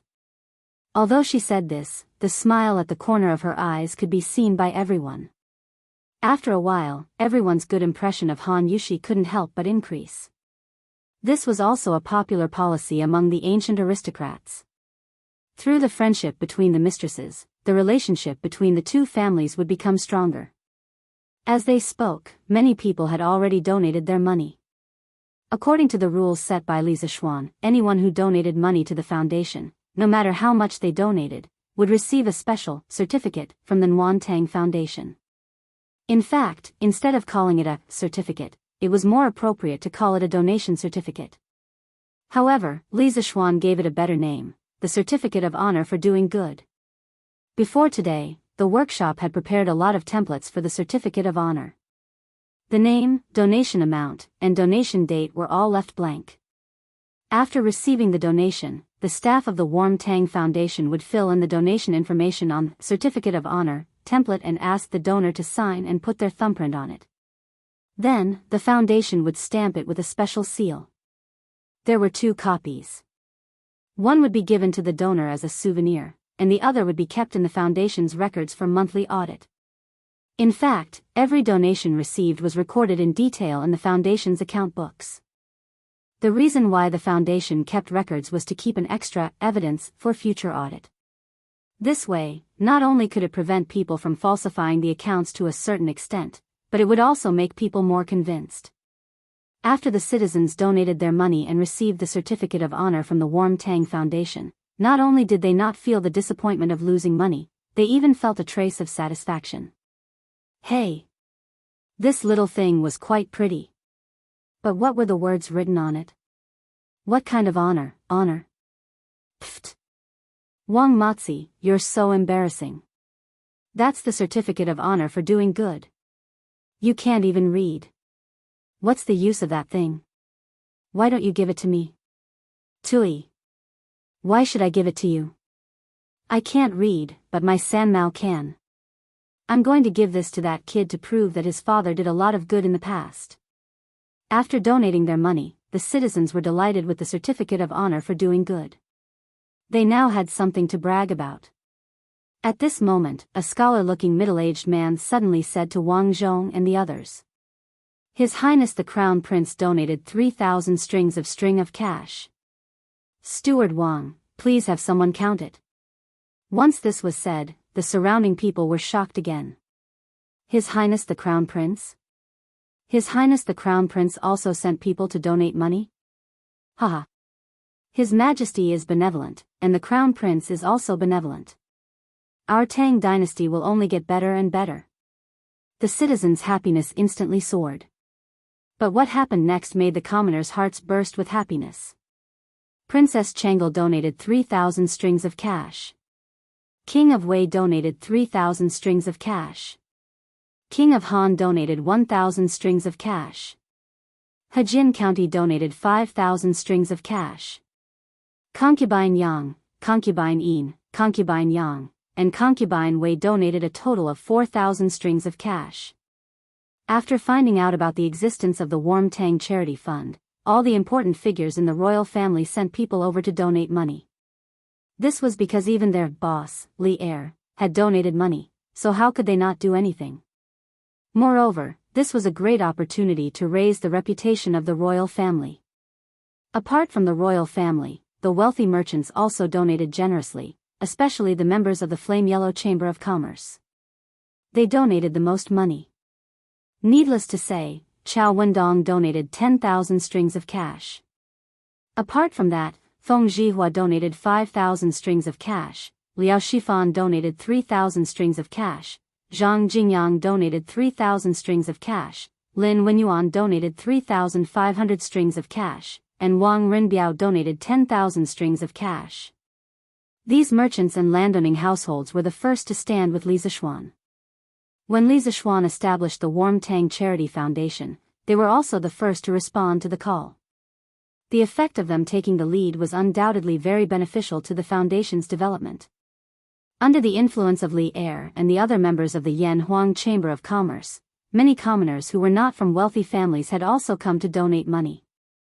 Although it was a small amount, many a little makes a mickle. There were over 1 million permanent residents in Cheng and city. If these people worked together to do something, then the accumulated power was definitely not something to be ignored. This was not the end.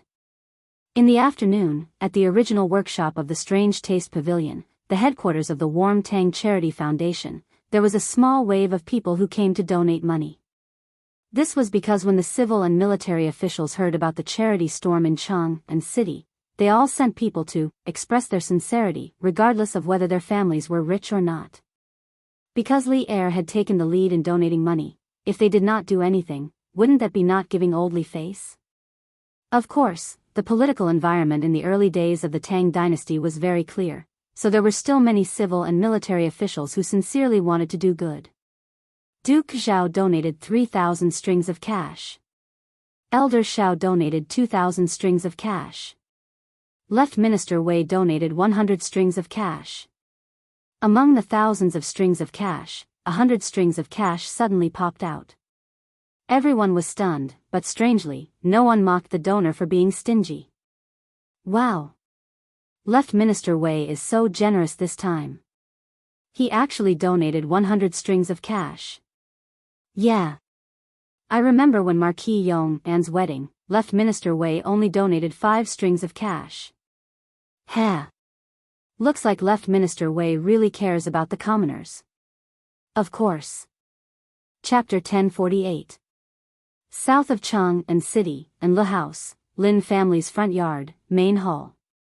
Dad, why did we only donate 3,500 strings of cash? I heard that the Chow family donated 10,000 strings of cash. Lin Hao said with a hint of dissatisfaction. From his tone, it was clear that he was disdaining his father for donating too little money this time. He was truly the foolish son of a landlord. Lin Wenyuan's face darkened when he heard that. He was so angry that he almost vomited blood. Bastard. So what if it's 3,500 strings of cash? Is 3,500 strings of cash too little?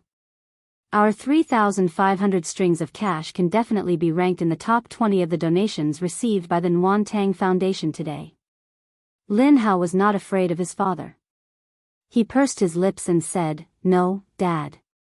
What I mean is that since our family is doing business in Tang Dynasty, we should do something for the people of Tang Dynasty. We have to be a righteous merchant in the eyes of the people. Only then will the people take care of our family's business. Dad, look at the reputation of the world's righteous merchant that His Majesty personally bestowed upon him." Lin Wenyuan's face darkened. He immediately felt that his son's words made sense. In today's era where Datong Daily could quickly transmit information, if he could leave his name on the newspaper by donating money and it reached Li Er's ears, he might even be bestowed the title of Righteous Merchant of the World. Even if Li Er did not give him the title, his benevolence and righteousness would spread to the ears of thousands of people through the newspaper.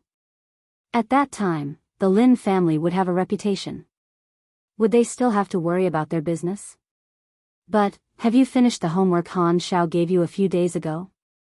If you haven't, then hurry up and do your homework.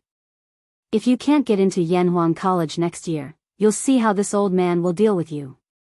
Lin Wenyuan was silent for a moment, then scolded Lin Hao with a straight face. Dad, if you want to do homework then do it. Why are you being so fierce? Besides, when it comes to exams, man proposes, and God disposes.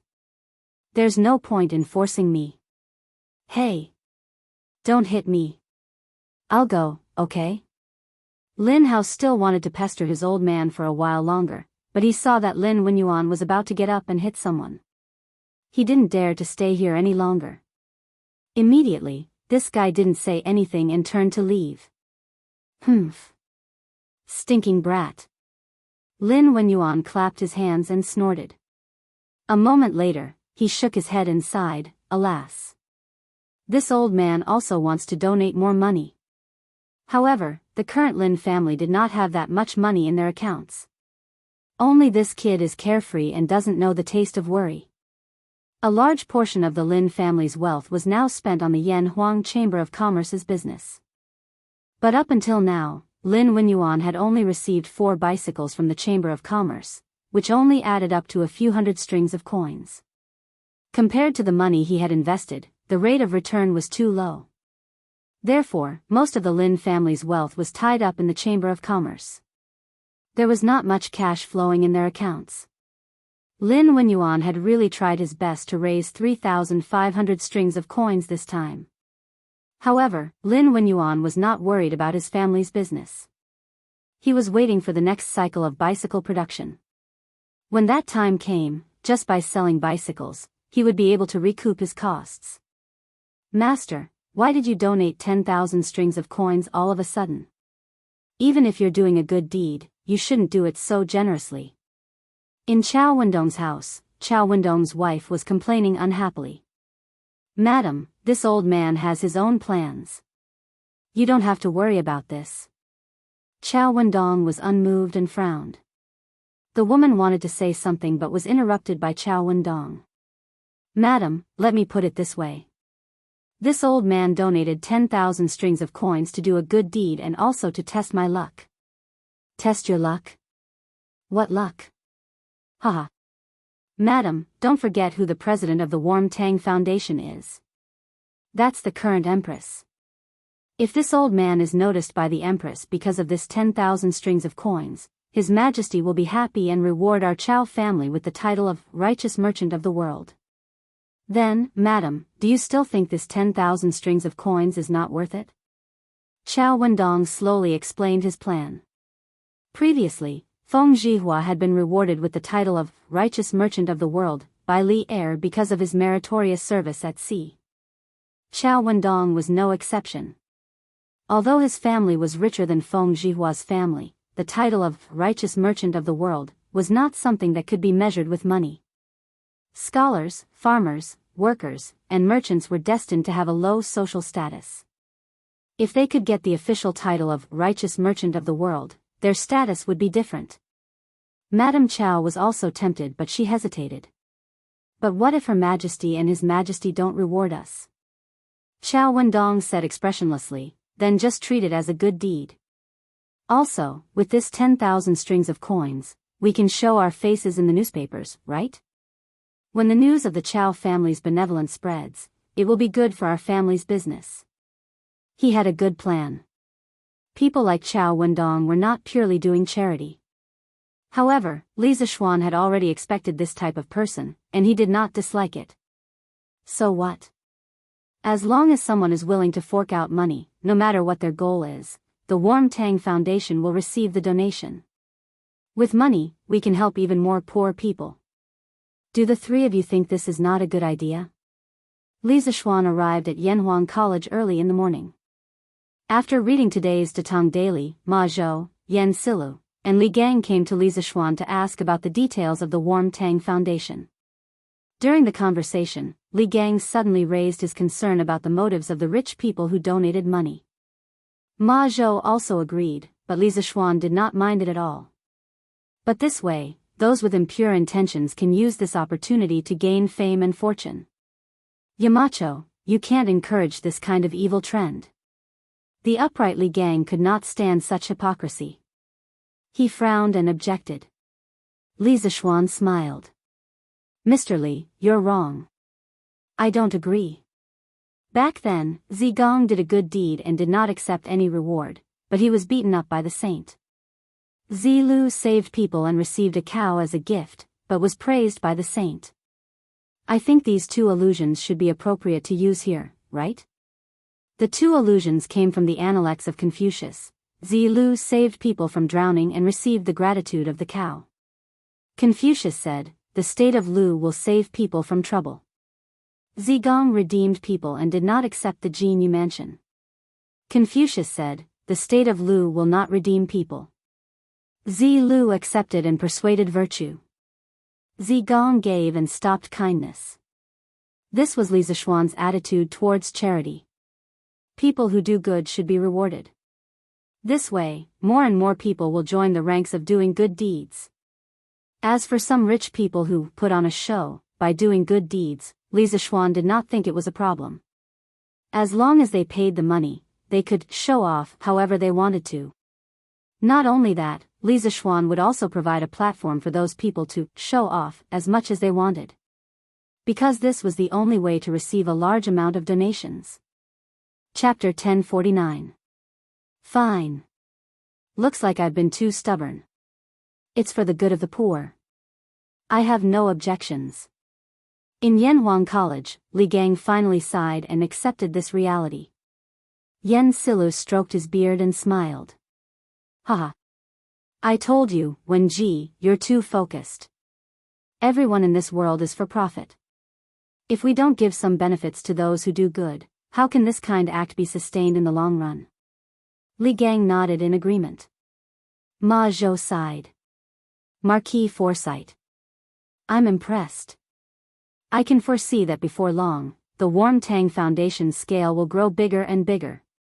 When that time comes, millions of people will benefit from Marquis' decision.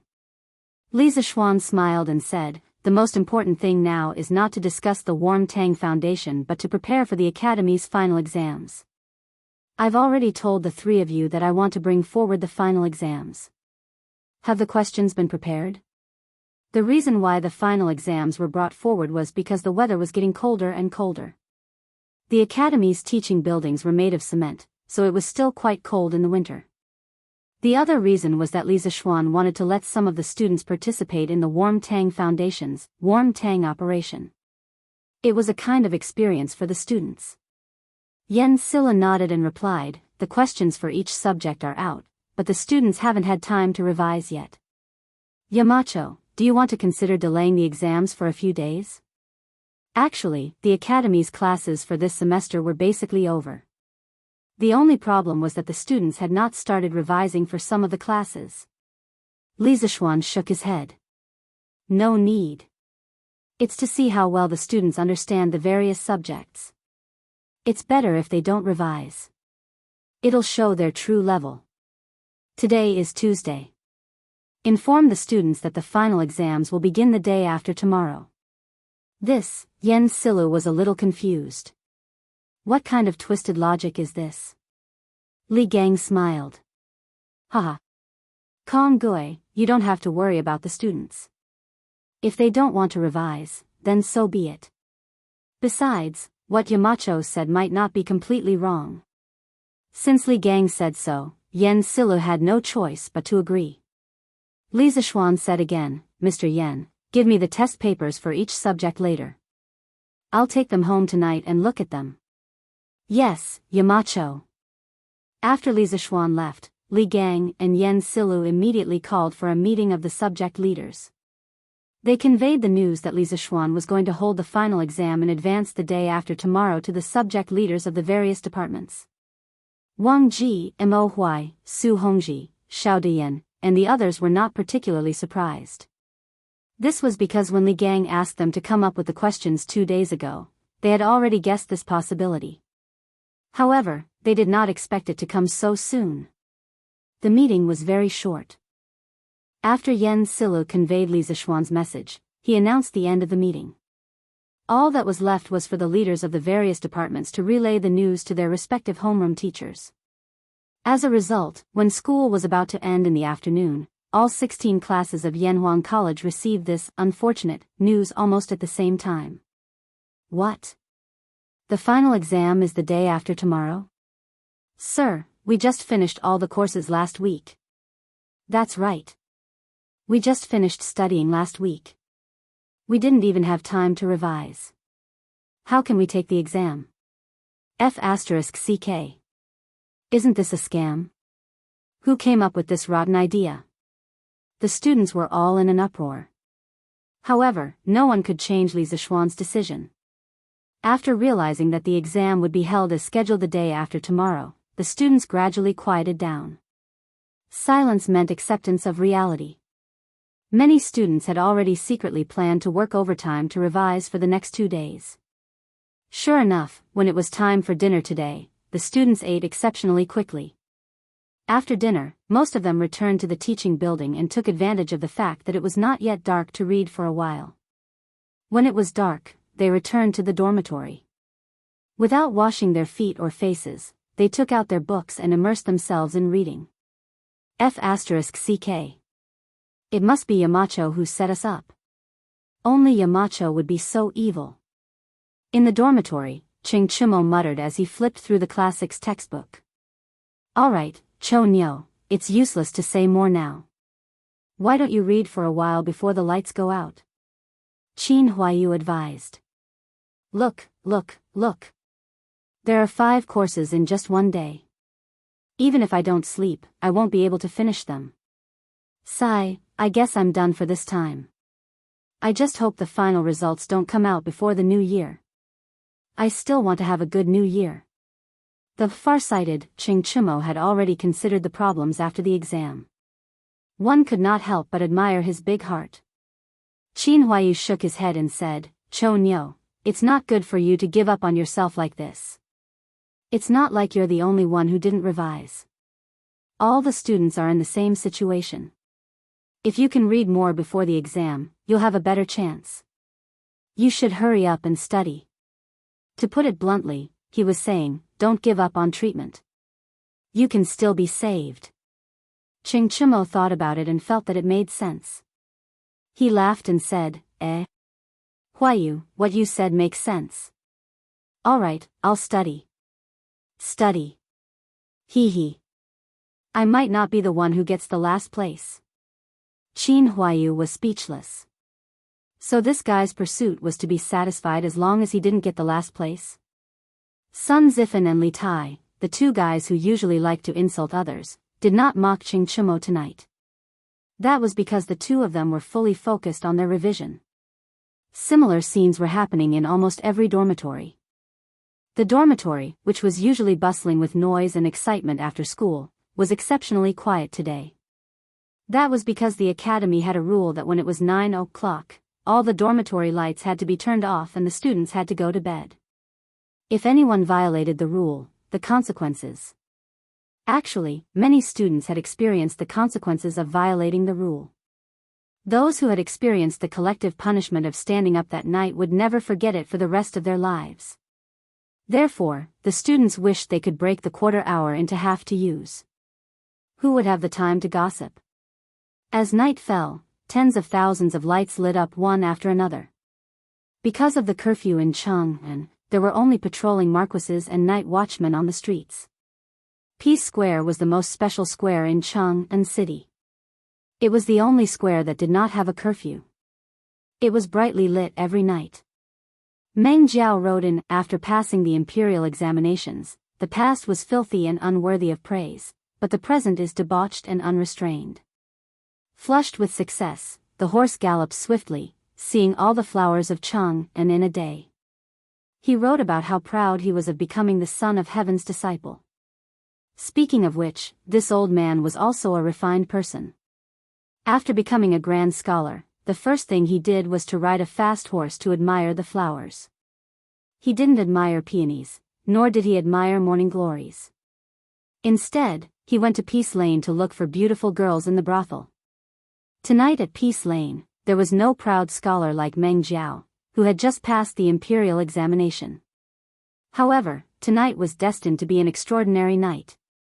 Chapter 1050. Mama Hua, when will Miss Yen come out today? Yes. Usually, Yen would have come out by now. What's wrong today? Is Miss Yen sick? Mama Hua, I know an old imperial physician with superb medical skills. If you need, 100 Flowers Tower was a 4-story wooden building. It was brightly lit and crowded. In the hall on the first floor, many unrestrained young masters were hugging girls in revealing clothes with one hand and roaming around with the other.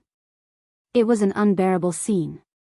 However, there were also many men in the hall who did not care about those common women. Instead, they were asking the procuress for Fang Fian's whereabouts. Yo! Ladies and gentlemen, please wait for a moment. Miss Yen learned a new song today and is dressing up now. She'll be out soon. The brothel keeper of the 100 Flowers Tower laughed so hard that her body trembled. It was a pity that she was already over 40 years old. If she were 10 years younger, she might have also charmed all the lechers in the tower. A new song? Great! We're going to have a good time today. Haha. That's right. We didn't come here in vain. Being able to listen to Miss Yen sing a song is really worth coming to this world. Everyone was excited when they heard that Fang Fian had a new song. They must have heard Fang Fian singing before. The waiting time was unbearable. The young masters drank the fine wine, but they felt that the wine in their cups had lost its flavor. However, they did not like the ordinary women beside them, so they could only drink cup after cup of wine into their stomachs. Fortunately, Fang Fian did not make them wait for too long. After about 15 minutes, Fang Fian's graceful figure finally appeared behind the stage on the first floor. She was wearing a light pink dress with a pure white veil over it, which accentuated her graceful figure. Her long hair was casually draped over her back. There was no decoration on her head except for a light blue ribbon that gently tied a lock of hair. She wore a pearl necklace on her neck. The pearls shone slightly under the light in the hall, making her skin as white as snow. She looked like a fairy who had descended to the mortal world. Her hands were soft, her skin was creamy, her collar was smooth, her teeth were like a gourd, her eyebrows were like moths, her eyes were beautiful, her eyebrows were like emerald feathers, her teeth were like shells, and her waist was like a bundle of silk. The lower half of her beautiful eyes were covered by a white, silk-like veil, but it still couldn't hide her alluring face. Her gaze was pure like water, occasionally carrying a hint of melancholy, giving people a feeling that they could only look at but not touch. It was intoxicating, and it was beautiful to the extreme. Lady Yen, Lady Yen, I love you. Lady Yen, I love you too. As soon as Fang Fian appeared, all the flowers in the hall paled in comparison. Compared to her, the other girls could only be considered as ordinary women. She was so pure and holy that people could only look at her from afar, not daring to take a step closer. The young masters in the hall immediately let out a burst of wailing and howling. Such a peerless beauty, it was rare for them to fight over her. Due to the veil, people could not see whether Fang Fian was happy or angry. People cheered and shouted, but she just stood on the stage quietly with her hands crossed under her abdomen, motionlessly looking at the crowd in front of her. After a long time, the cheers finally died down, and at this time, there were a few more tables on the stage. They were brought up by the servants in the brothel during the cheers just now. On the tables, there was a dark red, high-quality guqin made of paulownia wood and catalpa wood. Next to the guqin, there was also a green, hollowed-out glass cup. Fang Fian bowed slightly to the crowd, then she opened her red lips and said, "Young masters, Fian accidentally learned a song today, and I'm here to perform. If I don't sing it well, I hope you won't laugh at me." Her voice was very soft, and as sweet as honey, flowed into the ears of the crowd like aged peach wine. The young masters below the stage were intoxicated. "Lady Yen, you're too modest. If you don't sing well, then no one in Chang'an can sing well. Lady Yen, we'll love whatever you sing." "That's right. Lady Yen, quickly sing." In Sima Xiangru's Ode to the Upper Forest, there was a saying, "Long eyebrows are continuous, a slight smile is disdainful, and the soul is captivated, and the heart is happy." This was the current state of this group of people. The person they liked was the best no matter what she did. So what if she didn't sing well? As long as she was beautiful, everything would be fine. Fang Fian nodded slightly, then slowly knelt in front of the tables. Her white, jade-like fingers first plucked the strings. After she felt that the sound was mellow, she took a deep breath and began to sing. A beautiful and mellow melody spread from the center of the stage. Suddenly, there was no other sound in the hall except for the sound of the guqin. On the tables, green smoke curled up from the glass cup, exuding the fragrance of osmanthus flowers. This fragrance and the elegant sound of the guqin drifted out of the window with the wind and flew into the clouds. On the stage, Fang Fian was kneeling beside the guqin. Her jade-like fingers danced and plucked the strings of the guqin. Her jade-like slender hands danced rhythmically on the strings, making it seem as if a fairy was playing the guqin. After the beginning of the melody, she finally opened her mouth and sang, "This is the call of the heart, this is the dedication of love, this is the spring of the world, this is the source of life. Ah! As long as everyone gives a little bit of love, the world will become a beautiful world." Compared to the dedication of love sung by the modern Weiwei, Fang Fian's singing was more beautiful and lovely. This had nothing to do with her singing skills. The main thing was that Fang Fian's voice was mellow and pleasant to listen to, as clear as a silver bell. The original version's voice belonged to the lingering sound type. It was hard to say which was better, but Fang Fian's voice was more pure and lovely. In the modern world, she would definitely beat all the pure and innocent female celebrities. Since Fang Fian opened her mouth, the rich young men below the stage couldn't close their mouths. They didn't even realize that their saliva was flowing out. Firstly, it was because Fang Fian's voice was beautiful. Secondly, it was the first time they heard such a song that was different from the ancient songs. But they had to admit that it was really nice. Although the lyrics weren't very literary, the meaning in it was very thought-provoking. Everyone was intoxicated by the beautiful world described in Fang Fian's song. Even Fang Fian herself was intoxicated by it. As long as everyone gives a little bit of love, the world will become a beautiful world. What a beautiful hope. Unknowingly, the song soon came to an end. When the last note of the guqin sounded, the hall finally fell into complete silence. However, this was just the calm before the storm. Not long after, a wave of cheers erupted in Hundred Flowers Tower. Beautiful. It's so beautiful. This song is so beautiful. The song was just like the person. The song was beautiful, and so was the person. Miss Yen, sing it again. Yes. Sing it again. Chapter 1051. In Hundred Flowers Tower, Fang Fian sang Devotion of Love 3 more times in response to the crowd's strong demand. During this time, the Hundred Flowers Tower was filled with thunderous cheers and excitement. Many people in Ping Kong Square heard the music and came to watch the fun. As a result, the number of customers in Ping Kong Square increased by several times today, making the other brothels in Ping Kong Square jealous. The name of this song is Dedication of Love. Only with love can you accept others, only with love can you respect each other. If everyone has love, they can forgive and not blame others. Love is silently contributing, not caring about whether there is a return. Love is resolving disasters, not bearing grudges. Today, Chang and City's Warm Tang Foundation is officially established. Fian hopes that everyone can contribute their love. Just like the song says, as long as everyone contributes a little love, the world will become a beautiful world. Good people will be rewarded. In the hall of Hundred Flowers Tower, Fang Fian sang Dedication of Love 4 times in total. After the 4th time, she stood up and spoke slowly to the crowd. As she spoke, she could not help but feel a wave of sadness in her heart. If the Warm Tang Foundation was established 10 years earlier, her father would not have frozen to death in the winter of that year. She and her mother would not have been left to live alone in the world, and she would not have ended up in a brothel. If her father was still alive, no matter how poor her life was, she would still be the daughter of an innocent man.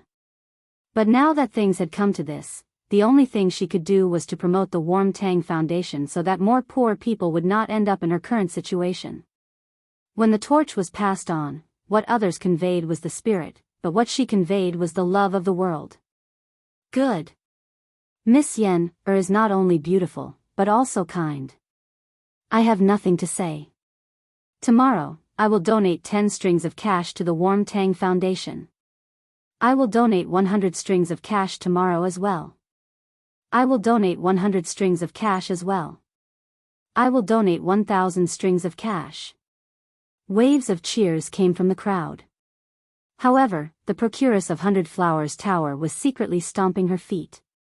If these people donated money to charity, wouldn't the money spent on her tower correspondingly decrease? This kind of thing did not benefit Hundred Flowers Tower at all. Instead, it had hidden disadvantages. Fortunately, Fang Fian didn't say anything else. She just thanked him and left. After that, the stage was given to the other girls in the Hundred Flowers Tower. After all, Li Zixuan had given Mother Hua a political task. The girls in the tower had to sing Devotion of Love 10 times a day. The next day, on the front page of Datong Daily, it was no surprise that the Nguyen Tang Foundation's donation was published yesterday. The top 20 donors were directly highlighted and praised. The headline, no one knew if it was an accident or a coincidence, but it turned out to be, as long as everyone gives a little love, the world will become a beautiful world.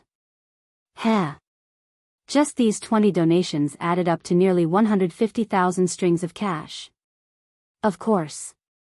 The Marquis of Yong's family donated more than 20,000 strings of cash. Ugh, so much money. According to the usual donation of 4 coal stoves and 200 honeycomb briquettes, how many coal stoves and honeycomb briquettes will the Marquis of Yong donate this time? There are at least several 100,000 of them. But for every 4 coal stoves donated, the Marquis of Yong will lose 200 copper coins. No matter how you look at it, the Marquis of Yong has paid a huge price. Sigh. Who said it wasn't? But the poor people of Chang and City are lucky this year. They definitely won't be cold anymore. Of course. This is all thanks to the Emperor and the Marquis of Yong'an. Hey! Speaking of which, did you buy the coal stoves and honeycomb briquettes at Chitsu Pavilion yesterday to test them? We tried them. It's so convenient to use them to boil water and cook. And a piece of coal can burn for a long time. From yesterday afternoon until now, the coal stoves at home have only burned 2 pieces of coal. Haha. That's right. I also want to say that the coal stoves are good. My second brother said that he's going to buy some coal stoves and honeycomb briquettes today. While the ordinary people were talking about the Nguyen Tang Foundation and the honeycomb briquettes, some elegant people were shocked when they saw the headline. What? What the F***CK? Am I seeing things? Why is the headline the same as the lyrics of the new song that Miss Yen Er sang last night? Wow. It's true. Could it be that the person who wrote the news also went to 100 Flowers Tower last night? What 100 Flowers Tower? What Miss Yen Er? What new song? Brother Lu, Brother Chow, what are you talking about? Ha. Brother Yen, you didn't go to 100 Flowers Tower last night? I didn't go, something happened at home. Haha. I think your tigress didn't let you go, right? Bullsh *T. I'm the head of the family, how can that woman control me? Don't talk nonsense, tell me what happened. Haha. Keep bragging. But it's a big loss that you didn't go to 100 Flowers Tower last night. Why? Because Miss Yen Er sang her new song last night, and it was really good. You don't know, but almost everyone in Peace Lane who was awake went to listen to it live.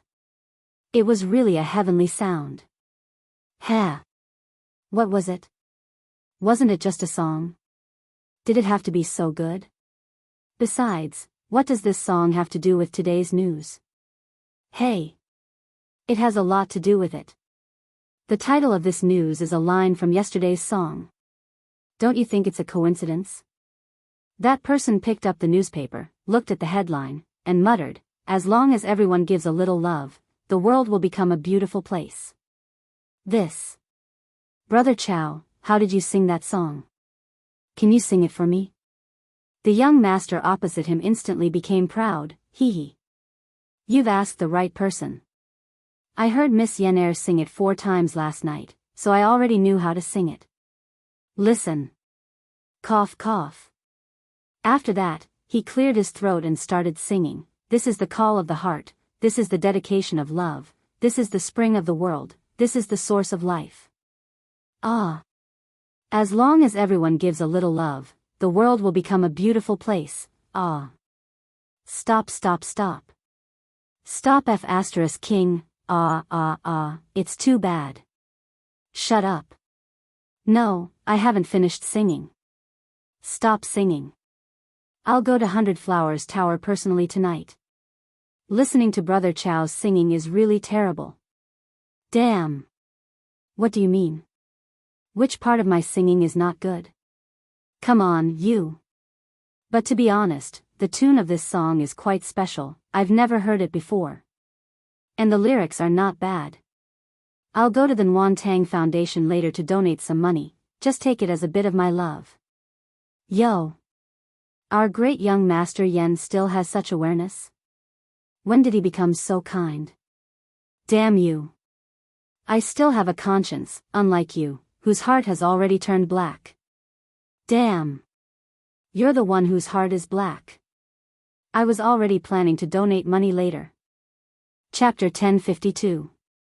Husband, the total is out. Yesterday, our Nguyen Tang Foundation received a total of 250,000 strings of cash. The warehouse at the Chitsu Pavilion workshop is almost half full. In the morning, after breakfast, Han Yushi held an account book and said happily to Li Zixuan. This could be considered her first career. She had always been walking on thin ice in her heart. In the end, after the first day, not only did she not make any mistakes, but she also gained a lot. This made her very happy. Li Zixuan pretended to sigh sadly. Sigh. 250,000 strings of cash.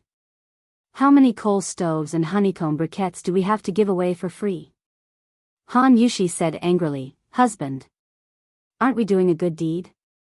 Besides, you were the one who suggested this idea before. Why? Are you regretting it now? Li Zishuan laughed and said, haha. I'm just teasing you. How can I go back on my word? Han Yushi rolled her eyes. She thought for a moment and said to Li Zishuan seriously, husband, now that the donation has been paid, our workshop has to hurry up and prepare the coal stoves and honeycomb briquettes. Otherwise, people will say that we only accept money and don't do anything. Li Zishuan nodded slightly. He stood up and said with his hands behind his back, don't worry, my wife. The workshop is already producing coal stoves and honeycomb briquettes. Moreover, Faubert is still recruiting workers these few days. The farmers near Chang and City who are free have basically all been recruited to help. There are also some refugees from other places who are also being recruited to the workshop. Although those people don't have much skill, they don't need skill to make honeycomb briquettes. They only need strength. Han Yushi smiled and said, yes. This way, not only can we speed up production, but we can also increase the income of the people. Husband, you are doing a good deed. Li Zishuan said half-jokingly, hee. Wife, don't you think your husband is comparable to the great philanthropist of 9 lives now? Even if I want to die, the king of hell would probably be too embarrassed to accept me, right? Bah. Why are you talking about death for no reason? Hubby, you promised this concubine that we would be together for the rest of our lives. Han Yushi panicked and hurriedly covered Li Zishuan's mouth as she said angrily. Li Zishuan removed his wife's hand and laughed, ha. Fine. But is a lifetime not enough? That's 2 lifetimes. Cough. While the two of them were speaking shamelessly, a dry cough suddenly came from behind them. Li Zishuan turned his head and saw Yi Fashion standing behind with an awkward expression. Cousin, I have something to talk to you about. I wonder if it's convenient for you now. Only God knew how Yi Fashion, who had just finished his breakfast, was feeling at this moment. However, it was impossible to tell what the child was thinking just by looking at his face. It's convenient. Of course it was convenient. Monk, come and have a seat. Li Zishuan had high hopes for this little cousin of his. Some important people had already shown that they were different from others when they were young. Yi Fashion belonged to this group of people. Han Yushi was a little shy at first when she was caught speaking sweet nothings. However, when she saw that it was Yi Fashion, her expression quickly returned to normal. After Yi Fashion came in, Han Yushi turned around to pour a cup of hot water. She smiled and said, Monk, let's sit down and talk. Come, it's cold. Drink some hot water. Yi Fashion took the cup and was flattered. Thank you, cousin-in-law. Han Yushi said, you're welcome. Yi Fashion then looked at Li Zishuan and said, cousin, after yesterday, the Nguyen Tang Foundation should have received a lot of donations, right? Li Zishuan nodded and said, That's right. Preliminary calculations show that it's about 250,000 strings of cash. Even though he was mentally prepared, when he heard this number, Yi Fashion could not help but be shocked. He widened his eyes and said, so much? Then, cousin, when do you plan to use this money to officially do good deeds? Li Zishuan thought for a while and answered, in 2 days. Why? Monk, do you have any suggestions? Yi Fashion shook his head and said, I don't have any suggestions. Cousin, you have more experience in this area than I do. I just want to help you run some errands when the time comes. This can be considered as doing good deeds. Haha. No problem. Actually, when the time comes, there will be a lot of things to do. For example, investigating the poor farmers in the villages, delivering coal stoves and honeycomb briquettes to them, and recording the accounts. All these require manpower. Monk, if you're willing to come and help, that's the best. I'll do my best. In the morning, when the morning court was about to end, Li Zishuan took the carriage and went to the palace again. After the eunuch reported his arrival, Li Zishuan met Li Er in the Ganlo hall. What's wrong? You've been running to the palace recently. In the past, when you saw me, you couldn't wait to take a detour. What's wrong with you now? Have you changed? Li Er raised his head and joked with him. Li Zishuan's face was instantly filled with black lines.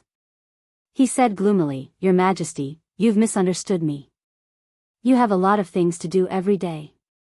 You're responsible for the entire Tang Empire.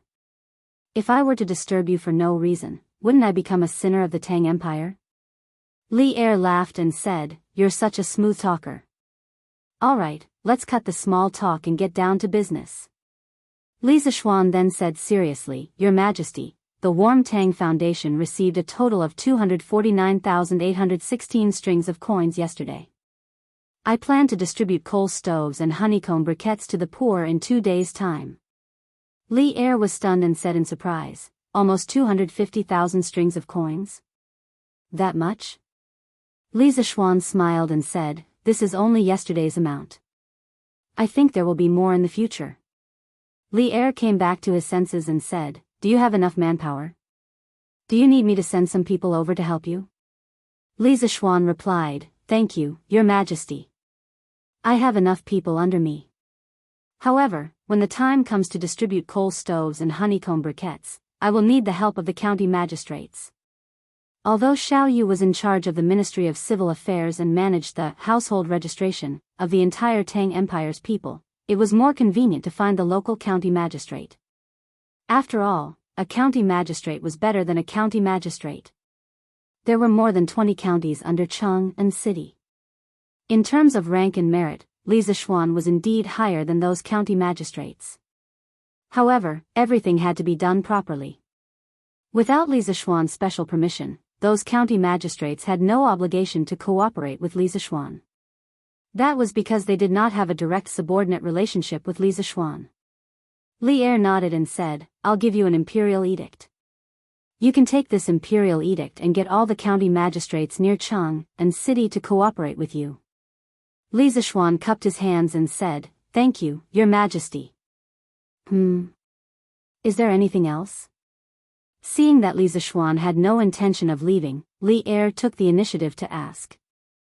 Chapter 1053. Inside the Hall of Nectar. Li Zishuan said again, Your Majesty, I have an idea, but I don't know if I should say it. Li Er said unhappily, If you have something to say, just say it. Since when did you know how to do this? Li Zishuan smiled and said, Your Majesty, I think that if we want the people to do good for a long time and let the Warm Tang Foundation continue to operate, we have to give out some rewards to encourage the people and rich merchants to donate money. Back then, Zilu was praised by Confucius for saving people from drowning, and Zigong was criticized by Confucius for not receiving gold for saving people. It's not completely unreasonable.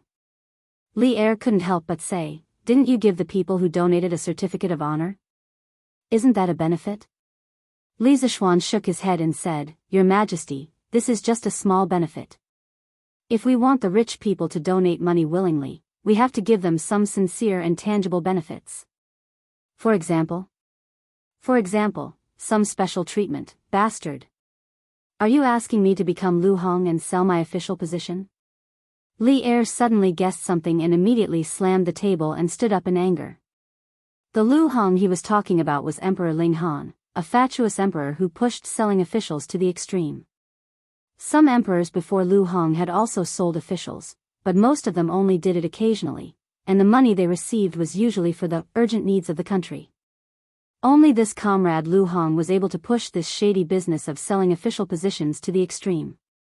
The most ridiculous thing was that this comrade had actually opened an official exchange in the West Garden. He had clearly marked the price and openly sold officials. Regardless of talent, character, integrity, as long as one had money, they could buy officials. And the money from selling officials would all go into Emperor Ling Han's own pocket. This guy even unified the market price of officials and personally set the rules for selling officials. He set the price of an official's position to be 10,000 times the official's annual income. For example, an official's position with an annual salary of 2,000 sure was priced at 20 million. His method of selling officials was very innovative, and he was not willing to let go of any opportunity. Even Zhang Wen and the others, who had made great contributions and had a high reputation, had to first pay enough money to the emperor to buy an official position before they could ascend to an official position.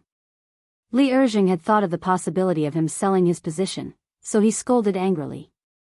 Li Zishuan stared blankly, thinking, when did I ask you to sell your official position? Is it because your imagination is too rich? Your Majesty, I have no such intentions. This official's idea is that every year, we should select 3 people from the people who donated money and give them the title of righteous merchants of the world. It was just a title. Not only would it not damage the prestige of the imperial court, but it would also stimulate the enthusiasm of the wealthy citizens to donate. Moreover, there were precedents before. It's just a few more, right? In order to prevent Old Li from misunderstanding again, Li Zishuan directly told him his plan. Just a title? You brat, it's easy for you to talk. Do you think the title of righteous merchant is so worthless? Li Er said with a dark face. Your Majesty, I didn't say that it was worthless. According to my preliminary estimates, if a wealthy businessman wants to be selected, he will have to donate at least 50 to 60,000 strings of cash. This wasn't cheap at all. Moreover, all the land under the heavens belongs to the emperor, and all the people who live on the land are the emperor's subjects. Businessmen are also your Majesty's subjects. Why should your Majesty be so biased against them? Li Zishuan couldn't help but say. Li Er frowned and didn't say anything. After a while, he said meaningfully, You're here to persuade me today. The division of scholars, farmers, workers, and merchants has existed since the spring and autumn period, and it has been like this for generations. How do you want me to change it? Li Zishuan clasped his hands and said, this official has never thought of changing the status of the merchants, but this official feels that giving the title of righteous merchant of the world to some merchants who have made outstanding contributions to the Tang dynasty should be harmless. For example, Feng Zhihua from before. Li Er thought for a moment and finally waved his hand and said, All right. All right. I'll give you a place every year. Li Zishuan laughed and said, this official thanks your Majesty on behalf of the millions of merchants and poor citizens of the Tang dynasty. Li Er waved his hand and motioned for a certain someone to scram. Your Majesty. Does this year count? Scram. Hey. I didn't say it doesn't count, I just said scram. That means it counts this year too. Sitting in the carriage, Li Zishuan muttered to himself as he recalled the situation in the Sweet Dew Hall. As long as everyone gives a little love, the world will become a beautiful world. Just as he was thinking, Li Zishuan suddenly heard someone humming a tune outside the carriage. He couldn't help but feel happy. He thought to himself that this modern song had spread quite quickly after it came to the Tang dynasty. However, he didn't know that the reason why this song, Dedication of Love, could spread so quickly was that, other than the special tune itself, the main reason was that the first singer, Fang Fian, was extremely charismatic and sang it very well. While listening to people humming along the way, he unknowingly arrived home. Sir, you're finally back. He jumped out of the carriage and found little Fishy waiting at the door. Li Zishuan smiled and said, What's the matter? Are you looking for me? Little Fishy took out the newspaper from behind and walked to Li Zishuan. She pouted and said angrily, Sir, you're asking the obvious. Why did you insist that I change the headline to this yesterday? Little Fishy pointed at the headline on Datong Daily with a hint of displeasure on her face. Li Zishuan suddenly understood, but he said, Oh. This headline. Little Fishy, don't you think this headline has a better meaning? Little Fishy said angrily, Sir, you're still pretending. I did think so yesterday, but I only realized today that I was fooled by you. This headline is exactly the same as the song that was being sung at 100 Flowers Tower in Ping Kong Fong last night. Now, everyone in the editorial department is asking me if I went to Ping Kong Fong last night to listen to that song. Even Steward Ma asked me this morning. Damn it. Li Zishuan wanted to laugh when he heard that, but he quickly held it back. He held back his laughter and said with a straight face, Ahem. Coincidence. It's definitely a coincidence. Those people in the editorial department are really too much. Little fishy, you're a pure and innocent girl. How could they say that you went to that kind of place? The next time I go to the workshop, I'll definitely give them a good scolding. Little fishy's face suddenly turned bright. She said, that's right. Sir, you must give them a good scolding. I didn't go, but they insisted on slandering me. I did want to listen to that song, but there was no one to accompany me. These people are really despicable. Li Zishuan was stunned. He didn't get little fishy's anger at all. What was this little girl thinking all day long? She actually wanted to visit a brothel. Oh my God, was she a demon? Chapter 1054. In the morning, when the doors of the Warm Tang Foundation opened, it welcomed even more donors than the day before. Of course, there were also quite a number of people who came to donate money after listening to the song, Dedication of Love. Speaking of which, the merchants who had donated money yesterday and received a certificate of honor for doing good, all of them had their certificates of honor framed and hung in the most conspicuous place in their shops, attracting the attention of the customers who came and went. When the shopkeepers who did not have a certificate of honor for doing good saw this, they were more or less unhappy, so they came today to get a certificate. Otherwise, if other people had won and they did not, wouldn't they lose out in terms of prestige? Li Zishuan was very happy to see this kind of behavior where people competed even when doing charity. He did not approve of people competing for power and influence, but he approved of people competing for charity. What he wanted was the kind of enthusiasm that if you donate 100 strings of coins, I will donate 200 strings of coins. The Warm Tang Foundation was still popular, but Curious Pavilion was not bad either. In fact, it was even more popular. The people who came to buy the coal stoves and honeycomb briquettes yesterday were all believers of Curious Pavilion. They firmly believed that the things from Curious Pavilion were the best, so they bought them as soon as possible. However, after the first batch of testers tried it, people realized that honeycomb briquettes were indeed better than charcoal by a few hundred times. Therefore, basically, people who were not poor came to buy the coal stoves and honeycomb briquettes. These things were the best tools to survive the winter, boil water, and cook rice. As for those who were really poor and could not afford the coal stoves, they were hoping that the Warm Tang Foundation would come to send warmth. This winter, no one in Chang'an City would be cold anymore. Yo! Uncle Hu, Uncle Nyo, Second Master Lu, why are you all here? In the afternoon, Li Zishuan went to the workshop in Plum Village to check on the progress of the production of the coal stoves and honeycomb briquettes. However, he saw Hu Hanyun, Lu Wanshan, and the other villagers of Plum Village outside the workshop. Moreover, there were also villagers from other villages in his fief. There were at least a few hundred people in total. Young master, it's been cold recently, and there aren't many herbs in the mountains. It just so happens that you need manpower in your workshop. Since we farmers have nothing to do at home, we all came to help. Hu Hanyun was knocking on a piece of coal when he saw Li Zishuan coming over. He stopped what he was doing and replied. Fu Bin and his men were mining happily in Yifang County. Moreover, the goods route from Yifang County to Chang'an had been completely opened. Basically, every 2 days, a large batch of iron ore, sulfur ore, and coal would be shipped here. The sulfur ores were naturally piled up in the warehouse, while the iron ores and coal ores were piled up outside the workshop. Because there were too many of them, they took up space inside. Yes. Young master, you're using the coal stoves and honeycomb briquettes to do good deeds. Even if we farmers donate money, we won't be able to donate much. If we help young master make honeycomb briquettes, isn't that the same as doing good deeds?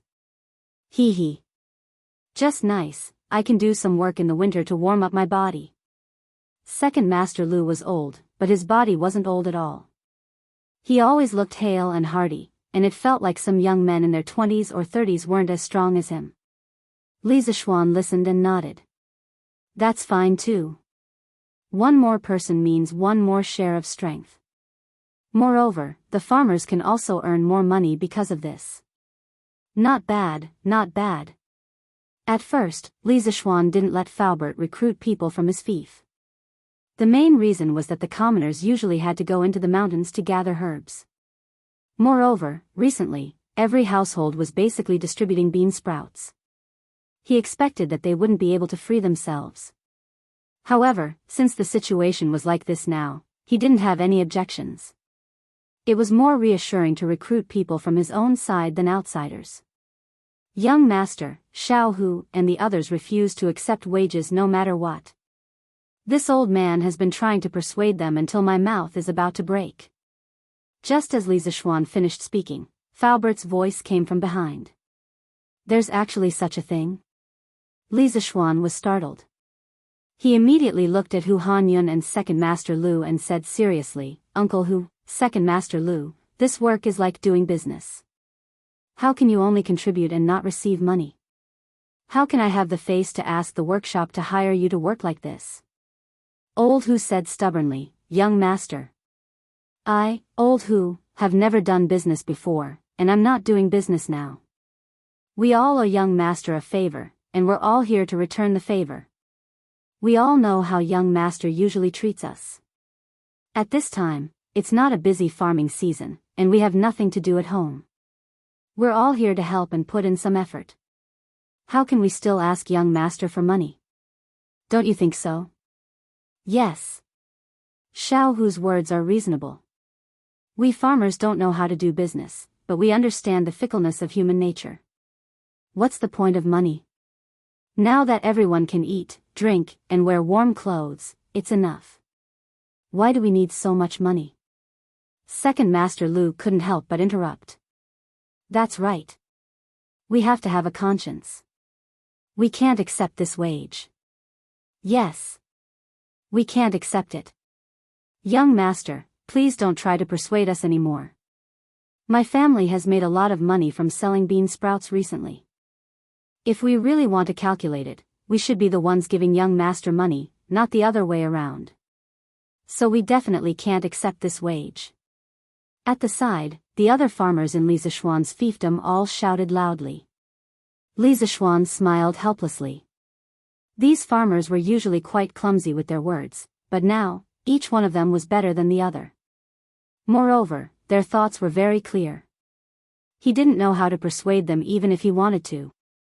All right then. I'll accept the friendship of my fellow villagers.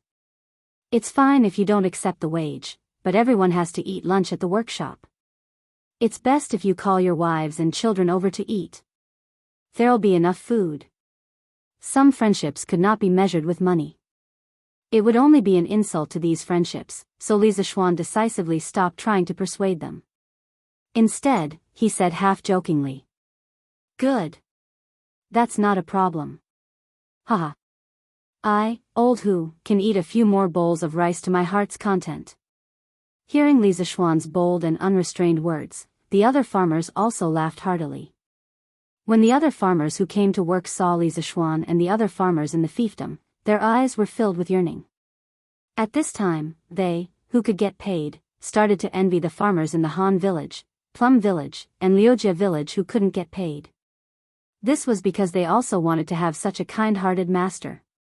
Faubert, ask the people below to improve the food conditions of the construction site. At the very least, we must ensure that there's fatty meat in every meal. After entering the workshop, Li Zishuan said to Faubert. The corners of Uncle Fu's mouth twitched. This is really... Of all the construction sites in Great Tang, which one would provide meat for every meal? However, he also knew that Li Zishuan didn't lack money, so he didn't object. Yes, young master. Chapter 1055. That's right, Faubert. The workshop recently gave me 2,200 coal furnaces and 220,000 honeycomb briquettes. I have a use for them. Li Zishuan thought for a moment before speaking to Faubert. He planned to give 2 coal furnaces and 200 honeycomb briquettes to every farmer in his fief for free. Since the farmers were not willing to accept wages, he could only use this method to give them benefits. Furthermore, it did not add up to much, and he had already donated 20,000 strings of cash to the Warm Tang Foundation. There was no reason for him to only take care of outsiders and neglect his own family, right? Young master wants so many coal furnaces and honeycomb briquettes. Are you planning to give them to the farmers? Faubert thought for a moment and understood Lisa Schwann's intentions. Furthermore, after interacting with Lisa Schwann for so long, he had more or less figured out Lisa Schwann's personality. He knew that Lisa Schwann had always been very kind to his own people. Haha. That's right. We can't really let the farmers work for free, right? Lisa Schwann said with a smile. Faubert shook his head and did not deny it. In any case, he felt that Lisa Schwann was already very kind to the farmers. Even if he did not give them wages, there was nothing wrong with it. Faubert, can the workshop keep up with the iron smelting speed, the furnace speed, and the honeycomb briquettes production speed? Lisa Schwann finally asked the question he was concerned about. Faubert nodded lightly. It can keep up. Now that the workshop has recruited close to 5,000 workers, there is no need to worry about the honeycomb briquettes production speed. The furnace is also smelting iron day and night, so we don't lack iron here. As for the furnaces, as long as there is no shortage of iron, the workshop's production speed can keep up with the consumption speed of the interesting pavilion. Now at night, the workshop was ablaze with flames. Because the blast furnace had to work day and night, there was no such thing as light pollution in this era. On the contrary, the people of Plum Village liked this scene and treated it as a unique landmark of Plum Village. Yes. Since that's the case, I'm relieved. Lisa Schwann nodded. Then, he walked around the workshop again. After making sure that everything was running in an orderly manner, he went home. The next day, Thursday, Yenhuang College's final exam was held as scheduled amidst the cries of the students. At 7:45 a.m., the bell and drum sounded, and all the invigilators in the examination hall began to distribute the test papers. The arrangement of the examination venue and time was similar to that of the previous monthly examination.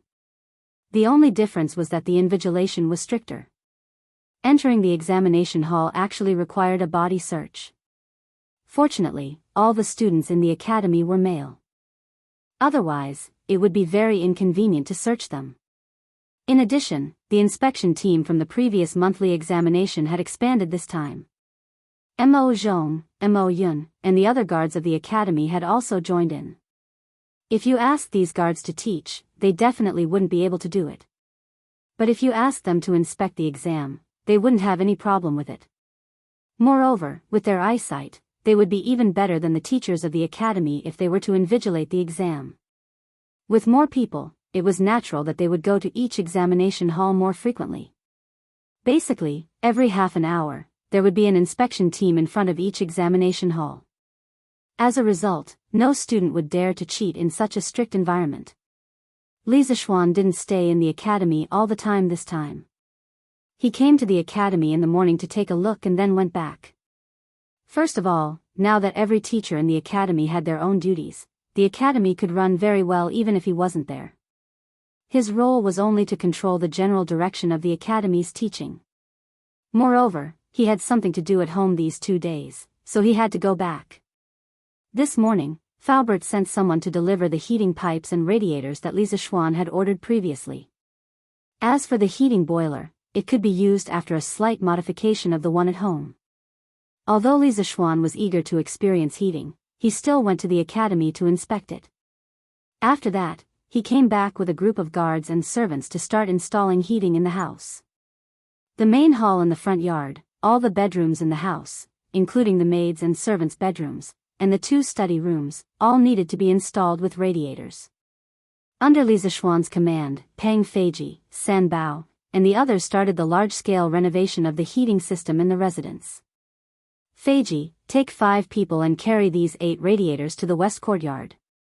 As for the pipes outside, you guys install them according to the method you used in the front yard, understand? Understood. Xiong de, Xiong air. You 2 brothers, get 2 more people to carry this boiler to the east courtyard.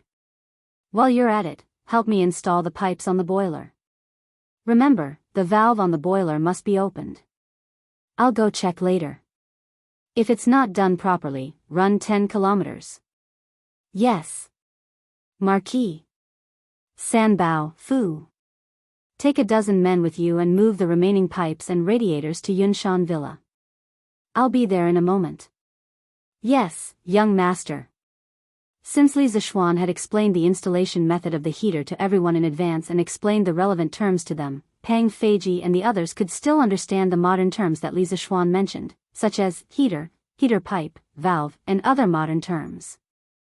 Under his command, when it was close to noon, a total of more than 40 rooms in the Li residence that needed heating had all been installed with radiators. The heating pipes had also been preliminarily installed, and all that was left was to test run. Old Man Li, Madam Li. There were also the 3 members of the Yi family. They stood at the side, stunned. They couldn't even get a word in because they had never seen such a thing before. They could only watch from the side as Li Zishuan ordered the people to get busy. Little Xian, with just this, you can make the house as warm as spring? Seeing that Li Zishuan was almost done with his work, Li Jingma walked over and finally asked the question that had been in his heart for the entire morning. The rest of the family also looked over. Obviously, they didn't believe that Li Zishuan had made the radiators sound so magical. Hey! Father!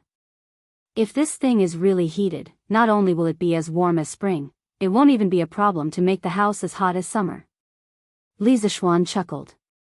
Many things that were impossible in the eyes of the ancients were so natural in the eyes of a modern person like him. Go away. You're bragging again. If it doesn't work, I'll see where you're going to put your face. Li Jingma heard that his son was getting more and more ridiculous. He couldn't help but feel annoyed. Hee. There's no point in saying more. Father, you better watch carefully later. See if your son is bragging. Chapter 1056. Start burning.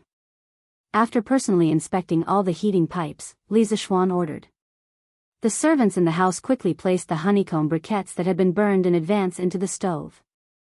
In order to maintain enough steam, the capacity of the stove was 10 times larger than that of ordinary honeycomb briquettes. Therefore, the amount of coal consumed every day was not to be underestimated. After a while, the sound of boiling hot water could be heard from the pot. Li Zishuan quickly ordered, Feiji, quickly bring some people to check all the heating pipes in the house. See if there are any leaks. If there are, report to me immediately. Pang Feiji bowed and cupped his fists. Yes, Marquis. After that, Brother Chicken immediately brought a group of guards and split up to check the heating pipes that had just been installed. Old Man Li, who was watching from the side, felt a little unbearable. He went back to the main hall in the front yard and squatted in front of the radiator. He wanted to feel if there was any temperature. Drip. He didn't feel any temperature, but he heard the faint sound of water dripping from the heating pipes. After a while, it became the sound of flowing water. It was the sound of flowing water. However, the radiator was still cold.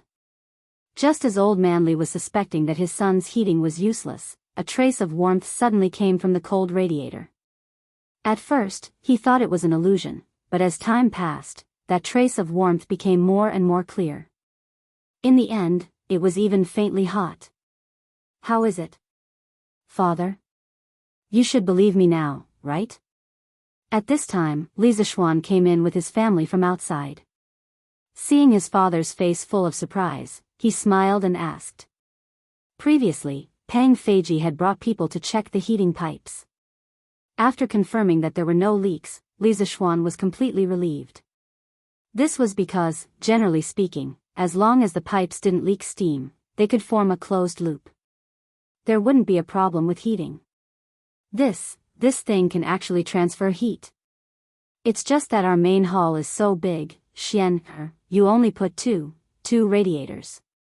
If it's far away, can you feel the warmth? At this time, Li Jingma already believed that radiators could indeed conduct heat, but he did not believe that 2 radiators could warm a room. Li Zishuan did not say anything, but Yi Guizhong spoke up.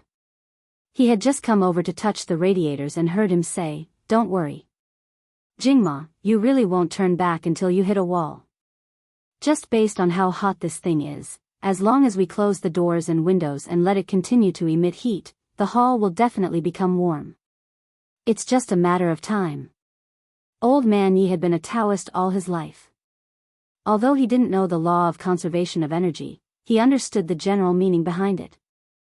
Sure enough, an hour later, when lunch was served, Li Jingma couldn't help but wipe the sweat off his forehead and take off his thick fox fur coat because he actually felt hot. Ah! Mother! Lan is hot too. Lan ran to Madame Li and said crisply. Madame Li had no choice but to help the little girl take off her fox fur coat. The little girl's voice was filled with excitement. This is great. Now I don't have to sleep under a thick blanket at night. Brother, this radiator you made is really amazing. Everyone laughed. To the little girl, the radiator's only advantage was that she didn't have to sleep under a thick blanket at night. Hee hee. Good. Good. This way, as long as we stay in the house during winter, we definitely won't catch a cold. And this radiator is much more comfortable than a fire. Old Madame Yi said with a smile. Speaking of which, during this trip to Chang'an, the three of them had seen a lot of new things. Of course.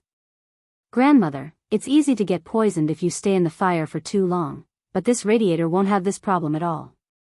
At most, it will make the air a little drier, but this problem can be solved by putting a basin of water in the house. Li Zishuan said with a smile. When it came to heating in winter, the most comfortable and natural method was the radiator.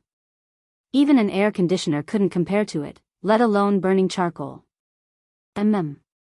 It's really good. This time, our house can really be as warm as spring in winter.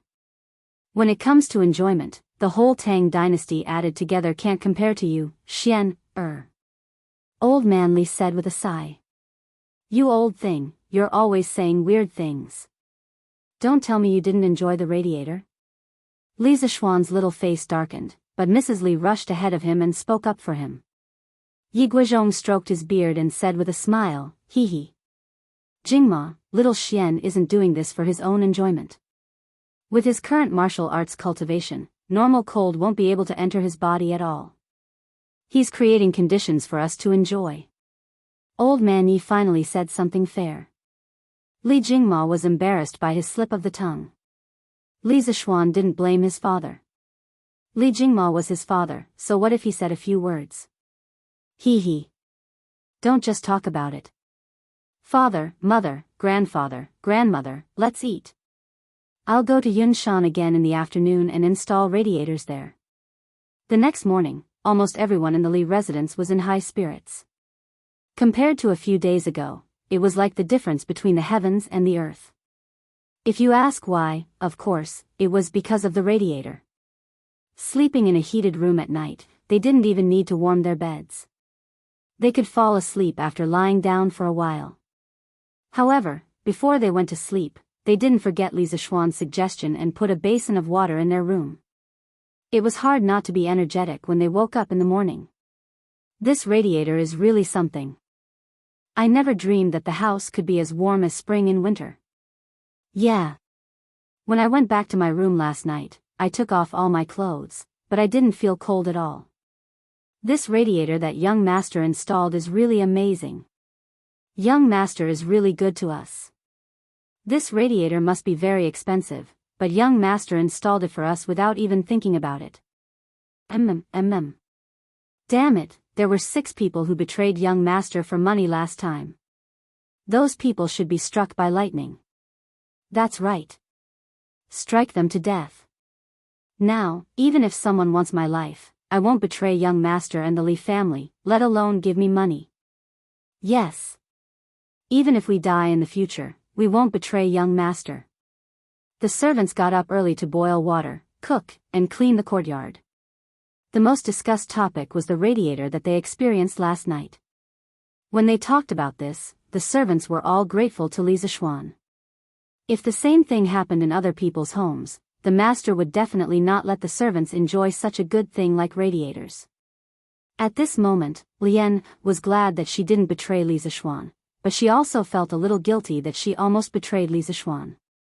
She had mixed feelings.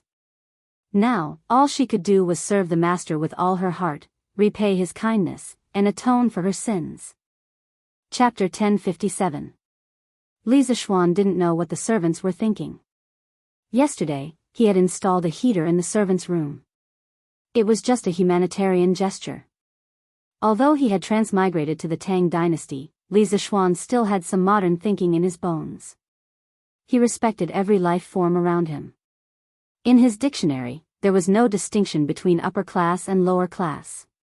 After getting up and having breakfast, Li Zixuan went to the academy, while Han Yushi went to the Warm Tang Foundation.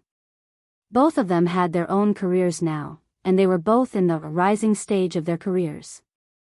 They could not stay at home every day and leave the academy or the foundation alone. Sitting in the carriage, Li Zixuan couldn't help but shake his head. His and his wife's current situation was very similar to most couples in the modern world. After breakfast, they had to go to work. The only difference was that they were like bosses. Sometimes, they didn't have to go to work. They had a lot of freedom. When they arrived at the academy, Li Zixuan was in Yan Silu's office, chatting with Yan Silu and Li Gang. Haha. These 2 days, the students of the academy have been working harder than usual. I was in the cafeteria just now, and I met a student who was eating and reading at the same time. It's really not easy. Yan Silu sighed with a smile. Li Gang shook his head. That's nothing. Last night, this old man had a sudden impulse and went to the student dormitory to check on the dormitory. I found that it was already 9:45 p.m., but some dormitories were still lit up. This old man went in to take a look and saw 6 people neatly lying under the lights, reading books. This old man originally wanted to punish them according to the rules of the academy, but when I thought of how hard they had worked, I directly let them turn off the lights and go to sleep. Sigh, in the end, it's Yamacho's fault for bringing the exam forward so suddenly. The old man didn't blame Li Zixuan. He mainly cared about his students. At his age, fame and fortune were no longer important to him. The only thing he cared about was passing down his legacy. Yanhuang College was the place where knowledge was passed down. He had long regarded this place as his home and the students of the college as his own children. Sirs, in fact, people are forced to do so. The students are working so hard mainly because they feel a sense of urgency. They are still young, and a little pressure can only be good for them. There is no harm. Li Zixuan explained. To Li Zixuan, who had experienced the college entrance examination in his previous life, this was not a big deal. Besides, the earlier the exam, the earlier they could enjoy it. Now that the weather was so cold, wouldn't it be great if a portion of the students could have a holiday after the exam? As for why it's only a part and not all, oh, right. Mr. Yen. After the exam this afternoon, tell the students not to leave in a hurry. I have something to announce. Li Zixuan suddenly added. Yes. Yan Silla nodded and couldn't help but ask, is Yamacho going to announce the duration of the holiday? Starting from the time of Emperor Wu of Han, there were officially established schools. This was the Imperial College recorded in the history books. The students who studied there were called Imperial College students. At that time, the students had already established a holiday system. The main ones were the farm leave and the holiday. It was a bit like the modern winter and summer vacations. The duration of the holiday was usually 1 to 2 months. Of course, for students who traveled long distances, the time spent traveling to and from school was not included. Yanhuang College's winter vacation was considered late. The Imperial College had already started their holiday half a month ago. Haha. More or less. In the future, our college will call this holiday winter vacation, and the farm leave in the summer will be called summer vacation. In a while, I will make some arrangements for the students. The college had a lot of new concepts and terms, so it didn't matter if there was an extra winter and summer vacation. However, when Li Zixuan talked about the arrangements for the winter vacation, why did the smile on his face look so creepy? After staying at the college for a while, Li Zixuan returned to the courtyard to rest. Yesterday afternoon, he had brought some people to install a heater here. It was a good time to go in and enjoy himself. Hey! I have to find some time to install a heater in Li Gang's house too. The old man is so old, how can he stand the cold? After installing the heater, I will ask priest Sun to give him a physical examination next year. Li Zishuan was inexplicably startled. He suddenly remembered that according to history, Li Gang had less than 4 years to live. Moreover, the old man was now 81 years old. Let alone the academy, even in the entire Great Tang, people of this age were as rare as phoenix feathers and Qilin horns. He absolutely had to be taken care of. Therefore, Li Zishuan planned to install a heater in Li Gang's courtyard. In addition, he was thinking of asking Sun Simiao to give Li Gang a physical examination. He sincerely hoped that his arrival could slightly change history and let Li Gang live a long life. Clang, clang, clang. In the afternoon, the sound of gongs and drums suddenly rang out in Yanhuang College. It meant that the students' 2-day final exam was finally over. Stop writing. Stand up. The teachers in the 32 examination halls gave the order at the same time and started to collect the papers. Regardless of whether the students had finished or not, they all obediently put down their pens and returned to their classrooms after handing in their papers. Then, the students started to chat. Some compared their answers, some complained that they did not do well, and some looked forward to a better life during the holidays. Suddenly, the classrooms of each class became noisy. However, not long after, the students regained their silence. This was because their respective form teachers came and brought a notice: all students, gather at the sports field. The students did not find anything unusual. They guessed that Li Zishuan was probably going to tell them some things to take note of during the holidays. However, Li Zishuan's first sentence almost made the students kneel down. Students, although the final exam to test your results for this semester is over, your semester is not over yet. You have more important tasks to do next. Buzz, buzz, without any pleasantries, Li Zishuan immediately laid out his plan. The students were still fantasizing that they could finally finish their exams and go home to relax during the holidays. They didn't expect that their dreams would be mercilessly shattered by Li Zishuan in one fell swoop. The students found it hard to accept and could not help but whisper to each other below the stage. Damn! Does Yamacho mean that they are not going to give us a holiday? No, it's going to be the Chinese New Year in about 20 days. What does Yamacho mean? Please don't give us a holiday. My house is far away. We have to leave early to go home. Otherwise, we won't be able to make it in time for the Chinese New Year. Isn't this too much? Chapter 1058. That's enough. Quiet down. The students whispered among themselves for a while before Li Zishuan used his penetrating voice to stop them. The rowdy crowd instantly quieted down.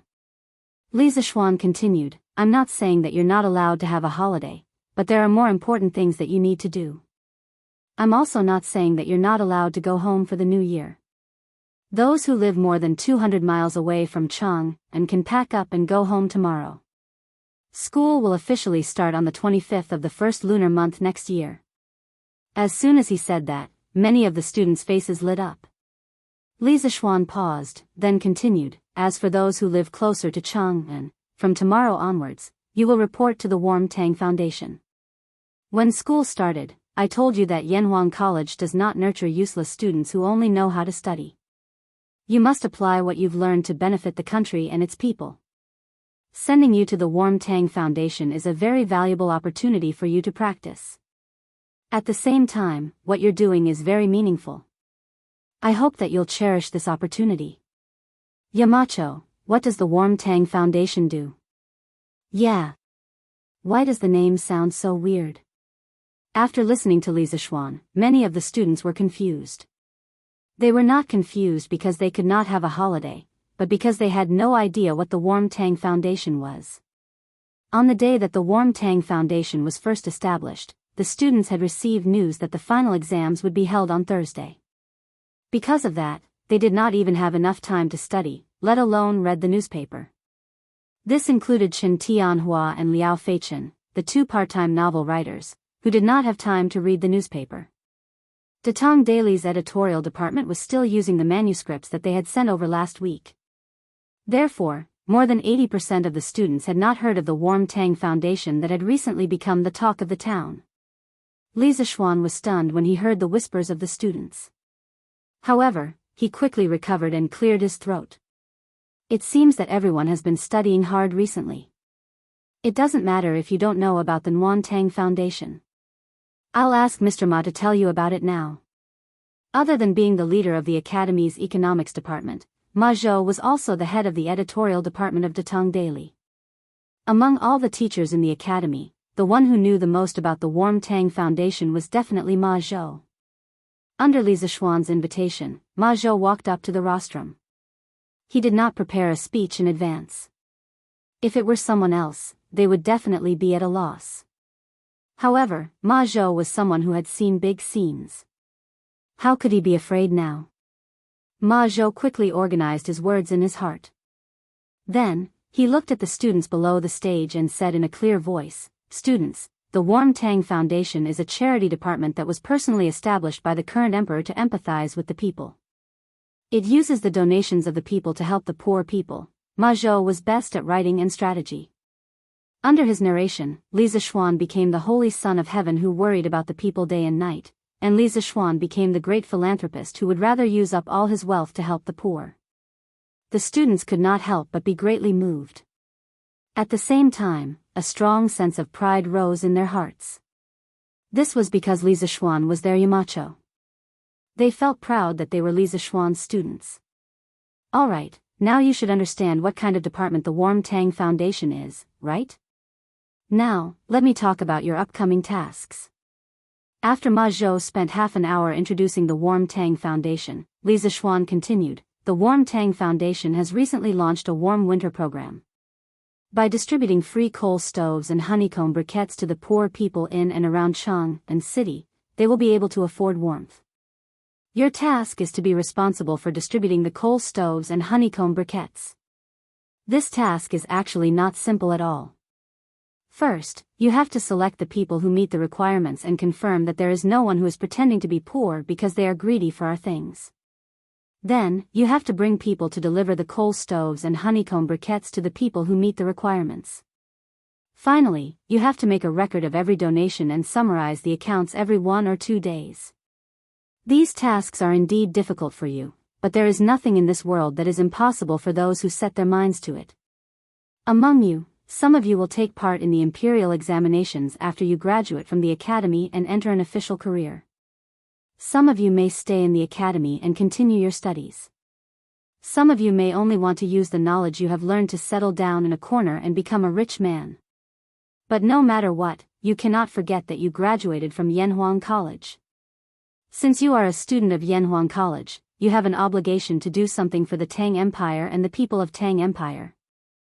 Many years later, when you look back on this holiday practice, you will definitely not regret the effort you have put in. Good and evil will be repaid, and the heavens will reincarnate. Your good deeds will definitely be rewarded. I hope that you will put your heart into this holiday practice. I hope that you will use your love to warm this city. Use your love to warm this city." After Li Zishuan finished speaking, the entire field suddenly became quiet.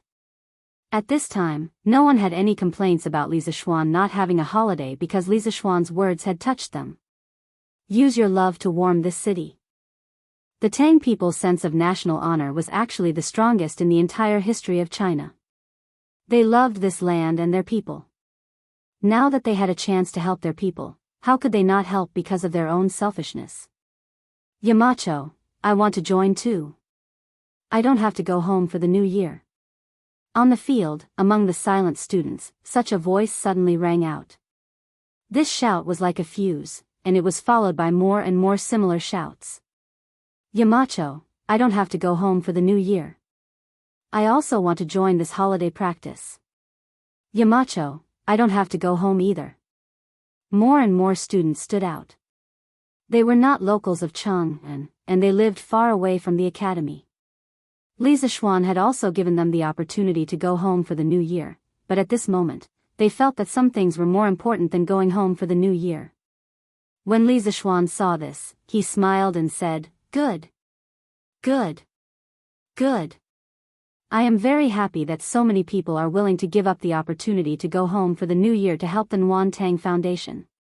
But I still hope that you will think carefully before making a decision. Those who are willing to go home, I will support. Those who are willing to stay at the academy to do good, I will also support. Tonight, think about it carefully, and tomorrow, you will tell your final decision to your class teacher.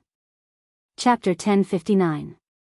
The next morning, when Li Zishuan arrived at the academy, he found hundreds of students gathered in front of the school building. He glanced around and found that the number was about the same as the one at the field yesterday. He could not help but nod to himself. In fact, he placed great importance on the first batch of students from Yanhuang College. This was because the temperament and style of the first batch of students would determine the future of the academy. If they went astray, then the next batch of students would most likely go astray as well. At that time, it would be impossible to correct them even if he wanted to. Fortunately, the first batch of students from Yanhuang College went astray. Yamacho is here. Quick, stand still. Some students noticed Li Zishuan walking toward them. The noisy crowd immediately quieted down. Yamacho, other than 2 students who have urgent family matters, the rest of the students are willing to join the warm winter operation. Ma Zhou walked to Li Zishuan's side and said, Li Zishuan nodded, then walked to the front of the group of students. He paused for a moment before saying, Haha. I'm glad that most of you have chosen to stay. In the next half a month, you will definitely get more than what you put in. Alright, I've said everything that needs to be said yesterday. Let's go now. To the Warm Tang Foundation. Okay. The students answered loudly. And so, more than 600 students, led by Li Zishuan, left Yunshan and headed toward Chang'an City. At the headquarters of the Warm Tang Foundation, there were already people lining up at the entrance to donate money. Compared to the first and second day of donations, the amount of donations received every day had gradually decreased. This was something that couldn't be helped. When something new first appeared, there would be a period of popularity. After that, people would gradually return to their rationality. In fact, the current situation was enough for Han Yushi and the others to be busy. Collecting donations every day was easy. However, when it came to closing the accounts every night, it was not easy at all. This was because there were many people helping out, but few people knew how to calculate accounts. Most of the time, Han Yushi was the one who personally went into battle. Uncle Wang arranged for someone to go to the workshop and get some more certificates of honor. I heard from Sanbao that we are running out of certificates of honor here. The workshop was originally a small room used to store blueprints. Han Yushi had transformed it into a study room. At this moment, she was sorting out the accounts while speaking to Wang Zhong. Yes, madam. Wang Zhong accepted the order and left. Han Yushi lowered her head again, but she suddenly heard a commotion outside. She thought for a moment and recalled what Li Zishuan had told her last night, so she quickly got up and walked out of the door.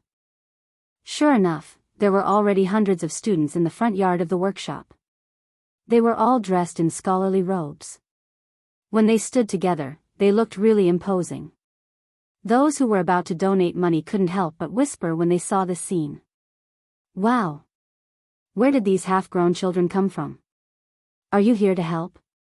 They seem to be students from Yanhuang College. What? A student of Yanhuang College? Did Marquis bring these students to help? Ignoring these people's whispers, Li Zishuan was about to lead these students to the backyard when Han Yushi happened to come out. Greetings, madam. Before Li Zishuan could say anything, the group of students behind him shouted loudly. It was the first time most of them had seen Han Yushi. Sure enough, seeing was better than hearing about her. The students couldn't help but sigh in their hearts that Yamacho and Madame Yamacho were really a match made in heaven. Han Yushi smiled slightly and said, "No need to be so polite. I'll have to trouble you for the next few days." "It's no trouble at all." The students immediately responded when they heard this. Their voices were so loud that it was as if they had been injected with chicken blood. The corner of Li Zishuan's mouth twitched. He thought angrily in his heart, a bunch of little brats. Why didn't I see you so energetic when I asked you earlier? Okay. This is not the place to talk. Let's go to the Drunken Wind Pavilion behind. Li Zishuan waved his hand and led everyone to the Drunken Wind Pavilion behind the workshop. It was his original office courtyard and also the place where he had invented the wireless telegraph. He planned to divide the work and make some strategic arrangements for the students there. Qingke, now the county magistrates of the 22 counties under Chang, and will cooperate with our work. From today onwards, you will be the first team leader of Operation Warm Winter. You will be responsible for bringing people to contact the county magistrates. You have to quickly draw up a list of the poor in each county. Tell them not to over-report or under-report. Otherwise, if I find out, I will definitely settle the score with them. More than 600 teachers and students were gathered in the Drunken Wind Pavilion. Of course, the house couldn't hold so many people. Li Zishuan simply held an impromptu meeting under a pavilion in the courtyard. Li Tai was the most suitable person to be in charge of contacting the local magistrates. With this little fatty around, how would the county magistrates dare to be sloppy? If you asked them to go east, they wouldn't dare to go west. Li Tai didn't expect good things to come so quickly. He couldn't help but feel energized. He quickly nodded and said, "Yes. Yamacho. I guarantee that we will complete the task." But, how many people are there in the first team? Li Zishuan thought for a moment and said, "I will allow you to have 100 people. You can choose your own people. Of course, the other students can also recommend themselves. But in the end, both sides have to agree." Okay. Qingke understands. Li Tai nodded and replied. Li Zishuan continued, "Li Ku, I appoint you as the second team leader of Operation Warm Tang. Qing Chimo will be the vice leader. Your second team's main task is to follow the list provided by Qingke and deliver the coal and honeycomb coal produced by the workshop to the poor people. You can arrange the transportation yourself or ask the students of the academy for help. But you must control the cost. The total operating cost of your second team must not exceed 500 strings of coins. I will allow you to have 400 people in your team. As for which students to choose, you can discuss it later." Li Zishuan felt that it was necessary to let Li Ku control the cost. Otherwise, this child could directly spend money to hire thousands of people to help deliver the goods. Then the rest of the students would be useless. This was not the way to do charity. "Yes. Yamacho." Li Ku frowned, but he still replied in the end. "Okay, Yamacho." Qing Chimo was also a little excited. He secretly thought that Li Zishuan didn't cheat him this time. Li Zishuan then said, "Bruiser, I appoint you as the leader of the third team for Operation Warm Winter. Meng Wenhao and Li Yan will each be the vice leaders. I'll allow your team to have 138 members. You'll be responsible for keeping track of the accounts. First, you'll need to check the accounts of the Warm Tang Foundation every day. Second, you'll need to record every expenditure of the workshop. All the accounts must be done clearly, do you understand?" "Yes, Master." "Yes, Yamacho." The three of them replied in unison. After everything was done, Li Zishuan stood up and said, "Well then, Operation Warm Winter will officially start from now on. Now, you will all be in your teams. Everyone must choose a team. After you are in your teams, follow my instructions and start working." Chapter 1060. Inside the Drunken Wind Pavilion. The students were quickly divided into teams according to the size of their respective teams. The team leaders of each team were all well-known students in the academy. This way, at least they would not be in a situation where they did not know who was better. After the students had chosen their teams, the three teams immediately began to move. Li Tai divided his first team into 22 teams. They went to Chang and County, Wanyan County, and the 20 counties outside of Chang and City. He personally led a team to Chang and County. Bruiser, on the other hand, led his 3rd Brigade to settle the accounts with the Warm Tang Foundation. Li Ku and Qing Chimo led the second team out of the workshop to prepare the carriages. Because Li Zixuan had limited their activity funds, Li Ku and Qing Chumo, who had been pampered since they were young, had no choice but to save money and bargain with others. What? You charge 20 copper coins a day to rent a horse here? Why don't you go rob a bank? Do you think I won't sue you for running a scam? This was Qing Chumo's voice. The shopkeeper's face stiffened. He said in a muffled voice, "Little brother, the entire Shi city is like this. If you don't believe me, you can ask other places. Don't try to blackmail me." Qing Chumo's mouth was smiling, but in his heart, he was cursing. It was not like he had not asked other places, but the prices of the carriages and horses were more expensive than this place. Otherwise, why would he be chatting with an old man here? Oh my. You say I'm blackmailing you? Let this young master tell you, an old horse like yours can only earn 3 copper coins a day at most. Don't think I don't know anything about horses. I've seen the current emperor's white-hoofed shadow, and white-hoofed shadow with my own eyes. 3 copper coins a day is already too much for me. This idiot saw that the old man did not fall for his trick, so he started to boast. The hoofed shadow, green mantis, and Saliot purple that he mentioned were all top-notch BMWs that had accompanied Li Er on his expeditions. Other than these 3, there were also Jianmao Gu, Gua, Shifachi, and Telugu, all of which were Li Er's mounts. In the middle of the Jingguan period, in order to commemorate these 6 warhorses, Li Er ordered Yen Lide and Yen Liben to depict the 6 warhorses in relief, which were placed in the Zhao Mausoleum, and were known as the 6 horses of the Zhao Mausoleum in history. Hearing this, the old man didn't know whether to laugh or cry, and said, "Little brother, since you've even seen His Majesty's beloved warhorse, it means that you're either rich or noble. Tell me, why are you arguing with me over a few copper coins?" Qing Chumo cursed in his heart again. It's true that I'm rich, but I can't spend it now. Just as Qing Chumo was about to go berserk and beat someone up, Li Ku walked over from the other side of the street. "Cho Ox, what's wrong? Have you reached an agreement?" Li Ku asked after he came over. They had split up into several groups to look for carriages and horses. He had just finished talking with the owner of a carriage company and had come over. "Not yet. This shopkeeper is stubborn. Little Ku, you only gave me so little money, there's no way we can talk about this business. It's better for you to talk to him."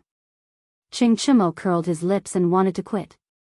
When the old man heard Qing Chumo say that he was stubborn, he couldn't help but twitch the corner of his mouth. He actually wanted to beat someone up now. However, he saw that although Li Ku was young, he couldn't hide his noble aura. He knew that Li Ku's background was not small.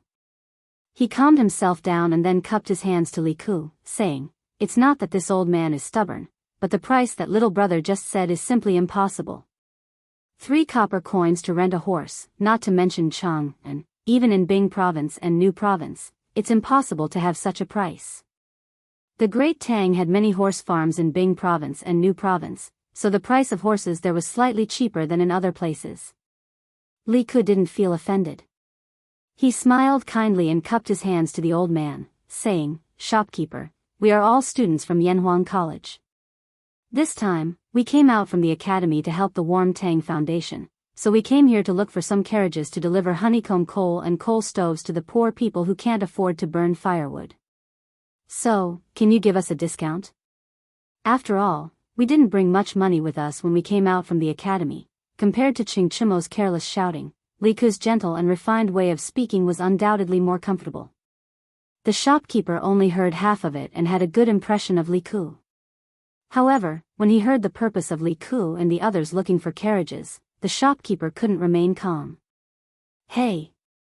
So you're students working for the Warm Tang Foundation? You should have said so earlier. 3 copper coins, right? This old man will rent as much as you want. Just treat it as this old man doing a good deed. Then, thank you very much, shopkeeper." Li Ku smiled and cupped his hands. Qing Chumo's eyes almost popped out of their sockets when he saw this. How the F***ck is this possible? Does that mean that all the effort I've put into talking for so long was all in vain? When he thought of this, Ching Chumo looked at the old shopkeeper with resentment. As if he could feel Ching Chumo's resentment, the old shopkeeper inexplicably shuddered. He looked at Ching Chumo and smiled apologetically. "Little brother, you can't blame this old man for this. If you had told me your purpose from the beginning, this old man wouldn't have disagreed no matter what." Ching Chumo snorted and ignored the old man. Li Ke couldn't help but laugh. "Shopkeeper, don't mind him. This brother of mine has always been like this. I haven't asked you how many horses you have here. We'll rent them all." The shopkeeper was stunned when he heard this. He didn't expect Li Ke to have such a big appetite. "There are 32 horses in total. Little lord, are you sure you want to rent them all?" "I'm sure." "Shopkeeper, we'll rent them for 20 days first. Here, the rent is 1,920 copper coins.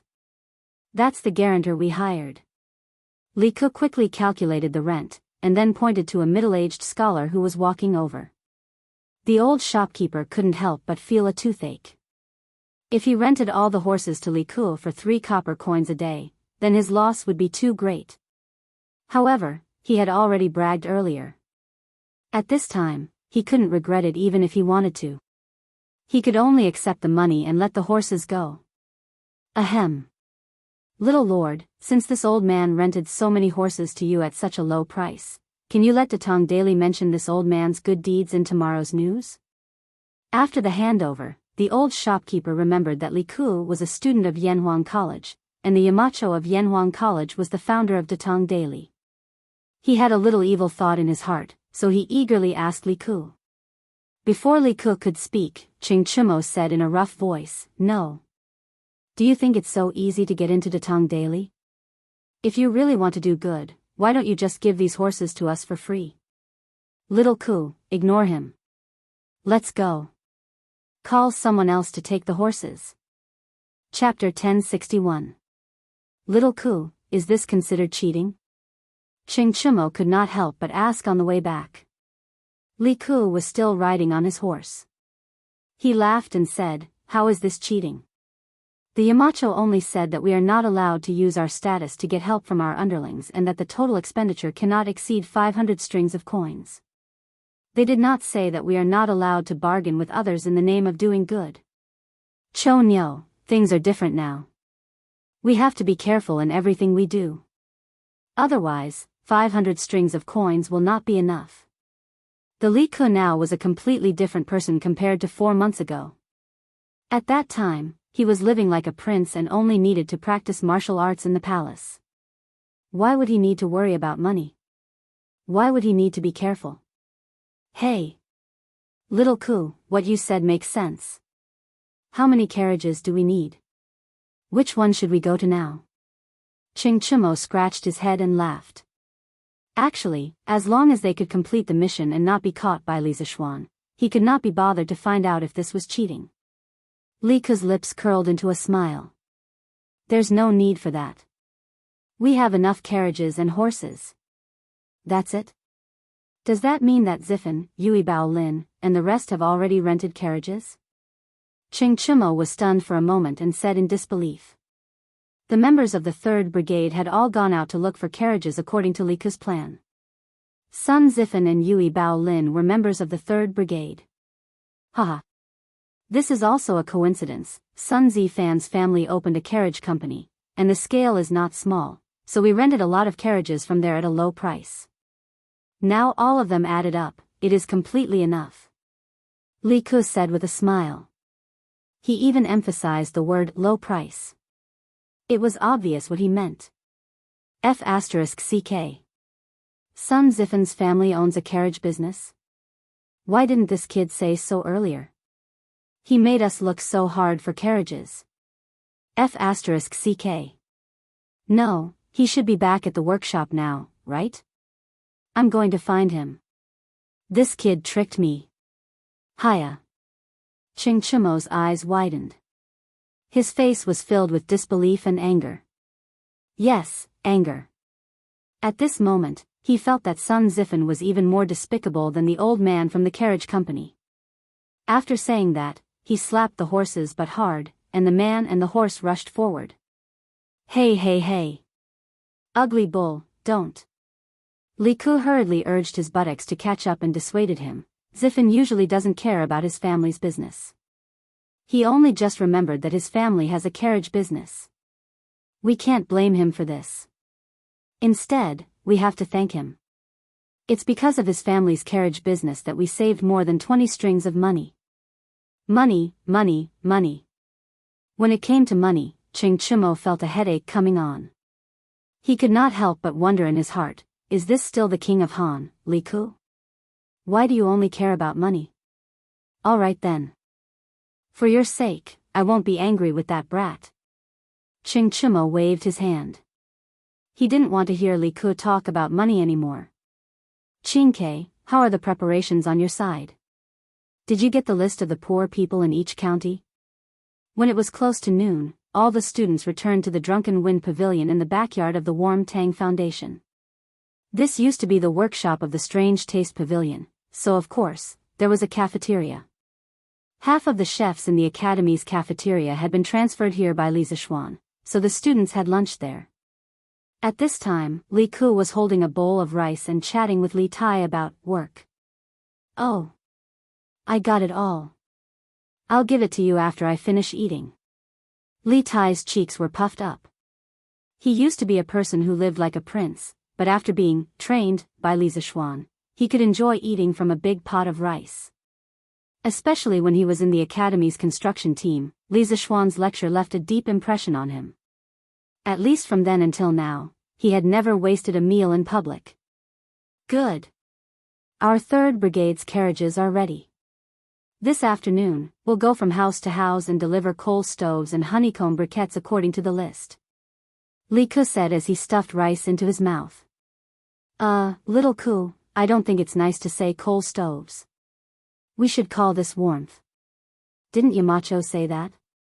We're participating in the Warm Tang Foundation's warm winter operation, so it's only right that we call it warmth. Li Tai's eyes turned as he corrected Li Ku. Li Ku thought about it and also felt that coal, moldy, stoves didn't sound nice. He nodded and said, okay. Then we'll go and deliver warmth to the poor people in the afternoon.